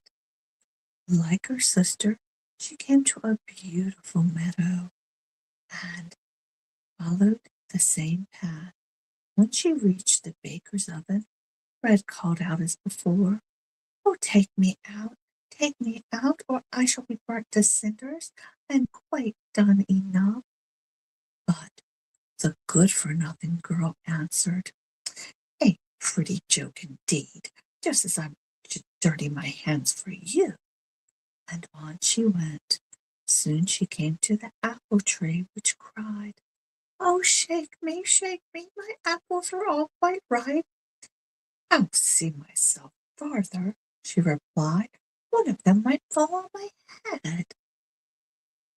Thank you, Hub Interactive. Welcome in. And so she pursued her way. When she came to Mother Holle's house, she wasn't the least bit afraid, for she had been warned about her big teeth, and she readily agreed to become her maid. The first worked very hard and did all her mistress told her, for she thought of the gold she would give her. But on the second day, she began to be lazy, and on the third, she wouldn't even get up to begin the morning. She didn't make Mother Holle's bed as she ought to have done, and never shook it enough to make the feathers fly. Her mistress soon grew weary of her and dismissed her, much to the lazy creature's delight. For now, she thought, the shower of golden rain will come. Mother Holle led her to the same door as she had done her sister, but when she passed through it, instead of gold rain, a kettle full of pitch came showering over her. That's a reward for your service, said Mother Holle, and she closed the door behind her. So the lazy girl came home all covered in pitch, and when the old hen on top of the wall saw her, it called out, Click, clock, clack, our dirty sluts come back. But the pitch remained sticking to her, and never as long as she lived could it be got off. Minnikin. There once upon a time a couple of needy folk who lived in a wretched hut, in which there was nothing but black want, so they had neither food to eat nor wood to burn. But if they had next to nothing of all else, they had the blessings of God so far as children were concerned, and every year brought them one more. The man was not overly pleased at this. He was always going about grumbling and growling, and saying that it seemed to him that there might be such a thing as having too many of these good gifts. For shortly before another baby was born, he went away into the wood for some firewood, saying that he did not want to see the new child, and he would hear him quite soon enough when he began to squall for some food. As soon as this baby was born, it began to look about the room. "Ah, my dear mother," he said, "give me some of my brother's old clothes and food enough for a few days, and I will go out into the world and seek my fortune, for, so far as I can see, you've had children enough." "Heaven help thee, my son," said mother. "That will never do. Thou art still far too little." But the little creature was determined to do so, and begged and prayed so long that the mother was forced to let him have some old rags and tie up a little food for him, and then happily he went out into the world. But almost before he was out of the house, another boy was born, and he too looked about him and said, "Ah, mother dear, give me some of my brother's old clothes and food for some days, and then I will go out in the world and find my twin brother, for you have children enough." "Heaven help thee, little creature, thou art far too little for that," said the woman. "It would never do." But she spoke to no purpose, for the boy begged and prayed till he got some old rags and a bundle of provisions, and then he set manfully into the world to find his twin brother. When the younger had walked for some time, he caught sight of his brother a short distance in front of him, and called to him and bade him to stop. "Wait a minute," he said. "You're walking as if for a wager, but you ought to have stayed to see your younger brother before you hurried off into the world." So the elder stood still and looked back, and when the younger had got up to him and had told him that he was his brother, he said, "But now let us sit down and see what kind of food our mother has given us." And they did.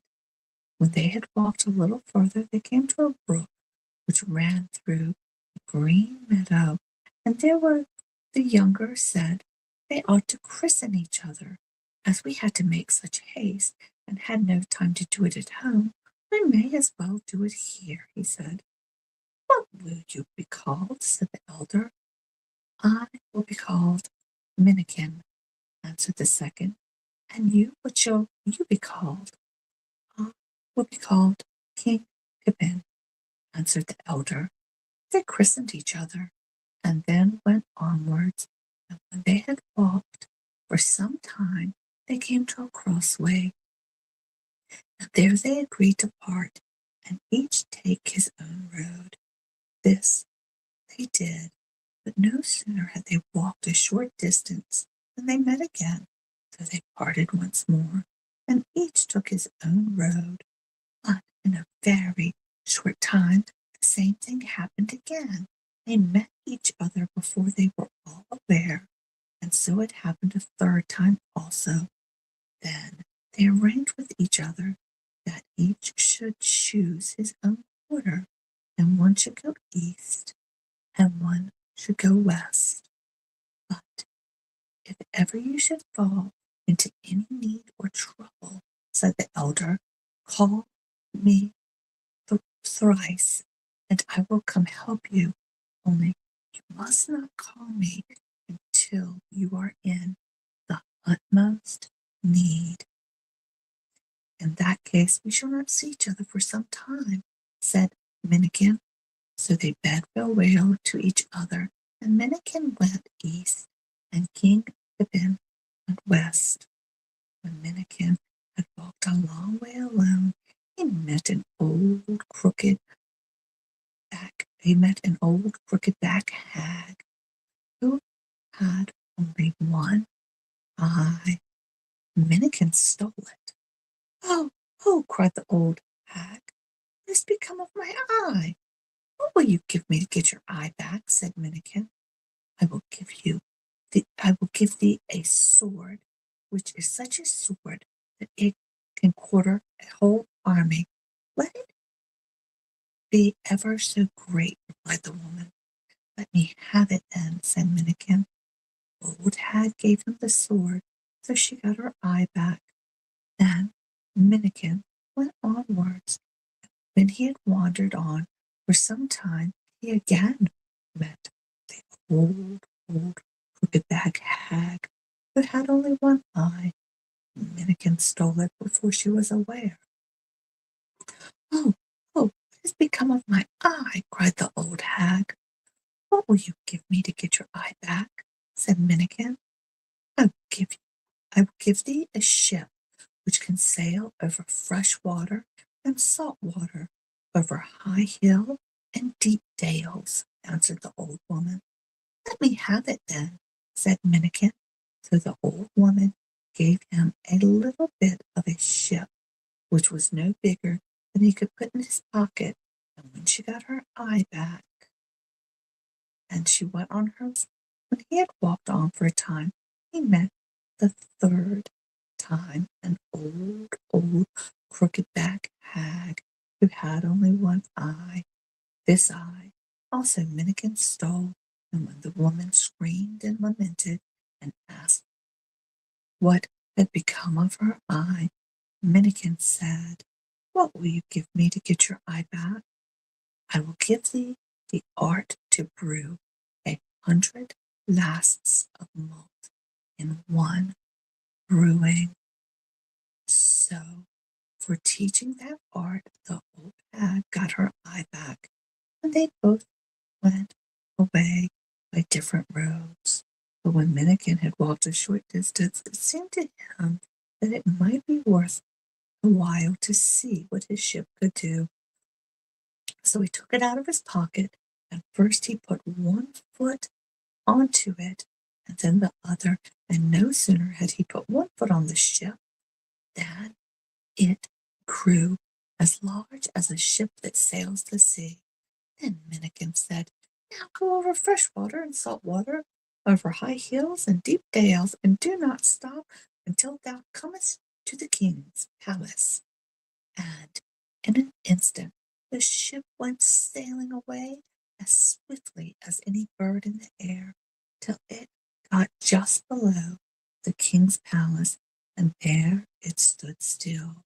From the window of the king's palace, many persons had seen Minnikin come sailing thither, and had stood to watch him, and they were all so astonished that they ran down to see what manner of man this could be who came sailing in a ship through the air.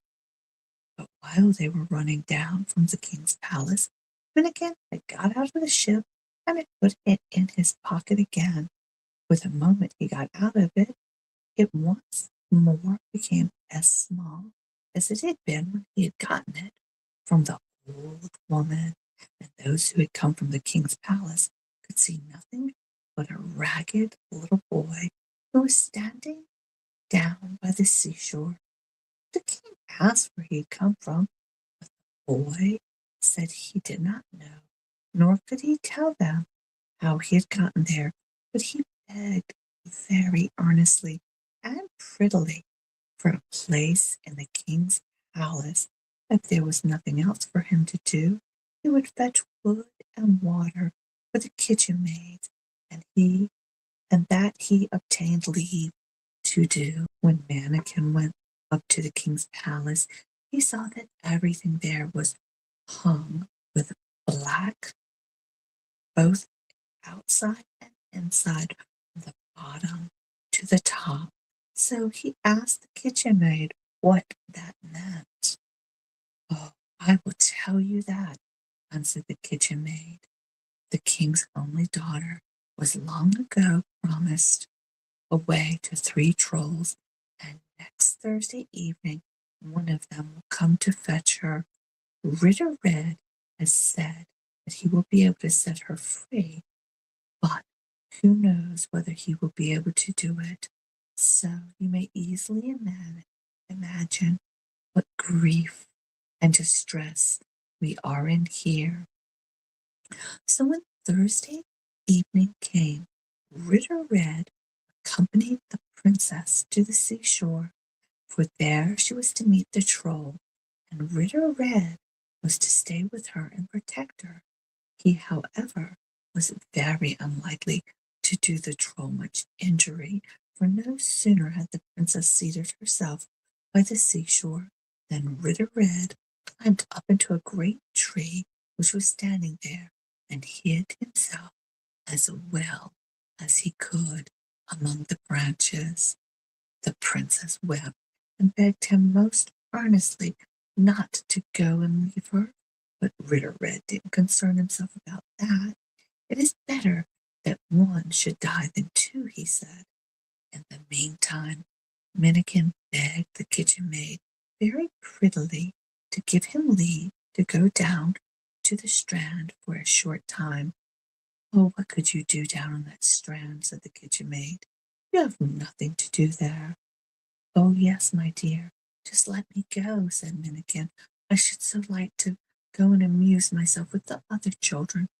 "Well, well, go then," said the kitchen maid, "but don't let me find you staying there over the time when the pan has to be set on the fire for supper and the roast put on the spit, and mind you bring back a good big armful of wood for the kitchen." Minnikin promised and ran down to the seashore. Just as he got to the palace, just as he got to the place where the king's daughter was sitting, the troll came rushing up with a great whistling and whirling, and he was so big and stout that he was terrible to see, and he had 5 heads. "Fire!" screeched the troll. "Fire yourself," said Minnikin. "Can you fight?" roared the troll. "If not, I can learn," said Minnikin. So the troll struck at him with the great thick bar which he had in his fist, till the sword flew 5 yards up in the air. "Fie!" said Minnikin. "That's not much of a blow. Now you shall see one of mine." So he grasped the sword which he had got from the old crooked-backed woman, and slashed at the troll so that the 5 heads went flying away over the sand. When the princess saw that she was delivered, she was so delighted that she did not know what she was doing, and skipped and danced. "Come and sleep a bit with your head in my lap," she said, and as he slept, she put a golden dress on him. But when Ritter Red saw that there was no longer any danger afoot, he lost no time in creeping down from the tree. Then he threatened the princess, until at length she was forced to promise to say that it was he who had rescued her, for he had told her that if not, he would kill her. Then he took the troll's lungs and tongue and put them in his pocket handkerchief, and led the princess back to the king's palace. And whatsoever had been lacking to him in the way of honor before was lacking no longer, for the king did not know how to exalt him enough and always set him on his own right hand at the table. As for Minnikin, first he went out to the troll's ship and took a great quantity of gold and silver hoops away with him, and then he trotted back to the king's palace. When the kitchen maid caught sight of all this gold and silver, she was quite amazed, and said, "My dear Minnikin, where have you got that from?" She was half afraid that he had not come by it honestly. "Oh," answered Minnikin, "I've been home a while, and these hoops have fallen off some of our buckets, so I brought them away with me for you." So the kitchen maid heard that they were for her, and she asked no more questions after that. She thanked Minnikin, and everything was right again. Next Thursday evening, all went just the same, and everyone was full of grief and affliction. But Ritter Red said that he had been able to deliver the king's daughter from one troll, so he could very easily deliver her from another, and he led her down to the seashore. But he did not do much harm to this troll either, for when the time came when the troll might be expected, he said, as he had said before, "It is better that one should die than two." Then he climbed up a tree again. Minnikin once more begged the cook's leave to go down to the seashore for a short time. "Oh, what can you do there?" asked the cook. "My dear, do let me go," said Minnikin. "I should so like to go down there and amuse myself with the other children." So this time also she said that he should have leave to go, but he must first promise that he would be back in time, that the joint was turned, and that he would bring a great armful of wood with him. No sooner had Minnikin got down to the strand than the troll came rushing along with a great whistling and whirling, and he was twice as big as the first troll and had 10 heads. "Fire!" shrieked the troll. "Fire yourself," said Minnikin. "Can you fight?" roared the troll. "If not, I can learn," said Minnikin. So the troll struck at him with his iron club, which was still bigger than that which the first troll had. So the earth flew 10 yards into the air. "Fie!" said Minnikin. "That's not much of a blow. Now you shall see one of my blows." Then he grasped the sword and struck at the troll, so that all of the 10 heads danced away over the sand. And again the king's daughter said to him, "Sleep a while on my lap." And while Minnikin lay there, she drew some silver remnant over him. As soon as Ritter Red saw that there was no longer any danger afoot, he crept down from the tree and threatened the princess, until at last she was again forced to promise to say that it was he who had rescued her. After which he took the tongue and the lungs of the troll and put them in his pocket handkerchief, and then he conducted the princess back to the palace. There was joy and gladness in the palace, as may be imagined, and the king did not know how to show enough honor and respect to Ritter Red. Minnikin, however, took home with him an armful of gold and silk boots from the troll ship, and when he came to the king's palace, the kitchen maid clapped her hands and wondered where he could have gotten all the gold and silver. But Minnikin answered that he had been home for a short time, and that it was only the hoops which had fallen off some pails, and that he had brought them away for the kitchen maid. When the third Thursday evening came up, everything happened exactly as it had happened on the former 2 occasions. Everything in the king's palace was hung with black, and everyone was sorrowful and distressed. But Ritter Red said that he did not think that they had much reason to be afraid. He had delivered the king's daughter from 2 trolls, so he could easily deliver her from the 3rd as well. He led her down to the strand. When the time grew near for the troll to come, he climbed up the tree again and hid himself. The princess wept and entreated him to stay, but all to no purpose. He stuck to his old speech. It is better that 1 life should be lost than 2. This evening, Minnikin begged for leave to go down to the seashore. "Oh, what can you do there?" answered the kitchen maid. However, he begged until at last he got leave to go.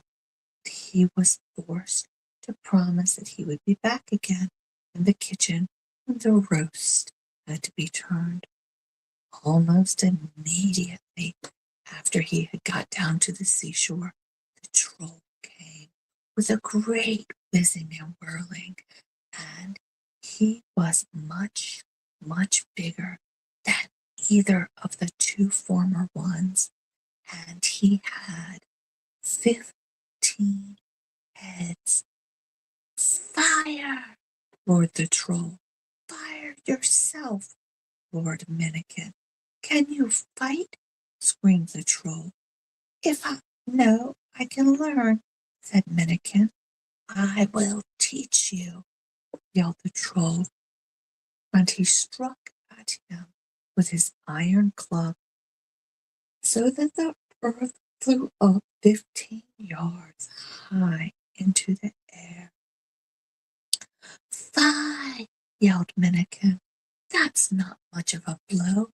Now I will let you see one of my blows." So saying, grasped his sword and cut at the troll in such a way that all his 15 heads danced away over the sand. Then the princess was delivered, and she thanked Minnikin and blessed him for saving her. "Sleep for a while now on my lap," she said. While he lay there, she put a garment of brass upon him. "But now, how shall we have it made known that it was you who saved me?" said the king's daughter. "That I will tell you," answered Minnikin.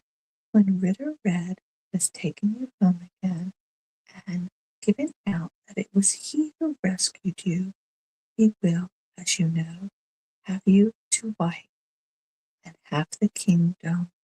But when they ask you on your wedding day whom you will have as your cupbearer, you must say, 'I will have the ragged boy who is in the kitchen and carries wood and water for the kitchen maid.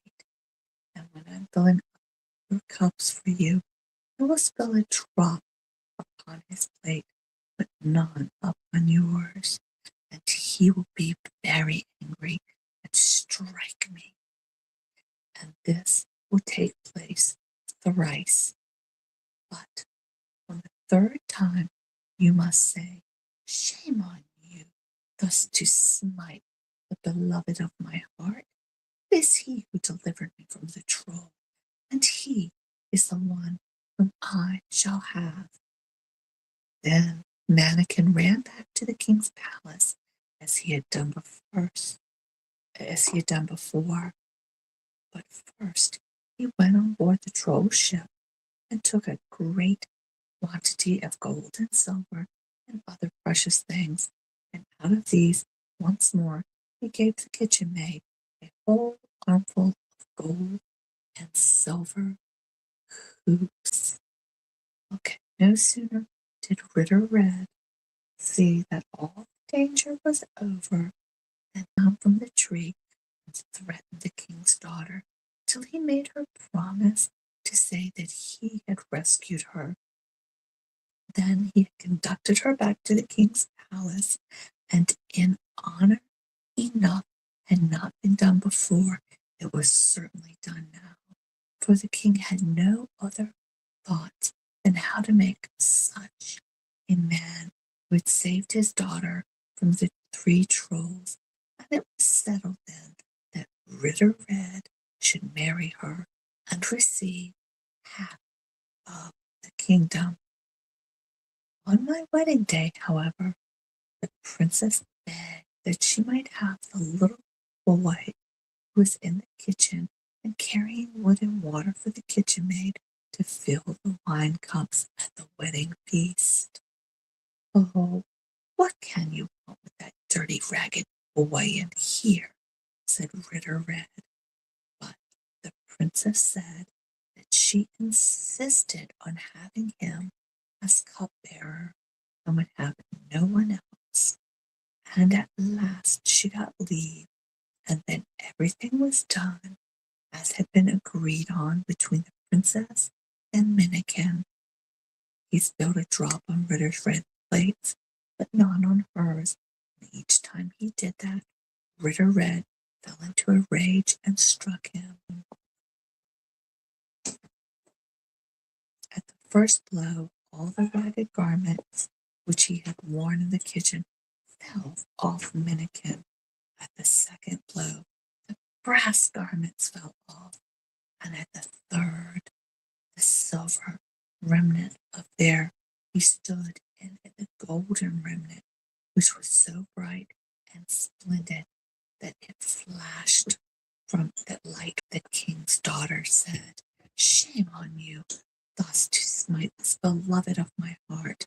It is he who delivered me from the troll, and he is the one whom I shall have."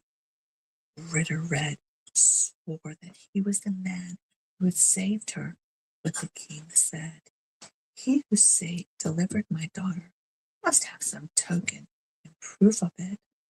So Ritter Red ran off for his handkerchief with the lungs and tongue, and Minnikin went and brought all the gold and silver and precious things which he had taken out of the trolls' ships, and they each laid down these tokens before the king.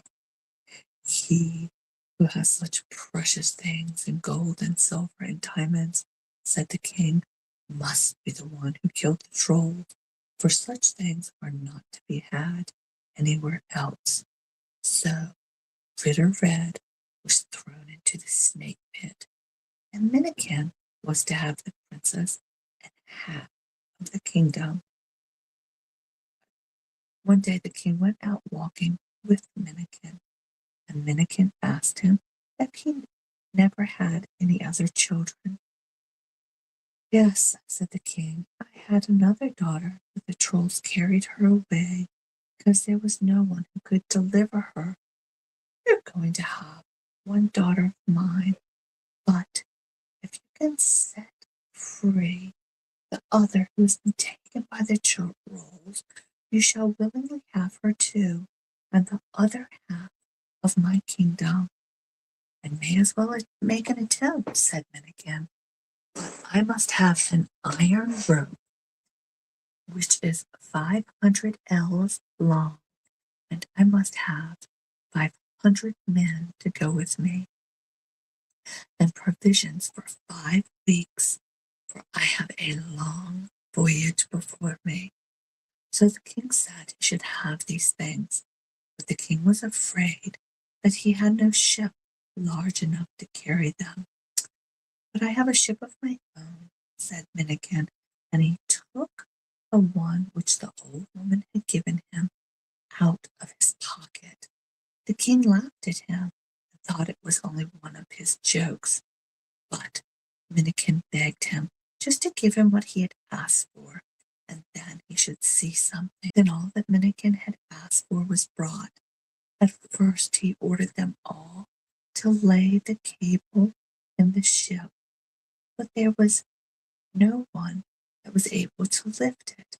There was only room for 1 or 2 men at a time in the little bit of ship, and Minnikin himself took hold of the cable and laid 1 or 2 links of it into the ship, and as he threw the links into the ship grew bigger and bigger, and at last it was there, so large that the cable and 500 men, with provisions and Minnikin himself, all had room enough. Now go over fresh water and salt water, over hill and dale, and do not stop till thou comest to where the king's daughter is, said Minnikin to the ship, and off it went in a moment over land and water, till the wind whistled and moaned all around it. When they had sailed thus a long, long way, the ship stopped short in the middle of the sea. Ah, now we've got there, said Minnikin, but how are we to get back again is a very different thing. Then he took the cable, tied one end around his body. Now I must go to the bottom, he said. When I give a good jerk on the cable, I want to come up again. You must pull like one man, for there will be an end of all life, both for you or there will be an end for all life, both for you and for me. Excuse me. So saying, he sprang into the water, and yellow bubbles rose up and surrounded him. He sank lower and lower, and at last he came to the bottom, where he saw a large hill with a door in it. He went in, and when he got inside, he found the other princess sitting sewing. But when she saw Minnikin, she clapped hands. Oh, heaven praised, she cried. I have not seen a Christian man since I came here. I've come for you, said Minnikin. Alas, will you not be able to get me? Alas, you will not be able to get me, said the king's daughter. It is of no use to think of that. If the troll catches sight of you, he will take your life. You had better tell me about him, said Minnikin. Where is he gone? It would be amusing to see him. So the king's daughter told Minnikin that the troll was out trying to get hold of someone who could brew 100 lasts of malt and 1 brewing, for there was to be a feast at the troll's, at which last they would not be drunk. I can do that, said Minnikin. Ah, if only the trolls are not so quick-tempered. I might have told him that, answered the princess. But he is so ill-tempered that he will tear you to pieces, I fear, as soon as he comes in. But I will try to find some way of doing it. Can you hide yourself here in the cupboard, and we will see what happens? Minnikin did this, and almost before he had crept into the cupboard, off and hidden himself, in came the troll. What? A smell of a Christian man's blood, said the troll. Yes, a bird flew over the roof with a Christian man's bone in his bill, and let it fall down our chimney, answered the princess. I made haste enough to get it away, but it must be that which you smell, notwithstanding. Yes, it must be that, said the troll. Then the princess asked if he had gotten hold of anyone who could brew 100 lasts of malt in 1 brewing. No, there is no one who can do it, said the troll. A short time since there was a man here who said he could do it, said the king's daughters. How clever you always are, said the troll. How could you let him go away? You must have known I was just wanting a man of that kind. Well, but I didn't let him go after all, said the princess. What bother is so quick-tempered, so I hid him in the cupboard. But if father has not found anyone, then the man is still there. Let him come in, said the troll. When Minnikin came, the troll asked if it was true that he could brew 100 lasts of malt in one brewing. Yes, said Minnikin, it is so. Well, then I have lighted up these, said the troll. Fall to work this very minute, but heaven help thee if thou dost not brew the ale strong. Oh, it shall taste well, said Minnikin, and at once he set himself to work to brew. But I must have more trolls to help to carry what is wanted, said Minnikin. These that I have are good for nothing. So he got more, and so many, there was a swarm of them. And then the brewing went on, and when the sweet port was ready, they were all, as a matter of course, anxious to taste it. First the troll himself, and then the others. But Minnikin had brewed the worst, so they all fell down dead like so many flies as they had drunk any of it. At last there was only one left, the wretched old hag, who was lying behind the stove. Poor old creature, said Minnikin, you shall have a taste of the wort too, like the rest. So he went away and scooped a little from the bottom of the brewing vat in a milk pan and gave it to her. He was quit of the whole of them. While Minnikin was now standing there looking about him, he cast his eyes on a large chest. Thus he took and filled it with gold and silver, and then he tied the cable around himself and the princess and the chest, and tugged the rope with all his might, whereupon his men drew them up safe and sound. As soon as Minnikin got safely upon his ship again, he said, now go over salt water, fresh water, over hill and dale, and do not stop till thou comest to the king's palace. And in a moment the ship went off so fast that the yellow foam rose up around and about it. When those who were in the king's palace saw the ship, they lost no time in going to meet him with a song and music, and thus they marched towards Minnikin with great rejoicing. But the gladdest of all was the king, for he had now got his other daughter back again. But Minnikin was not happy, for both the princesses wanted to have him, and he wanted to have none other than the one whom he had first saved, and she was younger. For this cause he was continually walking backward and forward, thinking how he could contrive to get her, and yet do nothing that was unkind to her sister. One day he was walking about and thinking of this, and it came to his mind that if only had his brother King Pippin with him, who was so like himself that no one could distinguish one from the other, that he could let him have the elder princess and half the kingdom.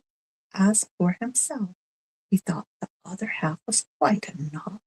As soon as his thought occurred to him, he went outside and placed the call for King Pippin.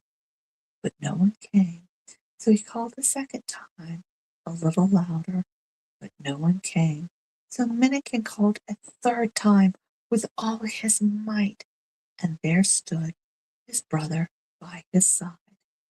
I told you that you were not to call me unless you were in the utmost need, he said to Minnikin.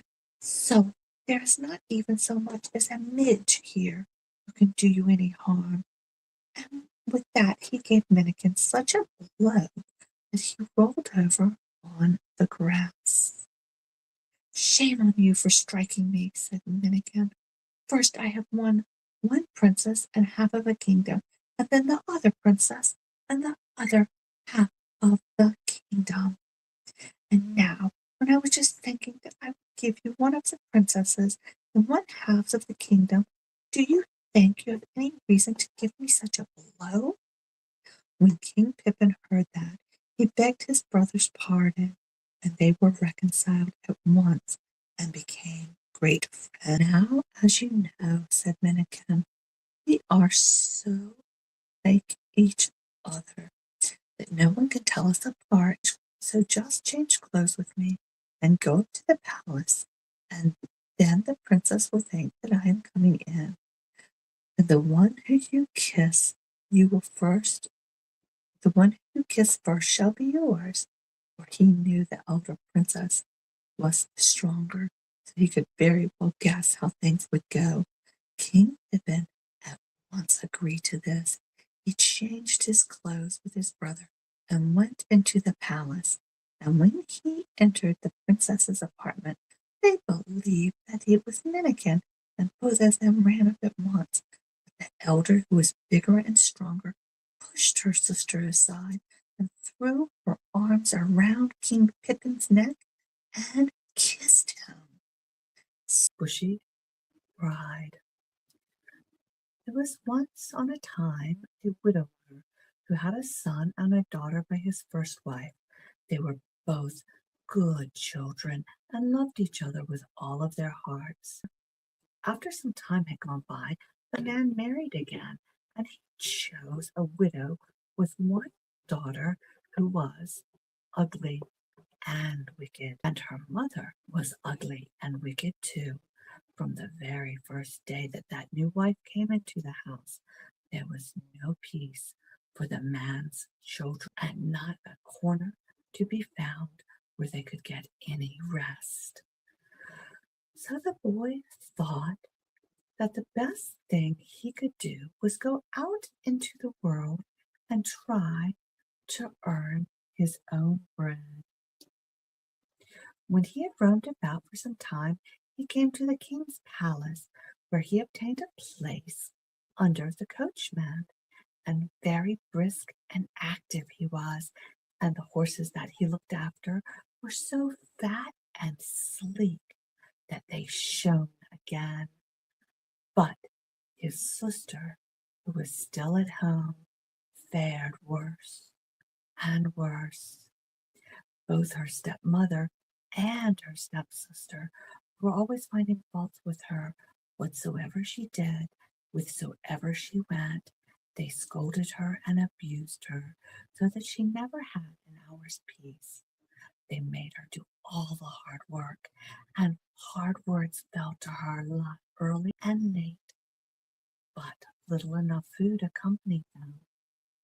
One day they sent her to the brook to fetch some water home, and an ugly and horrible head rose up out of the water and said, "Wash me, girl." "Yes, I will wash you with pleasure," said the girl, and began to wash and scrub the ugly face, but she could not help thinking that it was a very unpleasant piece of work. When she had done it, and done it well, another head rose up out of the water, and this one was uglier still. "Brush me, girl," said the head. "Yes, I will brush you with pleasure," said the girl, and set to work with the tangled hair, and, as may be easily imagined, this too was by no means pleasant work.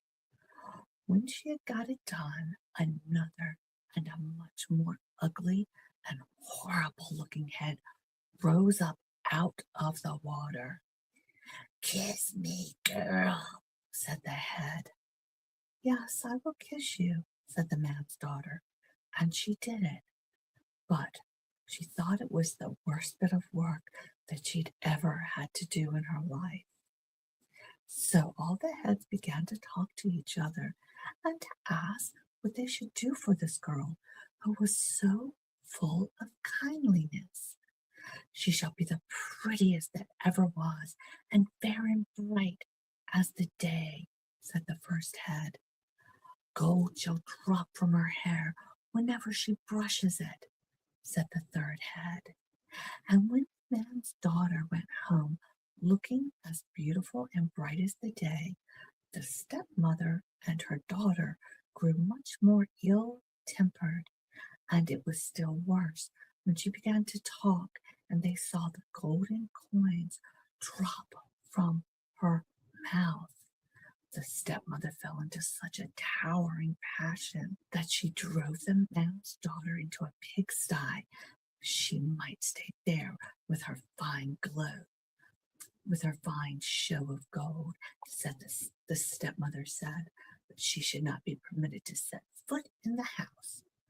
It was not long before the mother wanted her own daughter to go to the stream and fetch some water. When she got there with her pails, the first head rose up out of the water close to the bank. Wash me, girl, it said. Wash yourself, answered the woman's daughter. Then the second head appeared. Brush me, girl, said the head. Brush yourself, said the woman's daughter. So down it went to the bottom, and the third head came up. Kiss me, girl, said the head. As if I would kiss your ugly mouth, said the girl. So again the heads talked together about what they should do for this girl who was so ill-tempered and full of her own importance, and they agreed that she should have a nose that was 4 ells long, and a jaw that was 3 ells, and a fur brush in the middle of her forehead, and every time she spoke, ashes should fall from her mouth. When she came back to the cottage door with her pails, she called her mother, who was inside. Open the door. Open the door yourself, my own dear child, said the mother. I can't get near it because of my nose, said the daughter. When the mother came and saw her, you may imagine what a state of mind she was in, and how she screamed and lamented, but neither the nose nor the jaw grew any less for that.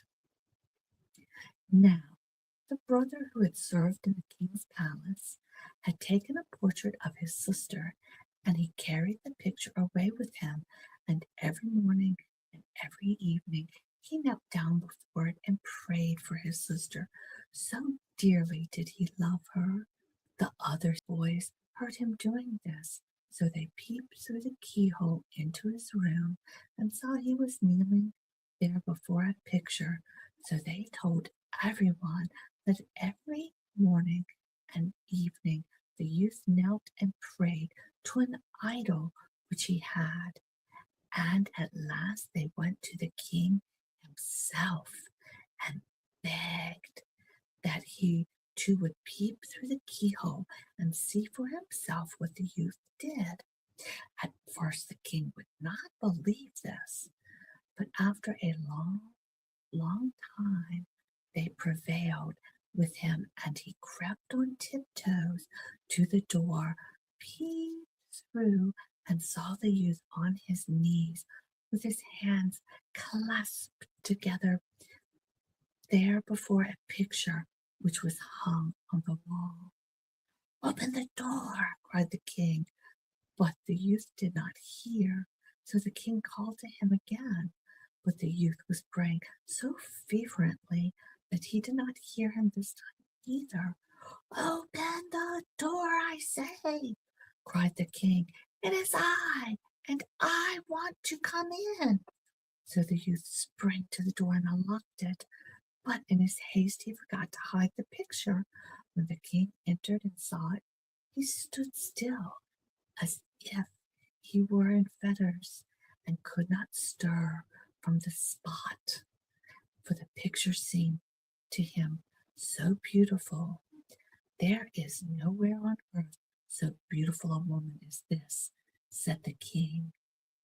But the youth told him that was his sister, and that he had painted her, and that if she was not prettier than the picture, she was at all events not uglier. "Well, if she is as beautiful as that, I will have her for my queen," said the king, and he commanded the youth to go home and fetch her without a moment's delay, and to lose no time in coming back. The youth promised to make all the haste he could, and set forth from the king's palace. When the brother arrived at home to fetch his sister, the stepmother and stepsister would go too, so they all set out together, and the man's daughter took with her a casket in which she kept her gold, and a dog which she called Little Snow. These two things were all that she had inherited from her mother. When they had traveled for some time, they had crossed the sea, and the brother sat down at the helm, and the mother and the two half-sisters went to the forepart of the vessel, and they sailed a long, long way. At last they came into sight of land. "Look at the white strand there. That is where we shall land," said brother, pointing across the sea. "What is my brother saying?" inquired the man's daughter. "He says that you're to throw your casket out into the sea," answered the stepmother. "Well, if my brother says so, I must do it," said the man's daughter, and she flung her casket into the sea. When they had sailed for some time longer, the brother once more pointed over the sea. "There, you may see the palace to which we are bound," he said. "What is my brother saying?" asked the man's daughter. "Now he says you're to throw your dog into the sea," answered the stepmother. The man's daughter wept and was sorely troubled, for Little Snow was the dearest thing she had on earth, but alas, she threw him overboard. "If my brother says that, I must do it, but heavens know how unwilling I am to throw thee out, Little Snow," she said. So they sailed onward a little farther. "There mayest thou see the kings coming out to meet thee," said the brother, pointing out to the seashore. "What is my brother saying?" asked his sister again. "Now he says that you're to make haste and throw yourself overboard," answered the stepmother.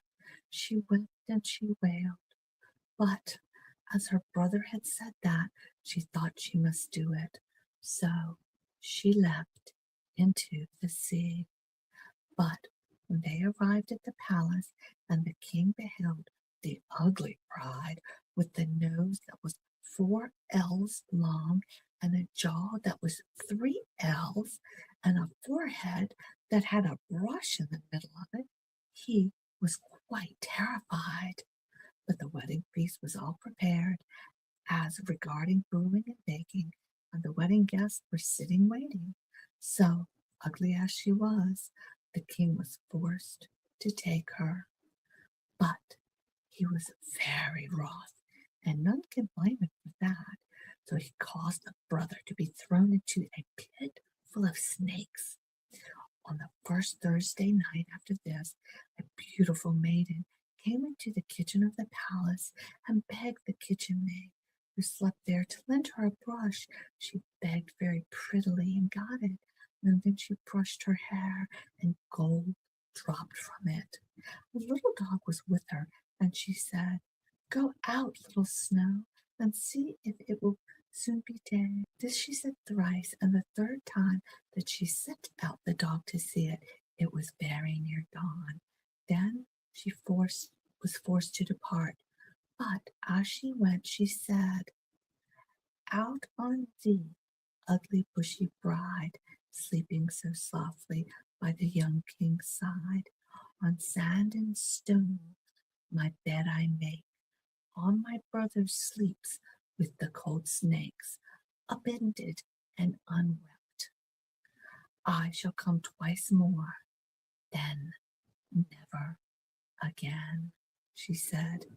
In the morning, the kitchen maid related what she had seen and heard, and the king said that the next Thursday night he himself would watch in the kitchen and see if this were true. And when it had begun to grow dark, he went out into the kitchen to the girl.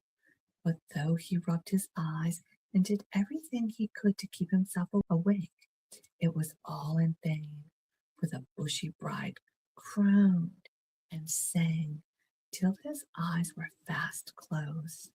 And when the beautiful young maiden came, he was sound asleep and snoring. This time, as before, she borrowed a brush and brushed her hair with it, and the gold dropped down as she did. And again she sent the dog out 3 times, and when day dawned, she departed. But as she was going, she said, as she had said before, I shall come once more, then never again. On the third Thursday night, the king once more insisted on keeping watch. Then he sent 2 men to hold him. Each of them was to take an arm and shake him and jerk him up with the arm whenever he seemed to be going to fall asleep. And he set 2 men to watch his Bushy bride. But as the night wore on, and the Bushy bride again began to croon and to sing, so that his eyes began to close and his head to droop on one side, then came the lovely maiden and got the brush and brushed her hair till the gold dropped from it. Then she sent her little Snow out to see if it would soon be day, and this she did 3 times. The third time it was just beginning to grow light. And then she said, out on thee, ugly Bushy bride, sleeping so soft by the young king's side. On the sand and stone my bed I make, and my brother sleeps with the cold snake, upended and unwept, unpitied and unwept. Now I shall never come again, she said. Then she turned to go, but the 2 men who were holding the king by the arm seized his hands and forced a knife into his grasp, and then they made him cut her little finger just enough to make it bleed. Thus the true bride was freed. The king then awoke, and she told him all that had taken place, and how her stepmother and stepsister had betrayed her. Then the brother was at once taken out of the snake pit. The snakes had never touched him, and the stepmother and stepsister were flung down into it instead of him. No one can tell how delighted the king was to get rid of that hideous, Bushy bride, and to get a queen who was bright and beautiful as day itself. And now the real wedding was held in such a way that it was heard of and spoken about all over the 7 kingdoms. The king and his bride drove to the church, and little Snow was in the carriage too. When the blessing was given, they went home again, and after that I saw no more of them. Snowdrop.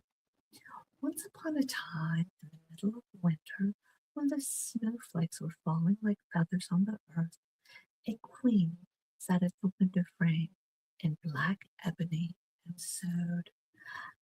As she sewed and gazed out to the white landscape, she pricked her finger with the needle, and 3 drops of blood fell on the snow house. And because the red showed out so well against the white, she thought to herself, what wouldn't I give to have a child as white as snow, as red as blood, and as black as ebony? And her wish was granted, for not long after, some little daughter was born to her, with skin as white as snow, lips and cheeks as red as blood, and hair as black as ebony. and they called her Snowdrop. And not long after her birth, the queen died. After a year, the king married again. His new wife was a beautiful woman, but so proud and overbearing that she could not stand any rival to her beauty. She possessed a magic mirror, and when she used to stand before it and gaze at her own reflection and ask, "Mirror, mirror, hanging there, who in all the lands most fair?" it always replied, "You are most fair, my lady queen, none fairer in the land, I ween." Then she was quite happy, for she knew that the mirror always spoke the truth. But Snowdrop was growing prettier and prettier every day, and when she was 7 years old, she was as beautiful as she could be, and fairer even than the queen herself.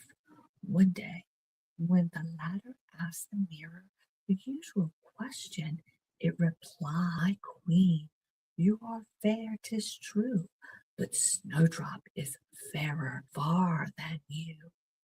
Then the queen flew into the most awful passion and turned every shade of green in her jealousy. From this hour she hated poor Snowdrop like poison, and every day her envy, hatred, and malice grew, for envy and jealousy are like evil weeds which spring up and choke the heart. At last she could endure Snowdrop's presence no more longer, and calling the huntsman to her, she said, "Take that child out to the woods and never let me see her face again. You must kill her and bring me back her lungs and liver, that I may know for certain that she is dead." The huntsman did as he was told, and led Snowdrop out into the wood. But as he was in the act of drawing out his knife to slay her, she began to cry and said, "Oh, dear huntsman, spare my life, and I promise to fly forth into the wide wood and never to return home again." And because she was so young and pretty, the huntsman had pity on her and said, "Well, run along, poor dear," for he thought to himself, "The wild beast will soon eat her up." And his heart felt lighter because he hadn't had to do the deed himself. And as he turned away, a young boar came running past, so he shot it and brought its lungs and liver home to the queen as proof that Snowdrop was really dead. And the wicked woman had them stewed in salt and ate them up, thinking she had made an end of Snowdrop forever. Now, when the poor child found herself alone in the big wood, the trees around her seemed to assume strange shapes, and she felt so frightened she did not know what to do. Then she began to run over the sharp stones and through the bramble bushes, and the wild beasts ran past her, but they did her no harm. She ran as far as her legs would carry her, and as evening approached, she saw a little house, and she stepped inside to rest. Everything was very small in the little house, but cleaner and neater than anything you can imagine. In the middle of the room there stood a little table covered with a white tablecloth, and 7 little plates and forks and spoons and knives and tumblers. Side by side against the wall were 7 little beds covered with snow-white counterpanes. Snowdrop felt so hungry and thirsty that she ate a bit of bread and a little porridge from each plate, and drank a drop of wine out of each of the tumblers. Then, feeling tired and sleepy, she lay down on the bed, but it wasn't comfortable. Then she tried all the others in turn, but one was too long and another too short, and it was only when she got to the seventh that she found one to suit her exactly. So she lay down upon it and said her prayers like a good child and fell fast asleep. When it got quite dark, the masters of the little home returned. There were 7 dwarfs who worked in the mines right down deep in the heart of the mountain. They lighted their 7 little lamps, and as soon as their eyes got accustomed to the glare, they saw that someone had been in the room, for all was not in the same order as they had left it. The first said, "Who's been sitting on my little chair?" The second said, "Who's been eating my little loaf?" The third said, "Who's been tasting my porridge?" The fourth said, "Who's been eating out of my plate?" The fifth said, "Who's been using my little fork?" The sixth said, "Who's been cutting with my little knife?" And the seventh said, "Who's been drinking out of my little tumbler?" Then the first dwarf looked around and saw a little hollow in the bed, and he asked again, "Who's been lying on my bed?" And the others came running around and cried when they saw their beds, "Somebody has lain in ours too." But when the seventh came to his bed, he started back in amazement, for there he beheld Snowdrop fast asleep. And when he called the others, who turned their little lamps full on the bed, and when they saw Snowdrop lying there, they nearly fell down with surprise. "Goodness gracious!" they cried. "What a beautiful child!" And they were so enchanted by her beauty that they did not wake her, but let her sleep in the little bed. But the 7th dwarf slept with his companions 1 hour in each bed, and in this way he managed to pass the night. In the morning, Snowdrop awoke, but when she saw the 7 little dwarfs, she felt very frightened. But they were so friendly and asked her what her name was in such a kind way that she replied, "I am Snowdrop." "Why did you come to our house?" continued the dwarfs. Then she told them how her stepmother had wished her put to death, and how the huntsman had spared her life, and how she had run the whole day till she had come to their little house. The dwarfs, when they had heard her story, asked her, "Will you stay and keep house for us, cook, make beds, and do the washing, and then knitting? And if it gives you satisfaction, keeping everything neat and clean, you shall want for nothing." "Yes," answered Snowdrop, "I will gladly do all you ask." And so she took with them. Every morning the dwarfs went into the mountain to dig for gold, and in the evening they returned home. Snowdrop was always had their supper ready for them, but during the day the girl was left quite alone. So the good dwarfs warned her by saying, "Beware of your stepmother. She will soon find out that you are here, and whatever you do, don't let anyone into the house." Now, the queen, after she thought she had eaten Snowdrop's lung and liver, never dreamt but that she was once more never dreamt but that she was once more the most beautiful woman in the world. So, stepping before her mirror one day, she said, "Mirror, mirror, hanging there, who in all the land's most fair?" And the mirror replied, "My lady queen, you are fair, 'tis true, but Snowdrop is fairer than you. Snowdrop, who dwells with the 7 little men, is as fair as you." When the queen had heard these words, she was nearly struck dumb with horror, for the mirror always spoke the truth, and now that huntsman must have deceived her, and Snowdrop was still alive. She pondered day and night how she might destroy her, for as long as she felt she had a rival in the land, her jealous heart left her no rest. At last she hit upon a plan. She stained her face and dressed herself up as an old peddler's wife, so that she was quite unrecognizable. She went over the 7 hills till she came to the house of the 7 dwarfs.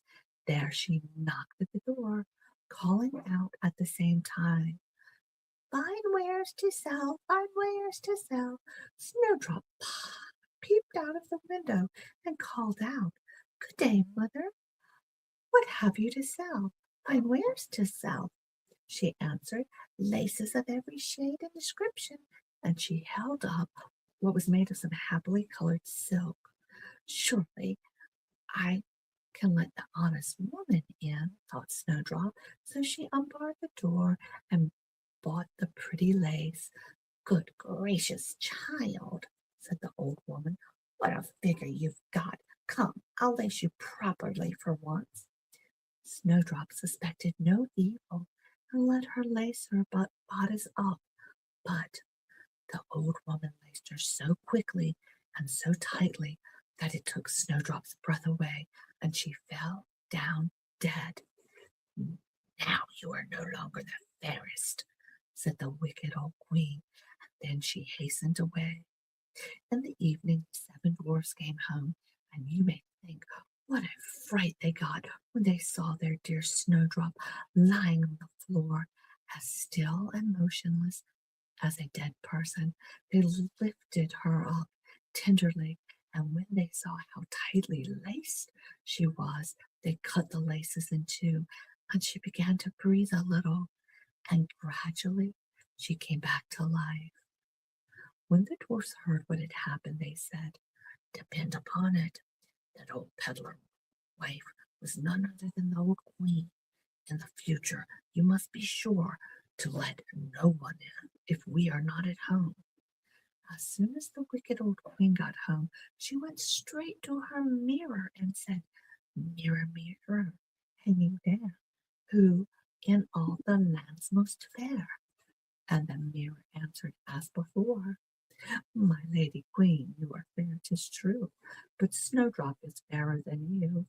Snowdrop, who dwells with the 7 little men, is as fair as you, as fair again."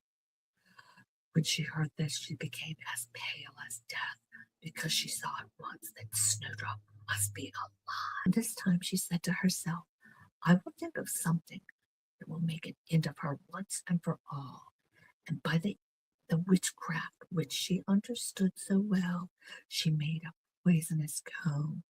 Then she dressed herself up and assumed the form of another bold woman. So she went over the 7 little hills till she reached the house of the 7 dwarfs, and knocked on the door. She called out, "Fine wares for sale." Snowdrop looked out the window and said, "You must go away, for I may not let anyone in." "Oh, but surely you're not forbidden to look out," said the old woman, and she held up the poisonous comb. It pleases the girl so much that she let herself be taken in and opened the door.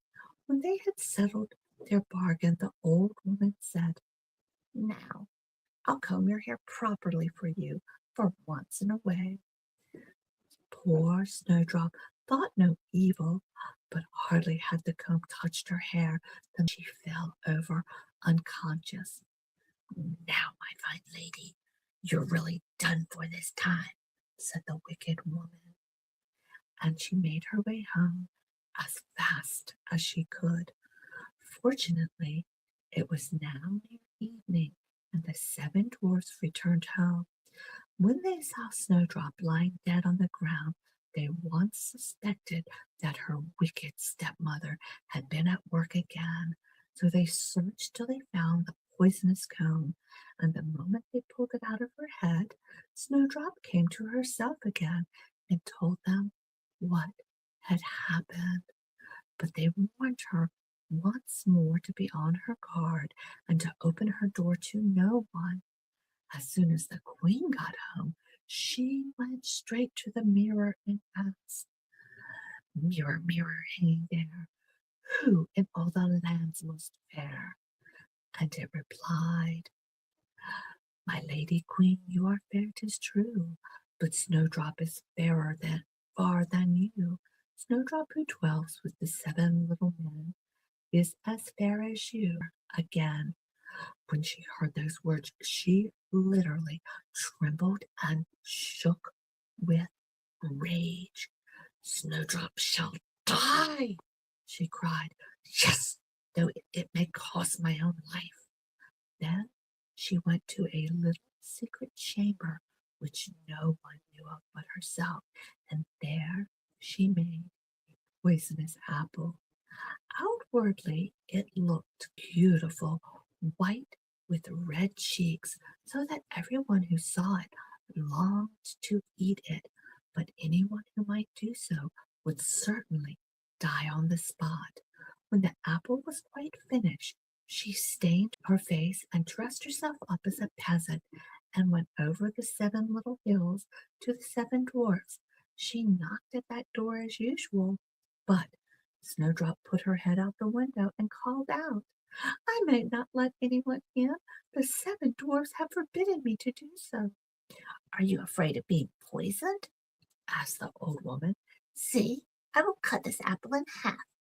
I will eat the white cheek, and you will eat the red." But the apple was so cunningly made that only the red cheek was poisonous.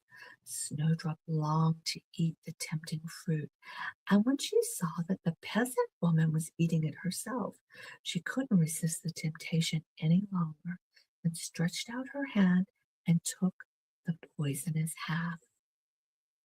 But hardly had the first bite passed her lips than she fell down dead on the ground. Then the eyes of the cruel queen sparkled with glee, and laughing aloud, she cried, "As white as snow, as red as blood, as black as ebony, this time the dwarfs will be able to bring you back to life." When she got home, she asked the mirror, "Mirror, mirror, hanging there, who in all the land's most fair?" This time it replied, "You are most fair, my lady queen, none fairer in the land, I ween." Then her jealous heart was at rest. At last, as much at rest as a jealous heart can ever be. When the little dwarfs came home that evening, they found Snowdrop lying on the ground, and she neither breathed nor stirred. They lifted her up and looked around everywhere to see what they could find of anything poisonous about. They unlaced her bodice, combed her hair, washed her with water and wine, but all in vain. The child was dead and remained dead. They placed her on a bearer, and all 7 dwarfs sat around it, weeping and sobbing for 3 whole days.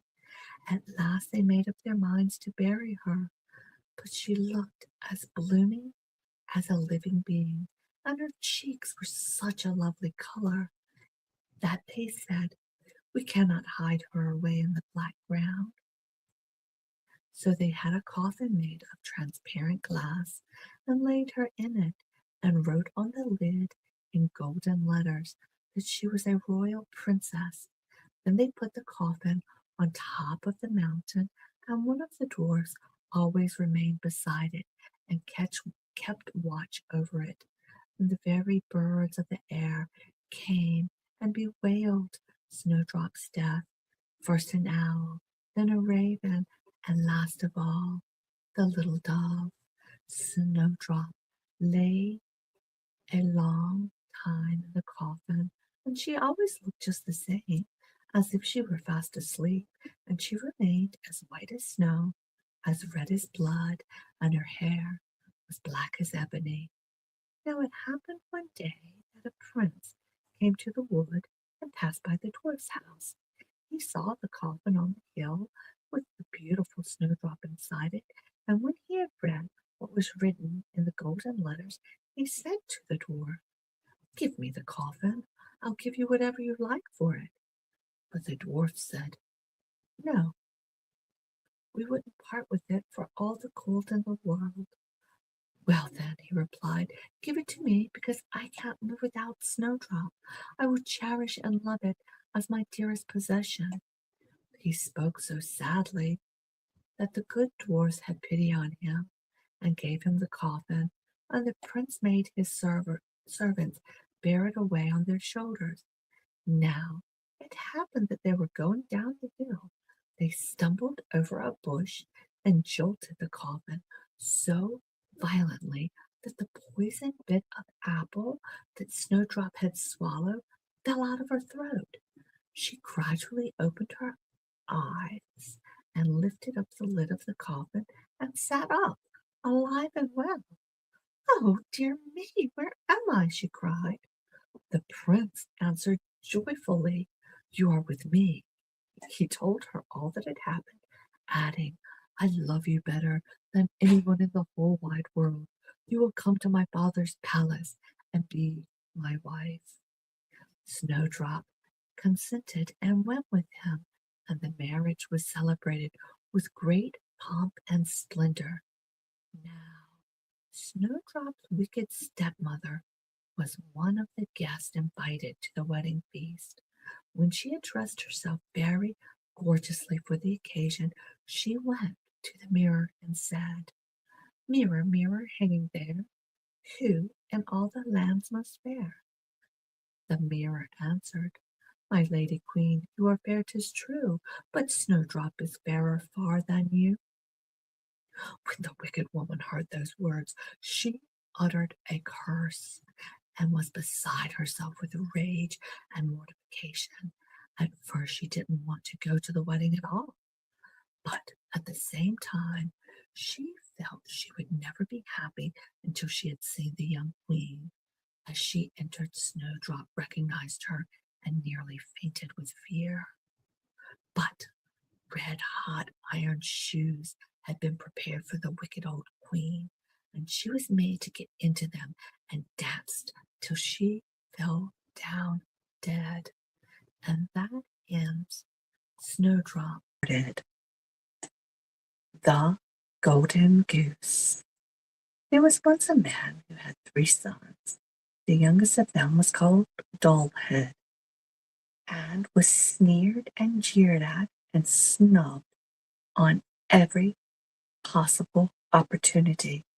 One day it happened that the eldest son wished to go into the forest to cut wood. Before he started, his mother gave him a fine rich cake and a bottle of wine, so that he might be sure not to suffer from hunger or thirst. When he reached the forest, he met a little old gray man who wished him good morning and said, "Do give me a piece of that cake you've got in your pocket, and let me have a draught of your wine. I am so hungry and thirsty." But the clever son replied, "If I give you my cake and wine, I shall have none left for myself. You just go your own way." And he left the little man standing there and went farther into the forest. There he began to cut down a tree, but before long he made a false stroke with his axe and cut his own arm so badly that he was obliged to go home and have it bound up. Then the second son went into the forest, and his mother gave him a good cake and a bottle of wine, as she had the eldest brother.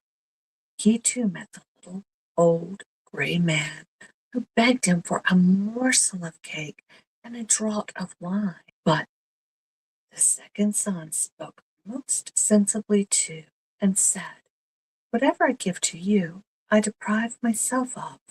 Just go your own way, will you?" Not long after, his punishment overtook him, for no sooner had he struck a couple of blows on the tree with his axe than he cut his leg so badly that he had to be carried. So then Dullhead said, "Father, let me go and cut the wood."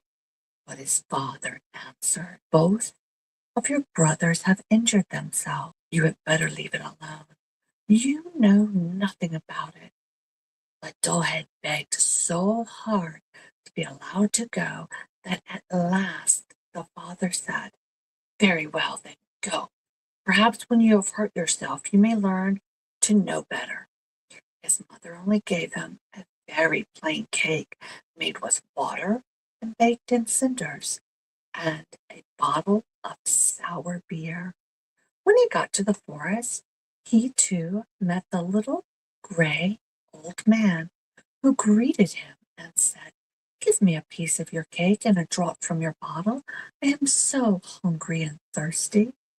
And Dullhead replied, "I've only got a cinder cake and some sour beer, but if you care to have that, let us sit down and eat."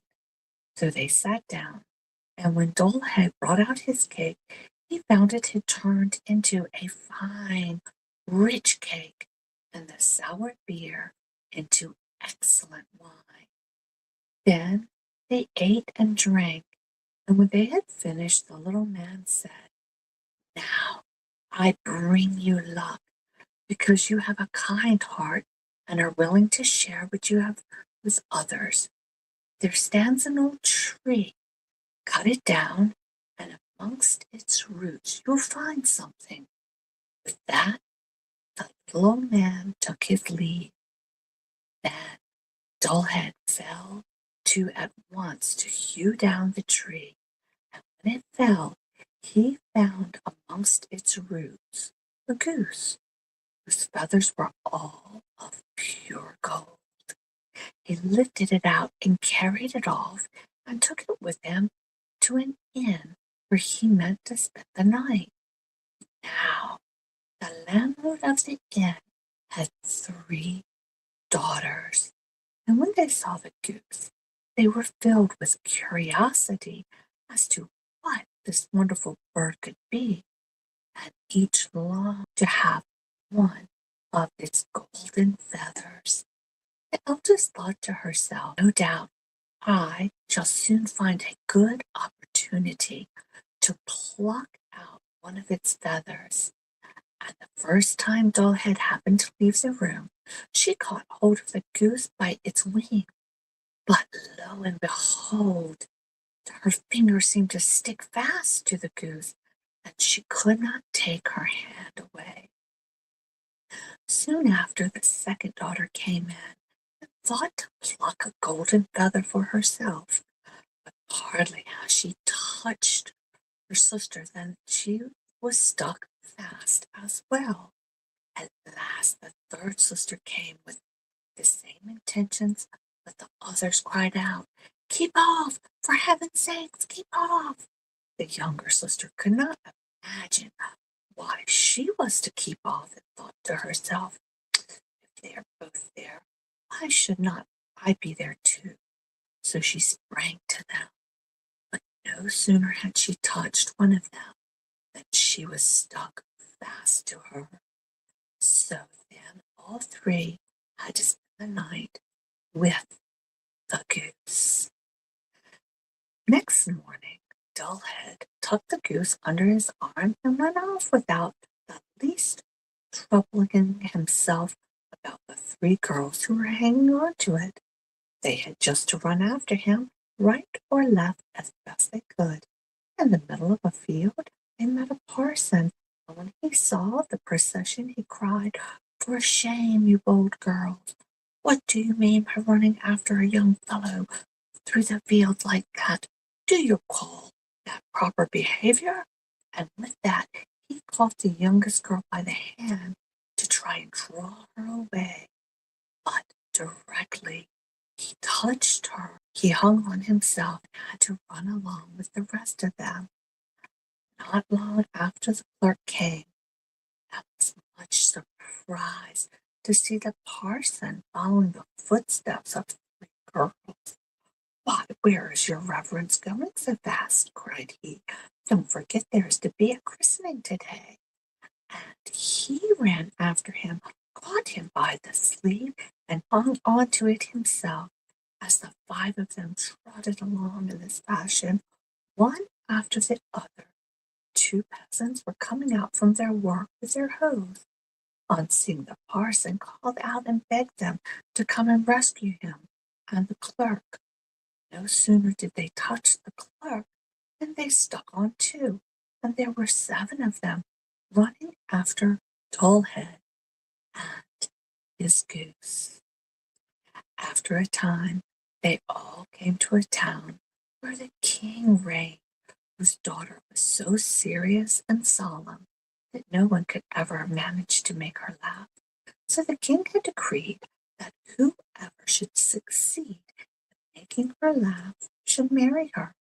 When Dullhead heard this, he marched before the princess with his goose and its appendages, and as soon as she saw these 7 people continually running after each other, she burst out laughing and could not stop herself. Then Dullhead claimed her as his bride. But the king did not much fancy him as a son-in-law, made all sorts of objections, and told him he must first find a man who could drink up a whole cellarful of wine. Dullhead bethought him of the very man who could, he felt sure, help him. So he went off to the forest, and on the very spot where he had cut down the tree, he saw the man sitting with a most dismal expression. Dullhead asked what had taken so much to heart, and the man answered, "I don't know how I'm ever going to quench this terrible thirst I'm suffering from. Cold water doesn't suit me at all. I'm sure I've emptied a whole barrel of hot wine. But what is 1 drop on a hot stone?" "I think I can help you," said Dullhead. "Come with me, and you shall drink to your heart's content." So he took him to the king's cellar, and the man sat down before the huge casks and drank till he drank up the whole contents of the cellar before the day had closed. Dullhead asked once more for his bride, but the king felt very vexed at the idea of a stupid fellow from whom people called Dullhead carrying off his daughter, and he began to make fresh conditions. He required Dullhead to find a man who could eat a mountain of bread. Dullhead did not wait to consider long, but went straight off to the forest, and there sat on the same spot sat a man who was drawing in a strap as tight as he could around his body, and making a most woeful face the while. He said, "I've eaten a whole oven full of loaves, but what is the good of that to anyone who is as hungry as I am? I declare my stomach feels quite empty, and I must draw my belt tight if I'm not to die of starvation." Dullhead was delighted and said, "Get up and come with me, and you shall have plenty to eat." And he brought him to the king's court. Now, the king had given orders to have all the flour in his kingdom brought together, and to have a huge mountain bake of it. But the man from the wood just took up his stand before the mountain and began to eat, and in one day it had all vanished. For the 3rd time, Dullhead asked for his bride, but again the king tried to make some evasion and demanded a ship which could sail on land or water. "When you come sailing in such a ship, said he.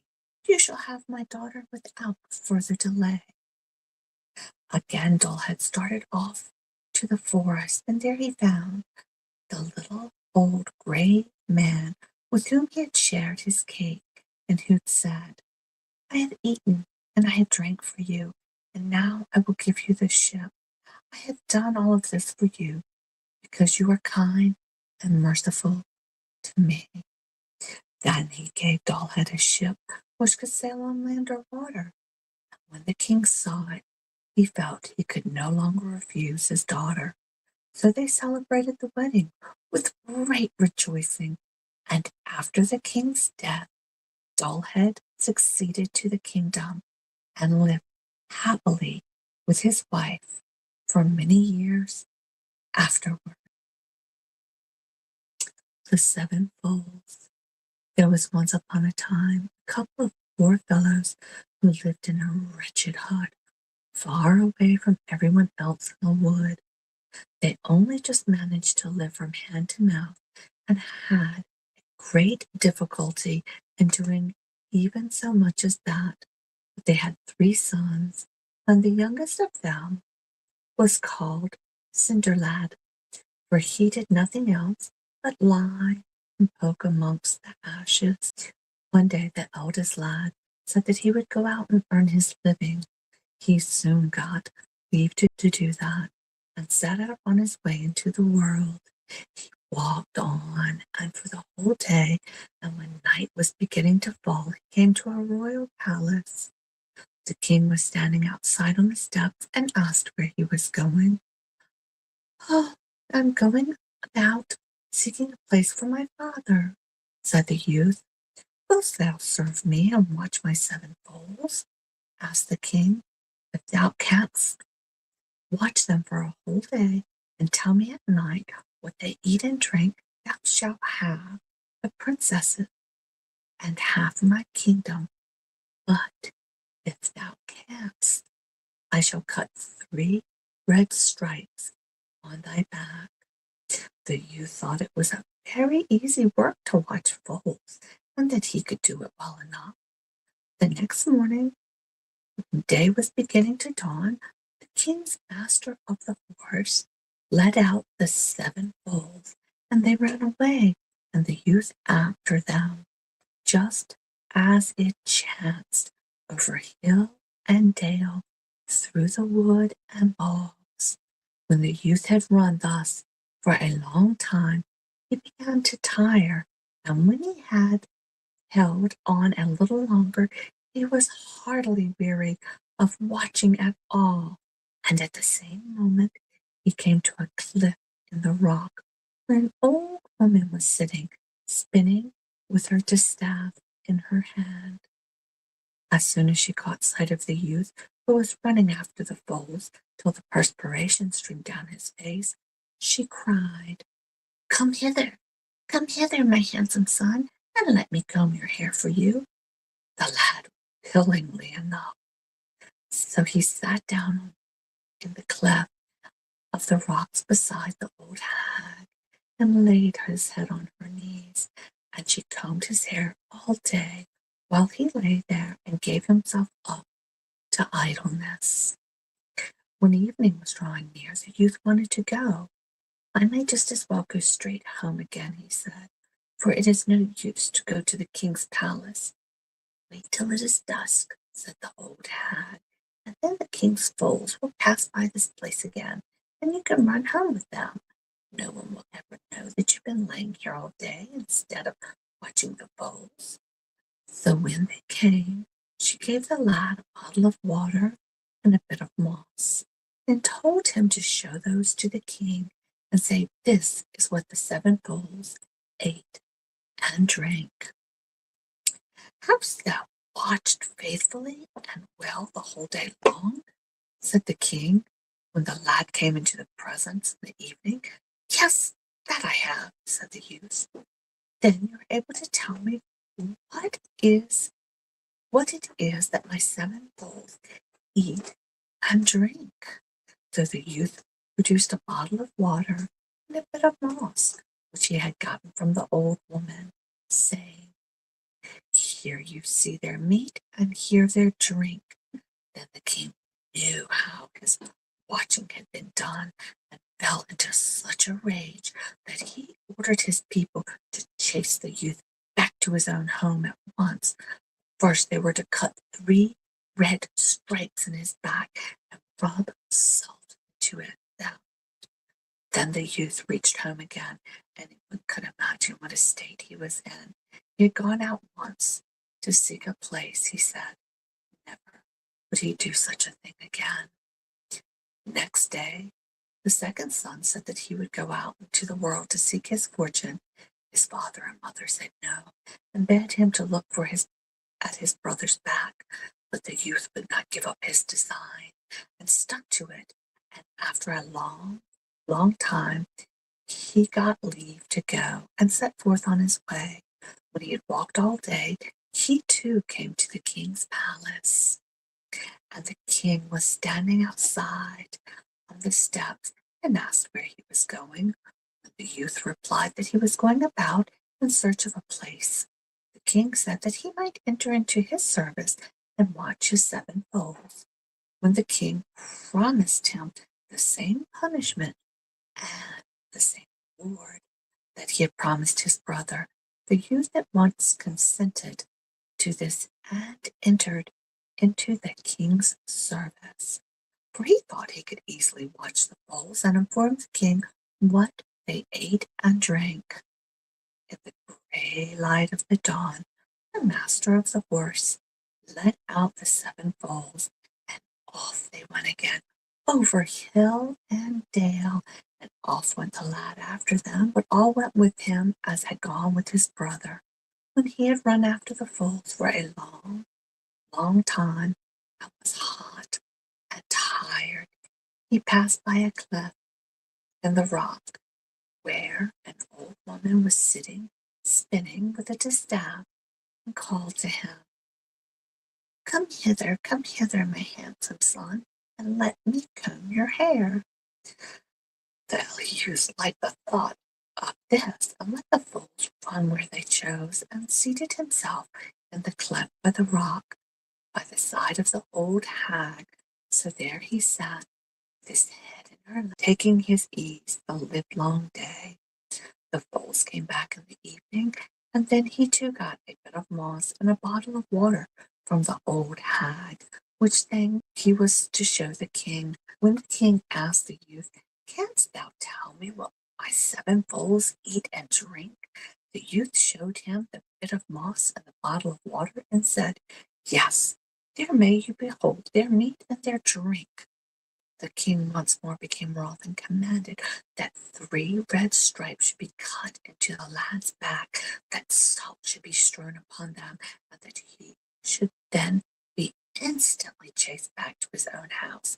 So when the youth got home again, he too related all that had happened to him, and said that he had gone out in search of a place once, but that he would never do it again. On the 3rd day, Cinderlad wanted to set out. He had a fancy to try to watch the 7 foals himself. The 2 others laughed at him and mocked him. "What, when all went so ill for us, do you suppose you're going to succeed? You look like a succeeding. You have never done anything else but lie and poke amongst the ashes," they said. "Yes, I will go too," said Cinderlad, "for I have taken it into my head." The 2 brothers laughed at him, and his father and mother begged him not to go, but all to no purpose, and Cinderlad set out on his way. So when he had walked the whole day, he too came to the king's palace. As darkness began to fall, there stood the king outside on the steps, and he asked whether he was bound. "I am walking in search of a place," said Cinderlad. "From whence do you come, then?" inquired the king, for by this time he had wanted to know a little more about the men before he took any of them on into his service. So Cinderlad told him whence he came, and that he was the brother of the 2 who had watched the 7 foals for the king, and Then he inquired if he might be allowed to try to watch them the following day. "Oh, shame them," said the king, for it enraged him even to think of them. "If thou art brother to those two, thou art no good for much. I have had enough of such fellows." "Well, but as I have come here, at least you might give me leave to make an attempt," said Cinderlad. "Oh, very well. If thou art absolutely determined to have thy back flayed, thou mayest have thine own way if I will," said the king. "I would much rather have the princess," said Cinderlad. The next morning, at the gray light of dawn, the master of the horse let out the 7 foals again, and off they set over hill and dale, through the woods and bogs, and off went Cinderlad after them. When he had run thus for a long time, he too came to the cleft in the rock. There the old hag was once more sitting, spinning from her distaff, and she cried to Cinderlad, come hither, my handsome son, and let me comb your hair for you." "Come to me, then, come to me," said Cinderlad as he passed by, jumping and running, and keeping tight hold of one of the foal's tails. When he had got safely past the cleft in the rock, the youngest foal said, "Get on my back, for we have a long way to go." So the lad did, and thus they journeyed onward a long, long way. "Dost thou see anything now?" said the foal. "No," said Cinderlad. So they journeyed onward for a good bit further. "Dost thou see anything now?" asked the foal. "Oh, no," said the lad. They had gone thus for a long, long way. The foal again asked, "Dost thou see anything now?" "Yes, I now see something that is white. It looks as if the trunk of a great, thick birch tree." "Yes, that's where we are to go in," said the foal. They got to the trunk. The oldest foal broke it down on one side, and then they saw the door with the trunk of it standing, and inside there was a small room. And in the room there was scarcely anything but a small fireplace, a couple of benches, but behind the door hung a great rusty sword and a small pitcher. "Canst thou wield the sword?" asked the foal. Cinderlad tried, but couldn't do it. So he had to take a draught from the pitcher, and then one more, then another still. Then he was able to wield the sword with perfect ease. "Good," said the foal, "and now thou must take the sword away with thee, and with it shalt cut off the head of all 7 of us on thy wedding day, and then we shall become princes again as we were before." For there were 7 brothers of the princess whom thou art to have been. "Thou canst tell the king what we eat and drink, but there is a mighty troll who has cast a spell over us. When thou hast cut off our heads, thou must take the greatest care to lay each head at the tail of the body to which it belonged before.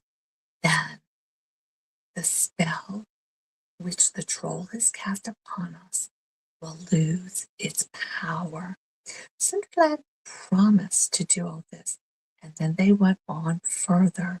When they had traveled a long way, the foal said, "Dost thou see anything?" "No," said Cinderlad. So they went a great distance further. "And now," inquired the foal, "seest thou nothing?" "Alas, no," said Cinderlad. So onward they travelled over hill and dale. "And now," said the foal, "dost thou see anything now?" "Yes, now I see something like a bluish streak far, far away." "That is a river," said the foal, "and we have to cross it." There was a long, handsome bridge over the river, When they got to the other side of it, they again traveled a long, long way, and then once more the foal inquired if Cinderlad saw anything. Yes, this time he saw something that looked black, far, far away, and rather like a church tower. Yes, said the foal, we shall go into that. When the foals got into the churchyard, they turned into men again, and they looked like the sons of a king, and their clothes were so magnificent that they shone with splendor. They went into the church and received bread and wine from the priest who was standing before the altar, and Cinderlad went in too, but the priest had laid his hands on the princes and read the blessing. They went out of the church again, and Cinderlad went out too, but he took with him the flask of wine and some consecrated bread. No sooner had the 7 princes come out of the churchyard than they became foals again, and Cinderlad got up on the back of the youngest, and they returned by the way they had come, only they went much, much faster. First they went over the bridge, then past the trunk of the birch tree, then past the old hag who sat in the cleft in the rock, spinning, and then they went fast. They went by so fast that Cinderlad could not hear what the old woman screeched after him, but just heard enough to understand that she was terribly enraged. It was all but dark when they got back to the king at nightfall, and he himself was standing in the courtyard waiting for him. Hast thou watched well and faithfully the whole day? Said the king to Cinderlad. I've done my best, replied Cinderlad, and thou canst tell me what my 7 foals eat and drink, asked the king. So Cinderlad pulled out the consecrated bread and the flask of wine and showed it to the king. Here may you behold their meat and their drink, he said. Yes, diligently and faithfully thou hast watched, said the king, and thou shalt have the princess and half the kingdom. So all was made ready for the wedding, and the king said that it was to be stately and magnificent, that everyone should hear of it, and everyone inquired about it. But when they sat down to the marriage feast, the bridegroom rose and went down to the stable, for he said that he had forgotten something which he must go and look to. When he got there, he did what the foals had bidden him, cut off the heads of all 7, first the oldest, then the second, and so on according to their age.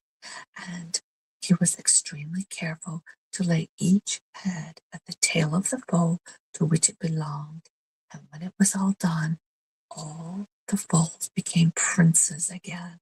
And when they returned to the marriage feast with the 7 princes, the king was so joyful that he both kissed Cinderlad and clapped him on the back, and his bride was still more delighted with him than she had been before.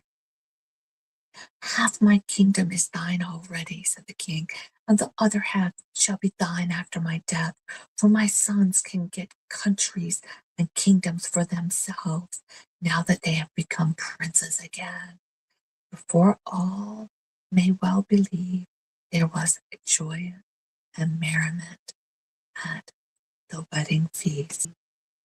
The Marvellous Musician. There was once upon a time a marvelous musician. One day he was wandering through the wood all by himself, thinking now of it, one thing now of another, till there was nothing else left to think about. Then he said to himself, time hangs very wearily on my hands. When I'm all alone in the wood, I must try and find a pleasant companion. So he took his fiddle out and fiddled till he woke the echoes around. After a time, a wolf came through the thicket and trotted up to the musician. Oh, it is a wolf, is it? He said. I'm not the smallest wish for his society.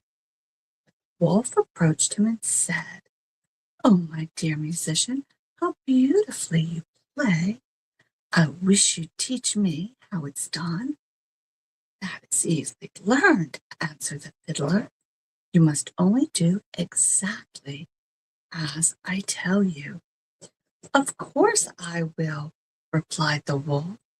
I can promise that you will find me a most apt pupil.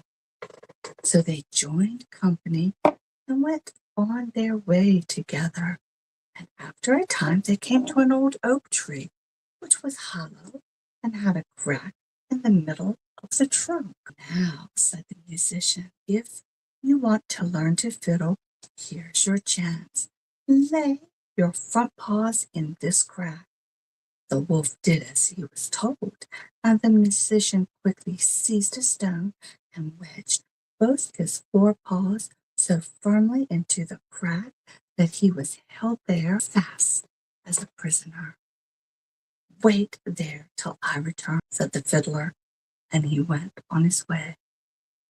After a time, he said to himself again, Time hangs very heavily on my hands when I am all alone in the wood.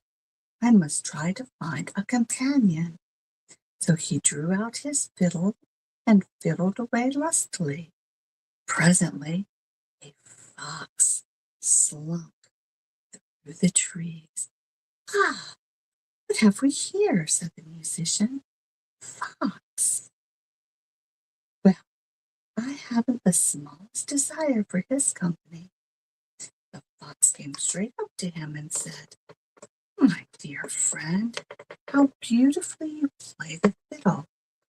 I would like to learn how you do it. Nothing easier, said the musician, if you promise to do exactly as I tell you. Certainly, said the fox. Well, follow me, replied the fiddler. When they had a bit of a way, they came to a path with high trees on each side. Here the musician halted, bent a stout hazel bough down to the ground from one side of the path, and put his foot on the other end to keep it down. Then he bent the branch down from the other side and said, Give me your left paw, my little fox, if you really wish to learn how it's done. The fox did as he was told, and the musician tied his front paw to the end of one of the branches. Now, my friend, he said, give me your right paw. This he bound to the other branch, and having carefully seen that his knots were all secured, he stepped off the end of the branches, and they sprang back, leaving the poor fox suspended in mid-air. This he bound the other branch, and having carefully seen that his knots were all just wait where you are till I return, said the musician, and he went on his way again. Excuse me, already on. Once more, he said to himself, Time hangs heavily on my hands when I am all alone in this wood. I must try and find another companion. So he took out his fiddle and played as merrily as before. This time a little hare came running up at the sound. Oh, here comes a hare, said the musician. I not the smallest desire for his company. How beautifully you play, dear fiddler, said the little hare. I wish I could learn how you do it.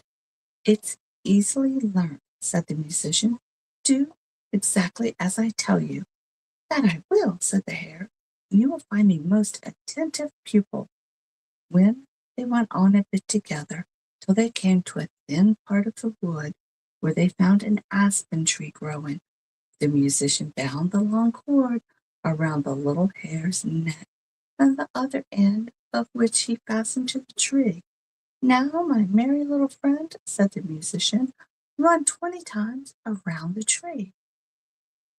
The hare obeyed, and when it had run 20 times around the tree, the cord had twisted itself 20 times around the trunk, so that the poor little beast was held as fast as a prisoner, and might bite and tear as much as it liked, couldn't free itself, and the cord only cut its tender neck. "Wait here till I return," said the musician, and went on his way. In the meantime, the wolf had pulled and bitten and scratched at the stone till at last he succeeded on getting his paws out. Full of anger, he hurried after the musician, determined when he met him to tear him to pieces. When the fox saw him running by, he called out as loud as he could, "Brother Wolf, come to my rescue. The musician has deceived me too." The wolf pulled the branches down, bit the cord in two, and set the fox free. So they went on their way together, both vowing vengeance on the musician. They found the poor imprisoned little hare, and having set him free also, they set out looking for their enemy. I know who you are. During this time, the musician had once more played his fiddle, and had been more fortunate in himself. Sound pierced to the ears of a poor woodsman, who instantly left his work, and with his hatchet under his arm, came to listen to the music. "At last I've got a proper sort of companion," said the musician, "for it was a human being I've wanted all along, and not a wild animal." As he began playing so enchantingly that the poor man stood there as if bewitched, and his heart leapt for joy as he listened. And as he stood thus, the wolf, the fox, and the little hare came up, and the woodman saw at once they meant mischief. He lifted his glittering axe and placed himself in front of the musician, as much as to say, "If you touch a hair on his head, beware, for you will have to answer for it to me." Then the beasts were frightened, and they all three ran back into the wood, and the musician played, and the woodman one of his best tunes, by way of thanks, and then he continued on his way. Sigurd. This is a very old story. The Danes who used to fight with the English in King Alfred's time knew this story. They have carved it on rock pictures of some of the things that happened in the tale, and those carvings may still be seen. Because it is so old and so beautiful, the story is told here again, but it has a sad ending. Indeed, it is all sad, and it's all about fighting and killing, as might be expected from the Danes. So it's more of a story. Once upon a time, there was a king in the north who had won many wars, but now he was old. Yet he took a new wife, and then another prince, who he wanted to have marry her, came up against him with a great army. The old king went out and fought bravely, but alas, his sword broke, and he was wounded, and his men fled. But in the night, when the battle was over, his young wife came out and searched for him among the slain, and at last she found him, and asked whether he might be healed. But he said no, his luck was gone, his sword was broken, and he must die. And he told her that she would have a son, and that son would be a great warrior, and would avenge him on the other king, his enemy. And he bade her to keep the broken pieces of the sword to make a new sword for his son, and that the blade should be called Grimm. When he died, his wife called her maids and said, Let us change clothes, and you shall be called by my name, and I by yours, lest the enemy finds us." So this was done, and they hid in the wood. But there were some strangers met them and carried them off to a ship, off in a ship to Denmark. And when they were brought before the king, he thought the maid looked how a queen should look, and the queen like a maid. So he asked the queen, "How do you know the dark of night, whether the hours are wearing to the morning?" And she said, "I know, because when I was younger, I used to have to rise and light the fires, and still I wake at the same time." A strange queen to light the fires, thought the king. Then he asked the queen, who was dressed like the maid, "How do you know it is dark of night, whether the hours are wearing near at dawn?" "My father gives me a gold ring," she said, "and always ere the dawning it grows cold on my finger." "A rich house where the maids wore gold," said the king. "Truly you're no maid, but the king's daughter." So he treated her royally, and as time went on, she had a son called Sigurd, a beautiful boy and very strong. He had a tutor to be with him, and once the tutor bade him to go to the king and ask for a horse. "Choose a horse for yourself," said the king, and Sigurd went to the wood, and there he met an old man with a white beard and said, "Come help me in horse choosing." And the old man said, "Drive all the horses into the river and choose the one that swims across." So Sigurd drove them, and only one swam across. Sigurd chose him and named him Grani, and he came from a splendid breed and was the best horse in the world, for this breed was the horse of Odin, the god of the north, and was as swift as the wind. But a day or two later, his tutor said to Sigurd, "There is a great treasure of gold hidden not far from here, and it would become you to win it." But Sigurd answered, "I have heard stories of that treasure, and I know that a dragon guards it, and he is so huge and wicked that no man dares to go near him. He is no bigger than other dragons," said the tutor, "and if you were as brave as your father, you would not fear him." "I am no coward," said Sigurd. "Why do you want me to fight with this dragon?" Then his tutor, whose name was Rain, told him that all this great hoard of red gold had once belonged to his own father, and his father had 3 sons.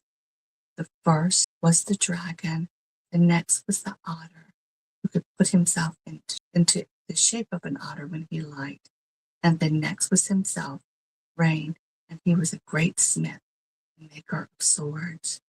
Now there was at that time a dwarf who lived in a pool beneath the waterfall, and there he had hidden a great hoard of gold. And one day Otter had been fishing there and had been killed, and had killed a salmon and eaten it, and was sleeping like an otter on a stone.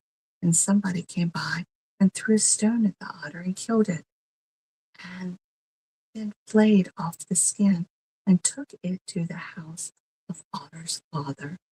Then he knew his son was dead, and to punish the person who had killed him, he said he must have the otter skin filled with gold and covered all over with the red gold, or it should go worse with him.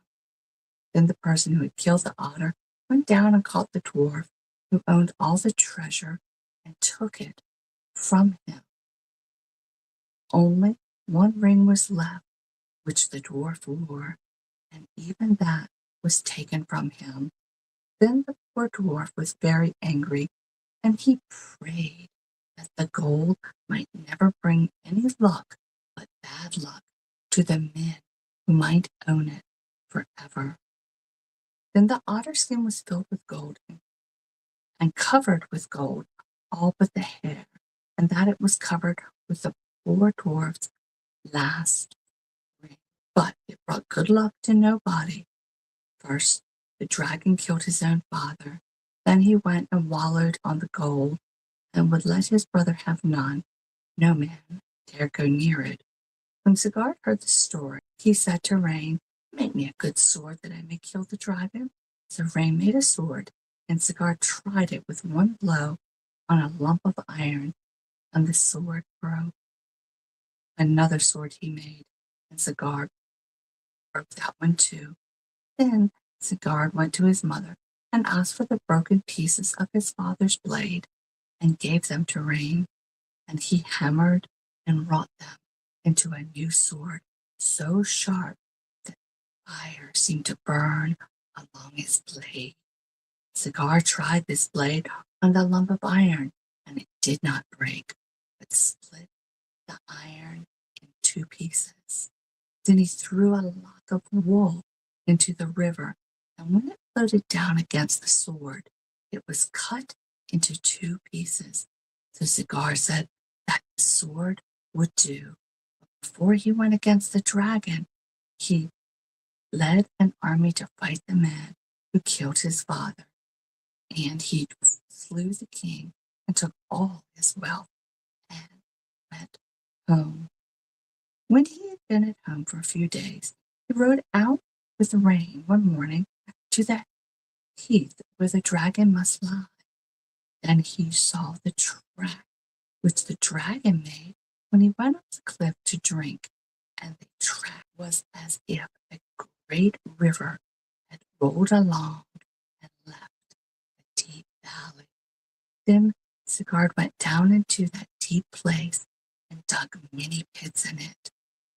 And in one pit he lay hidden with his sword drawn. There he waited. Presently the earth began to shake with the weight of the dragon as he crawled to the water, and a cloud of venom flew before him as he snorted and roared, so that it would have been death to stand before him.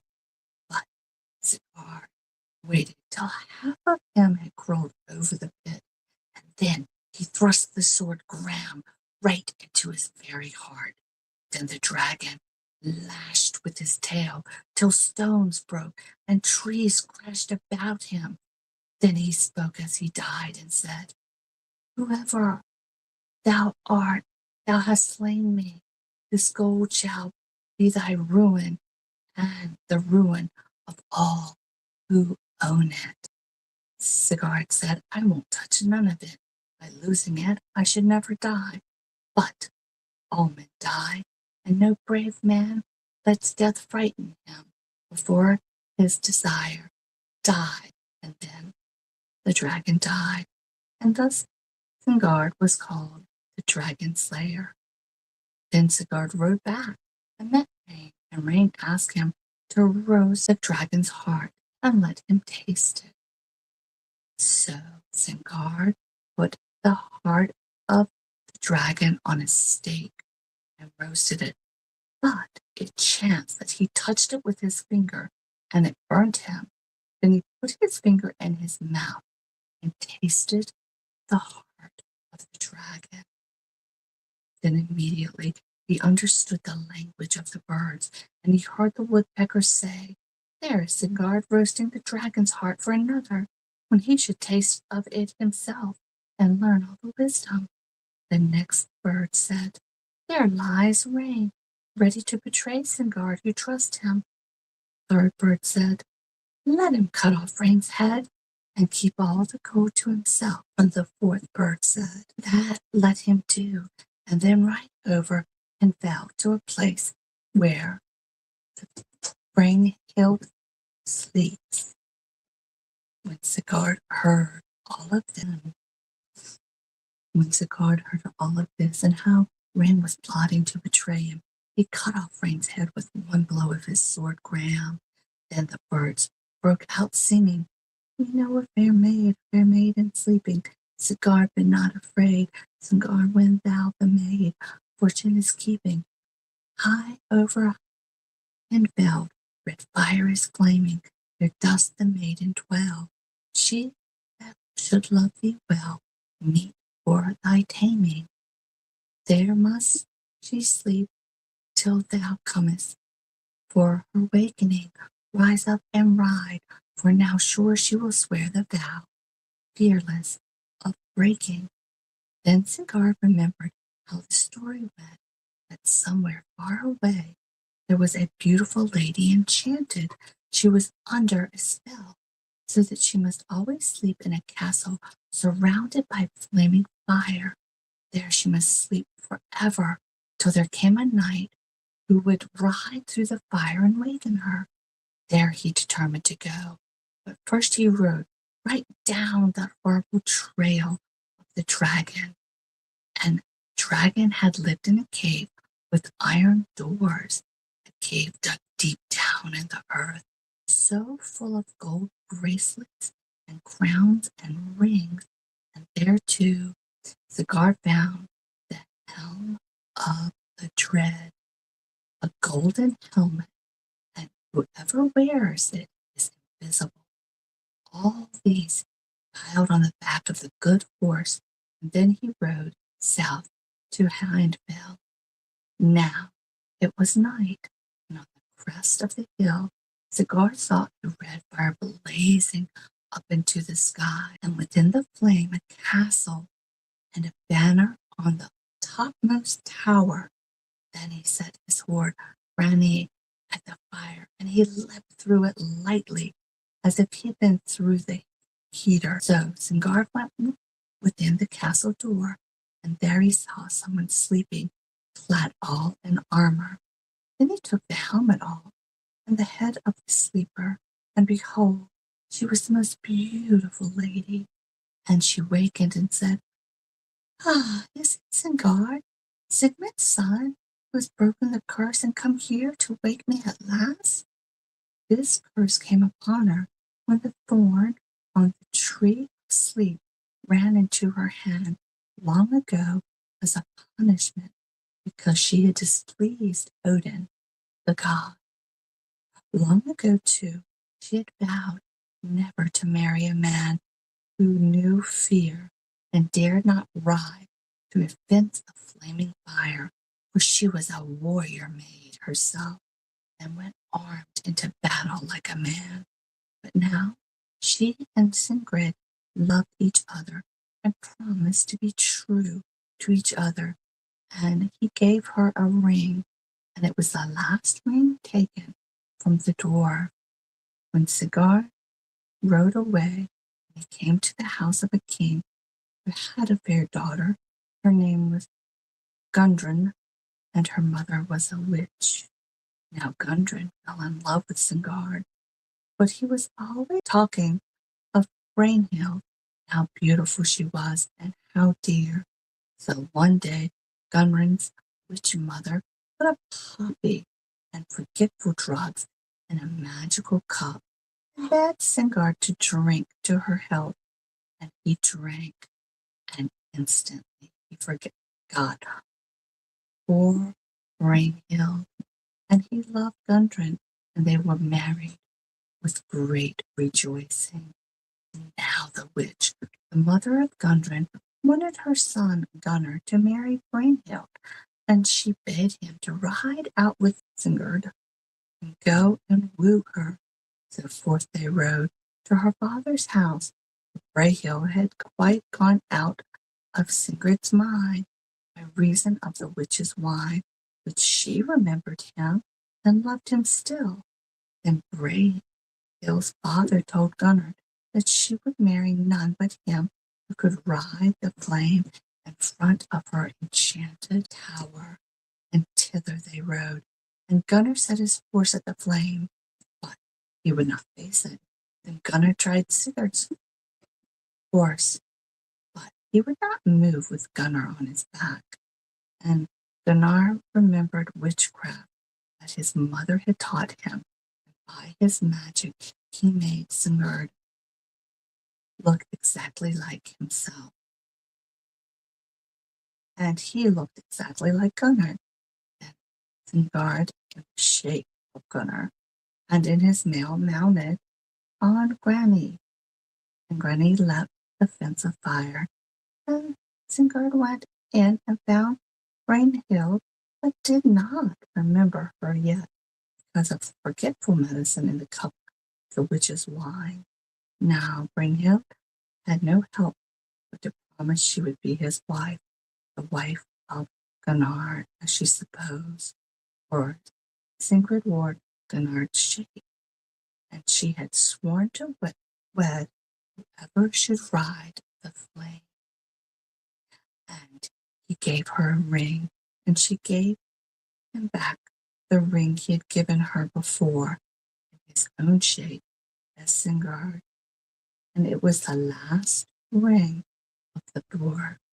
Then he rode out again, and he and Gunnar changed shapes, and each was himself again, and they went home to the witch queen, and Sigurd gave the dwarf's ring to his wife, and Brynhild went to her father and said that a king had come through called Gunnar and had ridden the fire, and she must marry him. Yet I thought, she said, that no man could have done this deed but Sigurd, dragon killer, who was my true love. But he has forgotten me, and my promise I must keep. So Gunnar and Brynhild were married, though it was not Gunnar but Sigurd in Gunnar's shape that had ridden the fire. And when the wedding was over, and all the feast and the magic of the witch's wine went out of Sigurd's brain, and he remembered all. He remembered how he had freed Brynhild from the spell, and how she was his own true love, and how he had forgotten how he had married another woman and won Brynhild to be the wife of another man. But he was brave, and he spoke not a word of it to the others to make them unhappy. Still he could not keep away the curse which was to come to everyone who owned the treasure of the dwarf and his fateful golden ring. And the curse soon came upon them all. For one day, when Brynhild and Gudrun were out bathing, Brynhild waded farthest out into the river, and she did not know that to show she was Gunnar's superior, for her husband, she said, had ridden through the flames when no other man dared to face it. Then Gudrun was very angry and said that it was Sigurd, not Gunnar, who had ridden the flame and had received from Brynhild the fateful ring, the ring of the dwarf. And Brynhild saw the ring which Sigurd had given to Gunnar, and she knew it and knew all, and she turned as pale as a dead woman and went home. All that evening she never spoke. The next day she told Gunnar, her husband, that he was a coward and a liar, for he had never ridden the flame, but had sent Sigurd to do it for him and pretended that he had done it himself.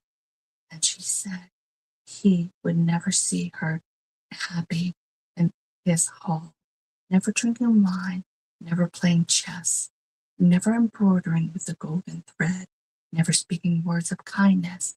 Then she rent all her needlework asunder and wept aloud, so that everyone in the house heard her, for her heart was broken, and her pride was broken in the same hour. She had lost her true love, Sigurd, the slayer of the dragon, and she was married to a man who was a liar. Then Sigurd came and tried to comfort her. She would not listen, and she said she wished the sword stood fast in his heart. Not long to wait, he said, till the bitter sword stands fast in my heart, and thou wilt not live long.